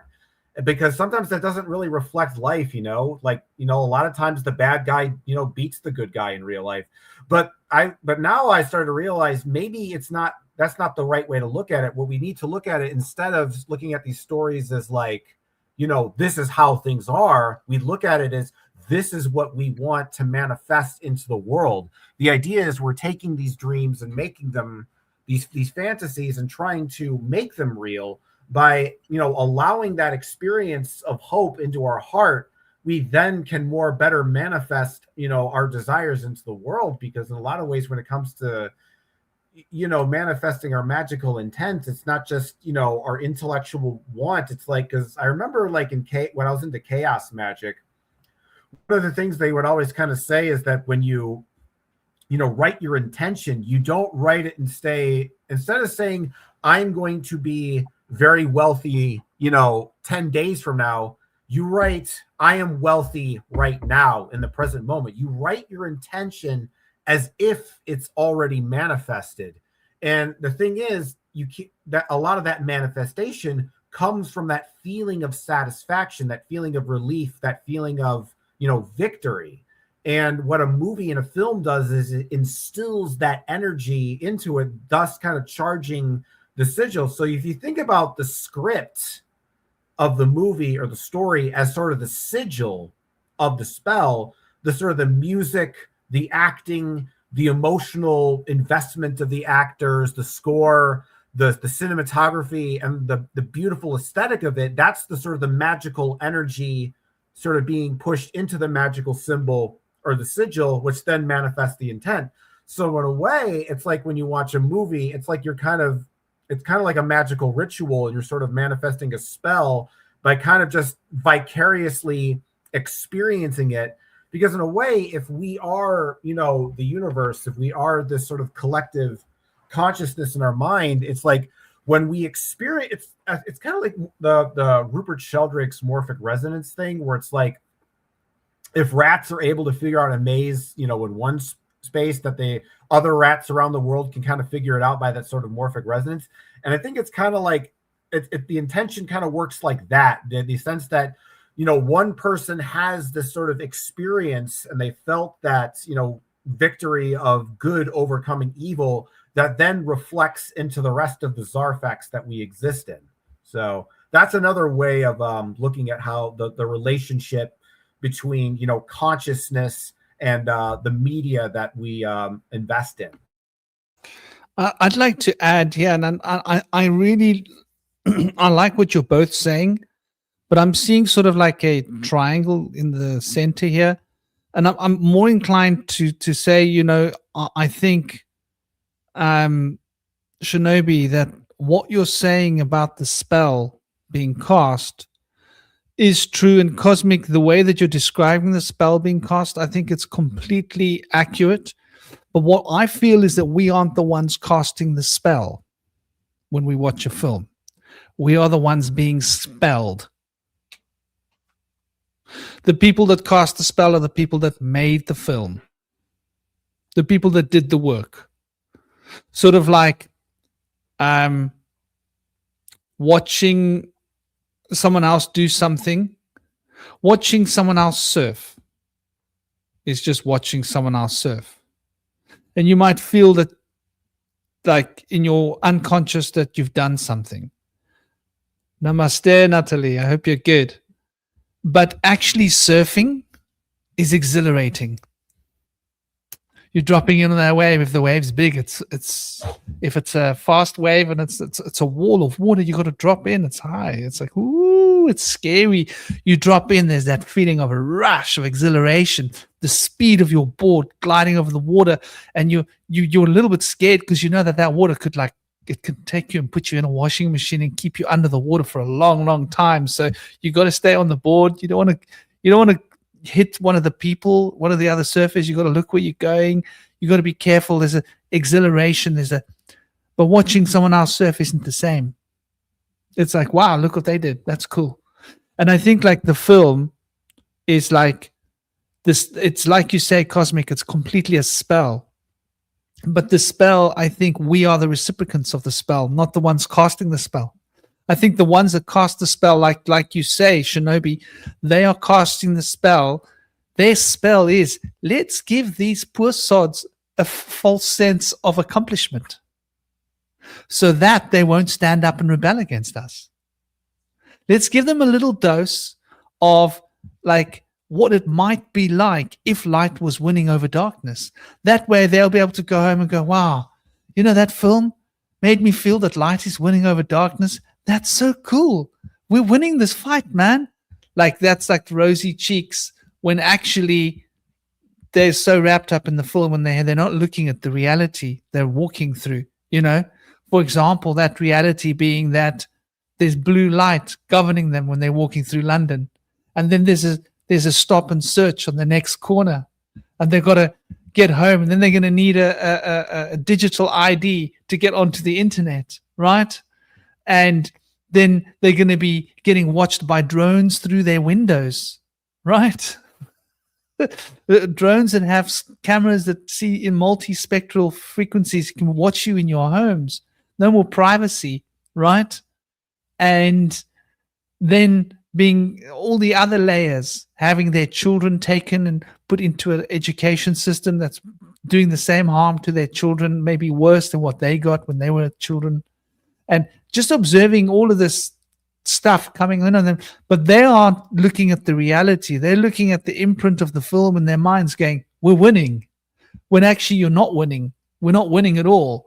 We really need to So maybe the real spell would be when what we're doing is a spell, right? That gives people the idea of, oh, bloody hell, we need to go and cast our own spells. Yeah, man, you're going to go and cast your own spells. Like, I'm sorry, no one can cast your spell for you. We can't do it.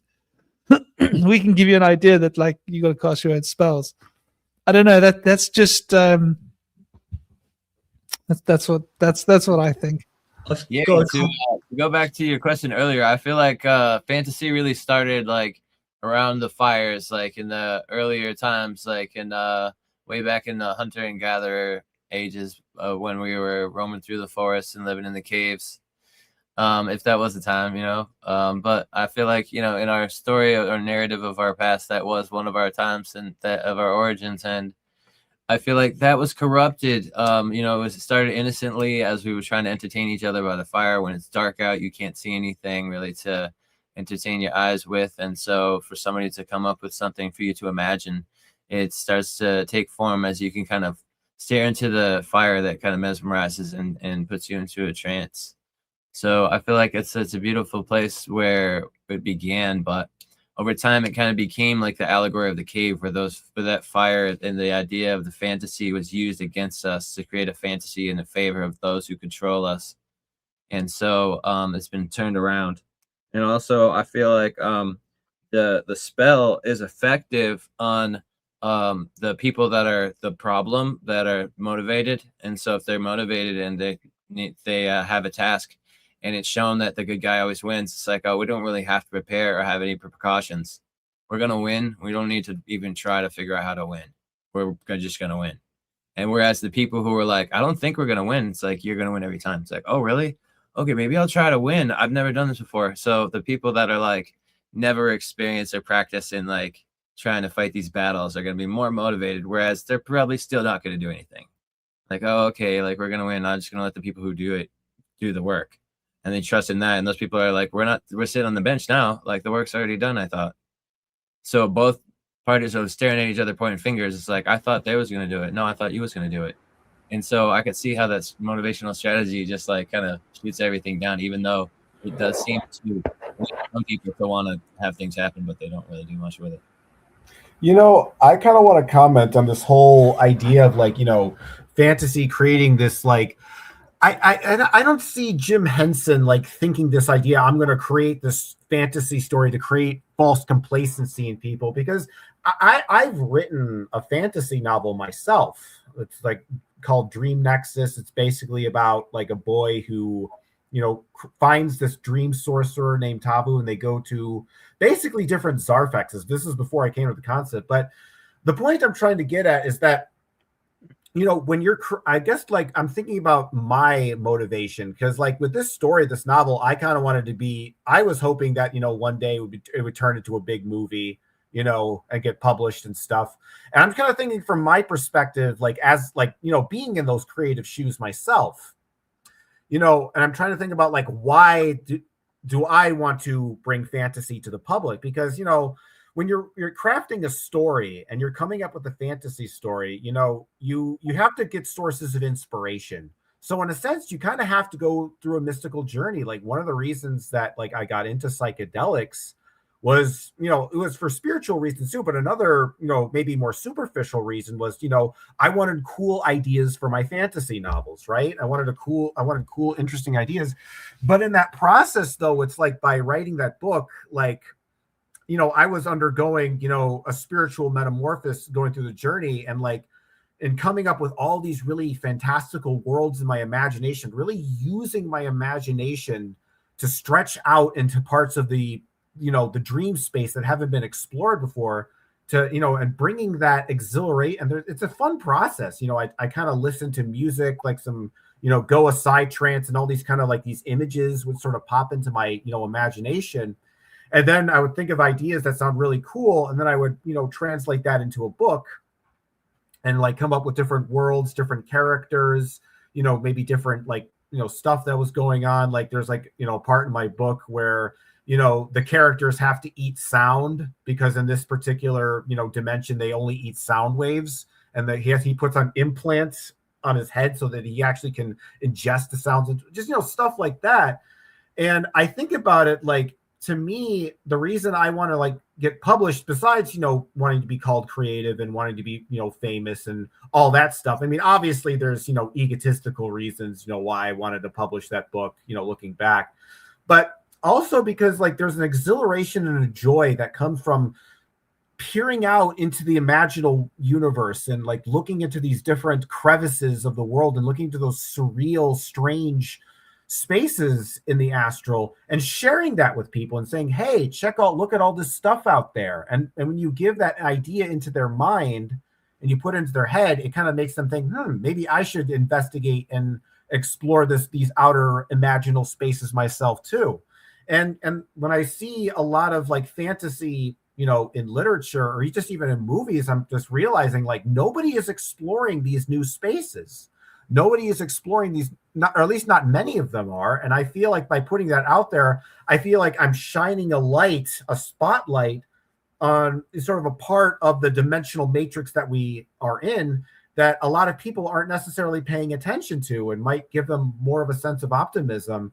So, I kind of like, have to kind of push back at what both Franklin and Indy are saying, on the idea that they're creating false complacency. That might be the effect that's created in the world. I can agree with that, but I don't necessarily think that's their intention, because when you create a story, you put a lot of your love and you put a lot of your heart into that. Like I put a lot of like my deep emotions into that story, and I can't help but think when Jim Henson and was it Frank Oz or whoever he worked with to create the Dark Crystal, there must have been something sincere that he was putting into that story, because obviously he resonated with that. So I think in a lot of ways, I think when you're putting a story like that out there, maybe there isn't the reality of the fact that, you see it as escapism, you like the ideas, but then it doesn't necessarily make you do call to action. Maybe it doesn't necessarily cause you to change life and everything just kind of stays the same.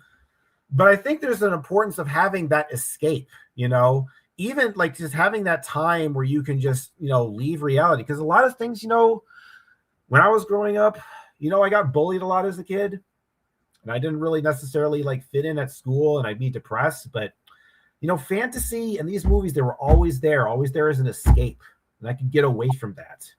And we need that in the world. And seeing how everything is just shitty, maybe that's why we're so political now, because we can't escape into the imagination anymore. So the only way to escape from reality now is just madness, non-lucid dreams, essentially.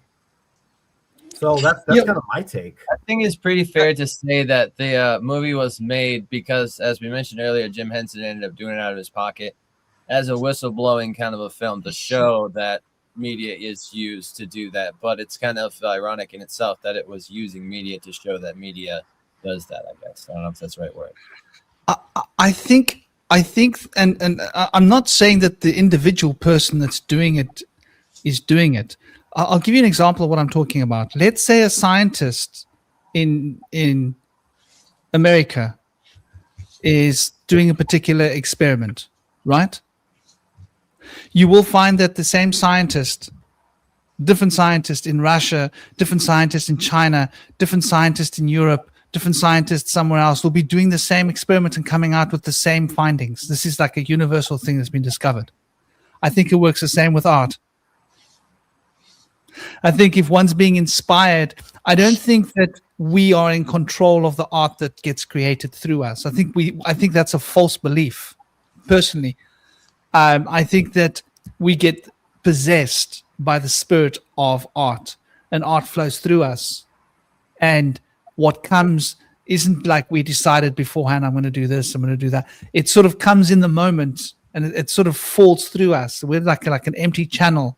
And so our intentions, we might think that our intentions are important, but I don't think they are. I think it's and the other part is, I think, like when we're channeling art, it's like if you're going to make food, right? And you're using genetically modified vegetables and stuff, that's all your food can be, right? It's got less minerals in it, it's got less nutrition, it's got less iron.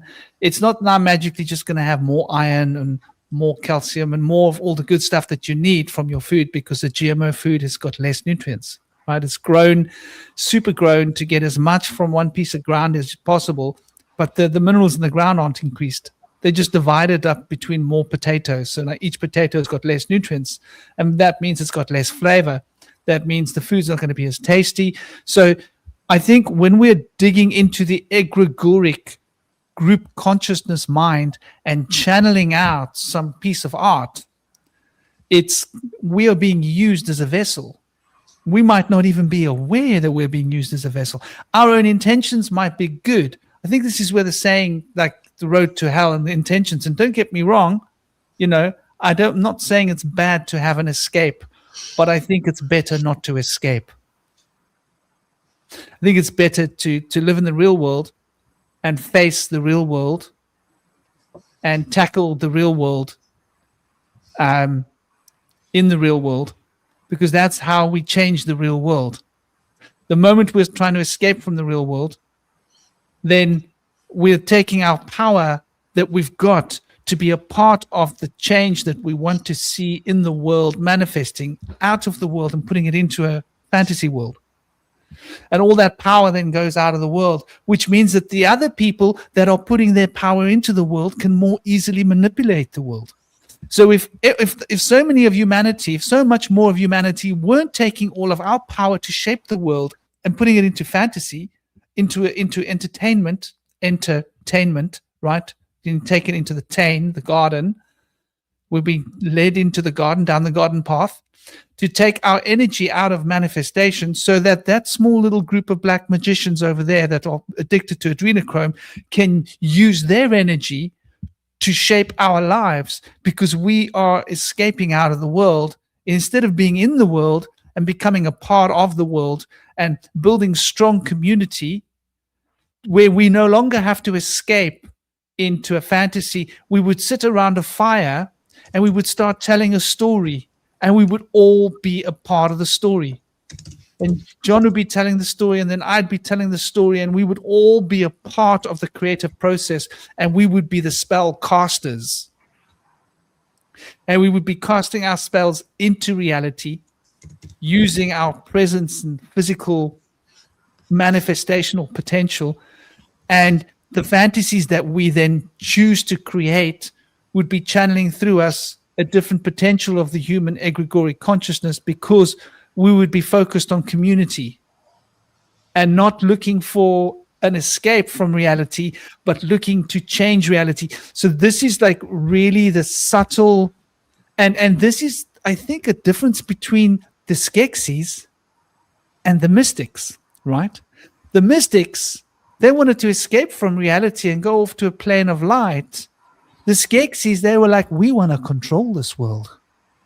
And because the mystics extracted all of their potential out of the world, there was a vacuum. And that vacuum was filled by the Skeksis' desire to control the world. So I think like that's where personal responsibility meets our desire for validation.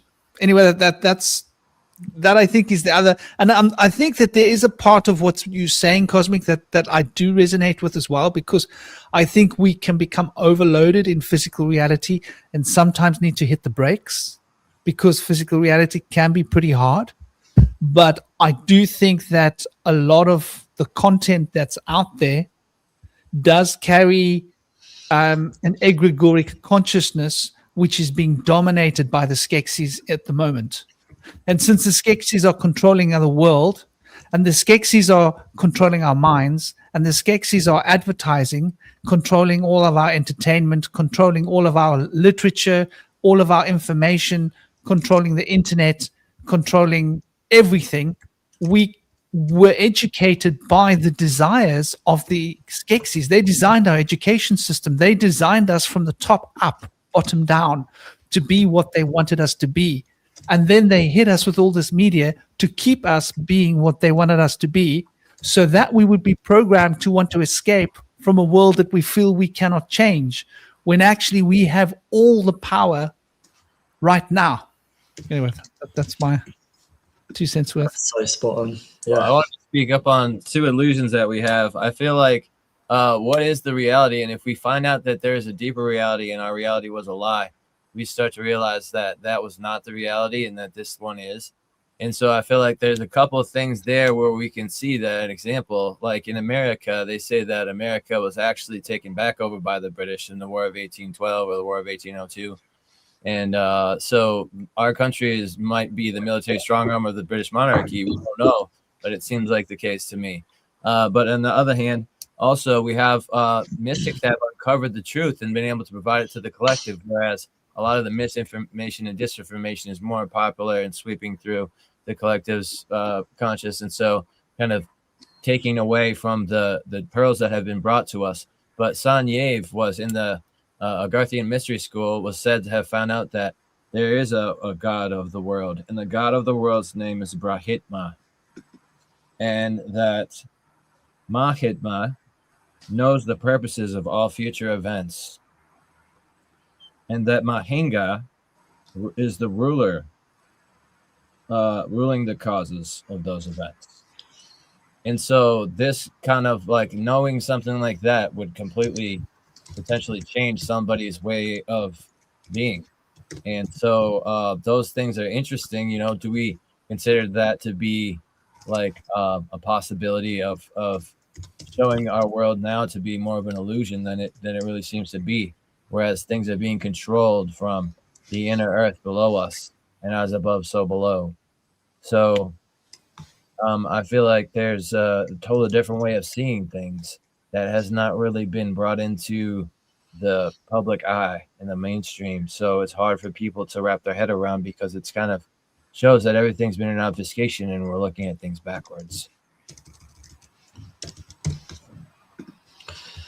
Yeah, I've got some things to share that I was writing down a while ago about when we're dreaming, where do we go? If we go to the astral, and then there are other beings in the astral, the lower astral planes, could they be feeding off of us there? Like shown in Monsters Inc., which is a kids' film, which they show this. They show the extraction of this loosh, adrenochrome, whatever essence, and they store it and they use it for power.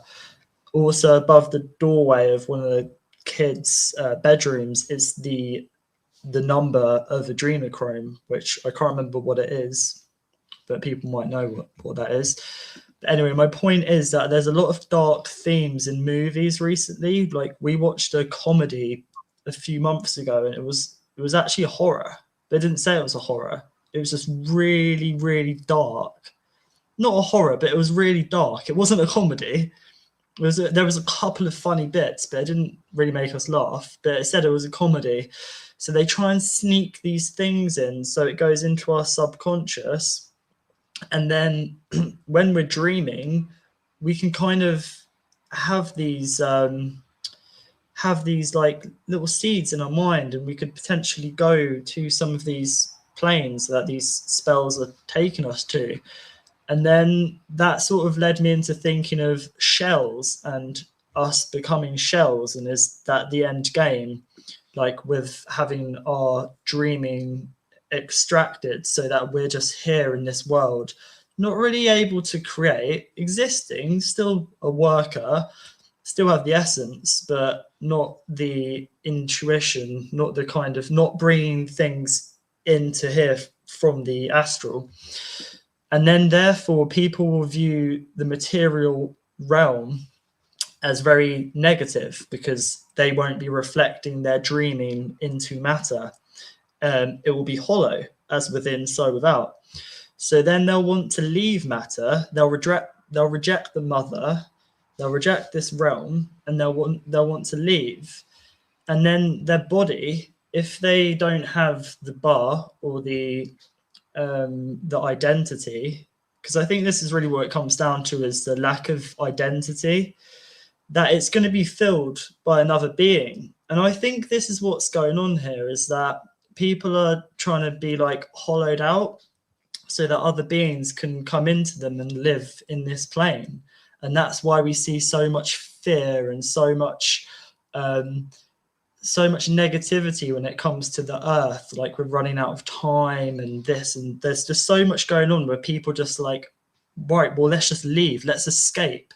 So then first they're going to start escaping into technology, and then they'll want to start escaping into like this kind of false layer that's created called like the Neuralink or the metaverse or whatever. They'll start going into there where their subconscious can be programmed even better, if that makes sense. So there's a lot of stuff I've put through in there, but the gist is that perhaps people are going into places in the astral, which I don't know too much about, but perhaps they're being led somewhere by these films which are coming out, and that perhaps they're kind of being hollowed out, so they live in reality, but they don't have the imagination, the spark, or the identity. And this is why we see such a big identity crisis in the world. And this would also tie into the Ahrimanic force. I just see that as the thing that wants to be matter. It wants to be the mother, and then hence you have the transhumanism stuff as well. People rejecting this realm to sort of make room for other beings to live vicariously through them. So there's a lot through in there. So make of it what you will. I was wondering about that adrenochrome number. There's a CAS number that is 54068. What is that number exactly? Is that a patent? Let me look it up. I don't know about these things. CAS. Let me check it out. 319. There we go. The door's 319, which is CAS. There we go.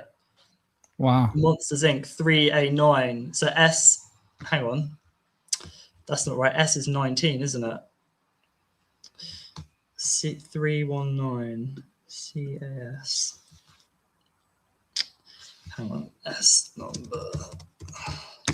What did it? What did we say it was? CA? CAS number. CAS. CS1.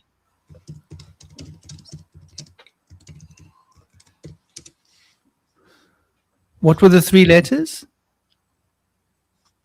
CAS. CAS, not CSA. Yeah. Okay. CAS.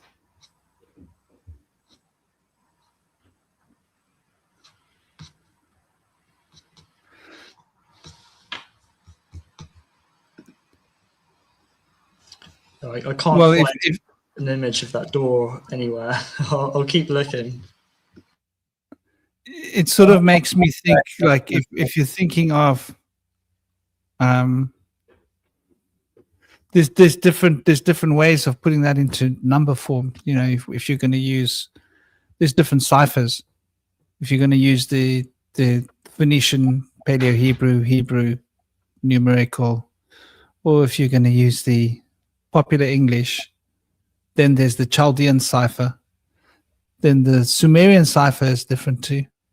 So it's interesting. Wonder what it stands for. The CAS turns out to be the Chemical Abstracts Service, and the number is in the registry of the Chemical Abstracts Service. Okay. Interesting. What is the chemical? What do they do? What is the Chemical Abstract Service? Gosh, now we're into adrenochrome. What is the Division of the Chemical Society, ACS? Federally chartered nonprofit organization.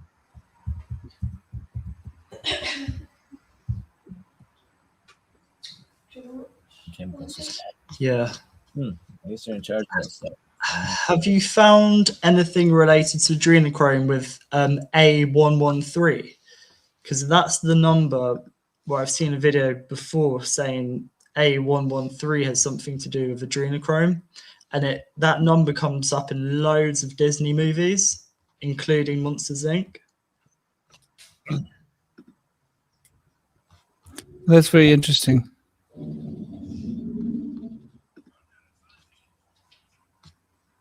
So the CAS provides solutions and services that help empower scientific discoveries.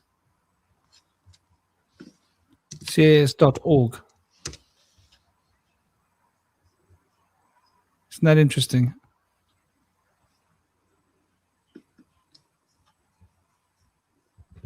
Media searching for.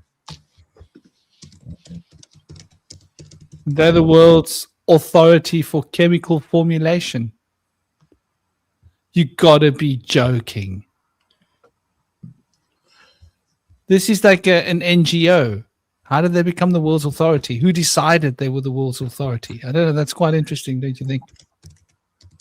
All right, here's what they're saying now. It says the real meaning of A113, the famous Easter egg that appears in almost every Pixar movie, as well as by Disney and others, refers to a classroom at the California Institute of the Arts used by graphic design and charter animation students, including many Pixar animators. So that's associated with the Orphic Rite somehow through the aspect of the Easter egg that appears in the movies that they were doing in that studio. So I guess it's the egg. It means the egg. And that's associated with the Orphic Rite somehow. It's like being reborn, I guess. Kind of like hatching out of an egg. You get Egregore. You take it. Thought form. That's how they get into your thoughts. You know, it's quite interesting because the number 313, that's how many loyal, pious companions the Mahdi, Muhammad al-Mahdi, the army of Imam Mahdi, the Shia Muslims believe that when the 12th Imam reappears, he will be accompanied by 313 loyal, pious companions who act as his commanders and closest helpers. But this is Armageddon we're talking about, right? It's heavy in this Shia Muslim connotation. But what came to my mind when you said, is it A313? Just to be clear, because A is number 1, so it's 1313, right? It's A113. Sorry, It's A113. A113, not A313. Okay, okay, cool. So it's 1113, 3 1s and 1 3. That's interesting, huh? That's like, is that like trinary code? It's code for adrenochrome according to loads of people in loads of different places. And I did watch a video, but I don't know whether it's the patent for adrenochrome or the chemical compound. I'm trying to find it now. I think basically it represents child abuse, kind of like they've got other symbols that do that too. I can't think of what they are offhand, but it's something they use in Disney that represents child abuse. Spiral as well. You know, in the realm of adrenochrome, and so it indicates that that's what they're referencing, the Orphic Rite that we mentioned earlier. But there's other ways that they signify that, like panda eyes are supposed to signify that they were a victim of the Saturnalian Orphic Rite, and that they were abused or they witnessed that happen, where they do the vampiric thing, or they had to partake in it. And then there's those other symbols. I think it's like an open top pink heart or something is another one of the symbols that they use to show that. And yeah, there's a spiral as well. Some kind of spiral. That's what. And it then is. it's a triangle with a spiral, I think, as well. That spiral. That's another thing, like the egg. And that. Yeah. And the A113 is like another. Hold on a moment. A triangle with a spiral? Yeah. But hold on, we're talking about the triple sun. That great conjunction is about the triple sun. That is a triangle that's made out of 3 spirals. Oh, the triangle's not made out of 3 spirals. It's just a kind of like spiral triangle. I know, but what I'm trying to say is the idea of taking a spiral and mixing it with the concept of a triangle means you can have one triangle that becomes a spiral, or three spirals that builds a triangle. Can you see it depends whether you're going from left to right or right to left, from the inner to the outer, from the outer to the inner. It's just very interesting. To me, that's like a massive coincidence.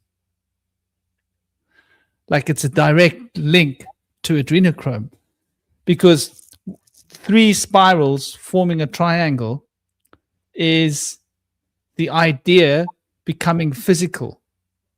But a triangle becoming a spiral is the physical becoming an idea. If you like, as a concept, because the triangle represents manifestation, right? Mm-hmm. The polarity that brings that force and power that manifests reality. It's very interesting. It's really interesting. Okay, so we've just clocked over the 5 hours. Do you guys have last ideas to throw on the table? I think I've thrown all my ideas, all my toys into the cot. If you guys have any last ideas, this is the last gasp.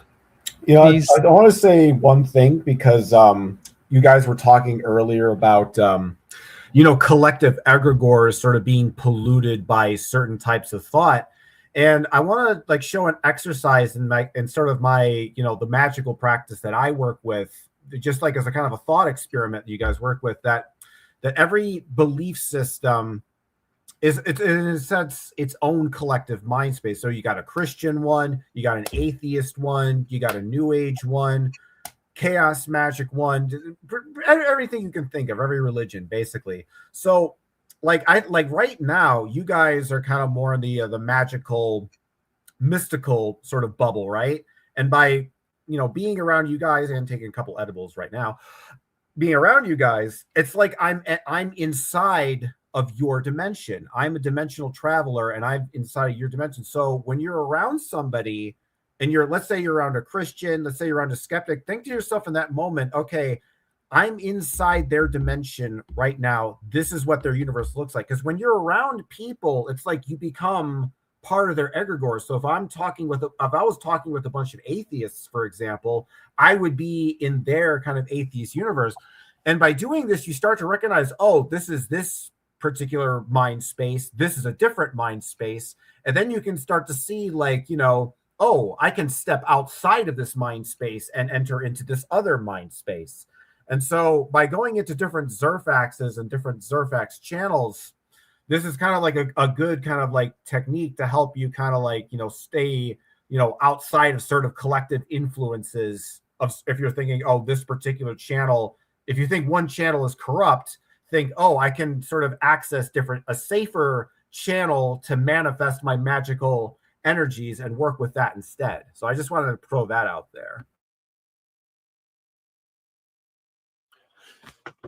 Yeah, I just wanted to mention about how and the point in the movie in the Dark Crystal, when Jen is coming up to Agra to finally find that shard and meet the wizard, he gets trapped up in the vines, and he's all captured in the vines, and she comes up upon him, and he starts to freak out, and he's like, oh my God, maybe she's gonna eat me. Are they gonna eat us? Oh my God, what's gonna happen? And luckily, the girl with him has better intuition about things, and she says, no, you're going to be fine. And so she helps them. Agra comes and she helps them down from the vines. And so that goes to show that sometimes when you think things are the worst they could ever be, it might just be a blessing in disguise. So try to see things in a good way can help. Yeah, and I'll just add to that, seeing things being like, if it's something bad, it might be a blessing in disguise. What's going on at the moment might be a blessing in disguise with all this artificial, because it might be triggering people to be like, right, yeah, I don't like the way this future's going.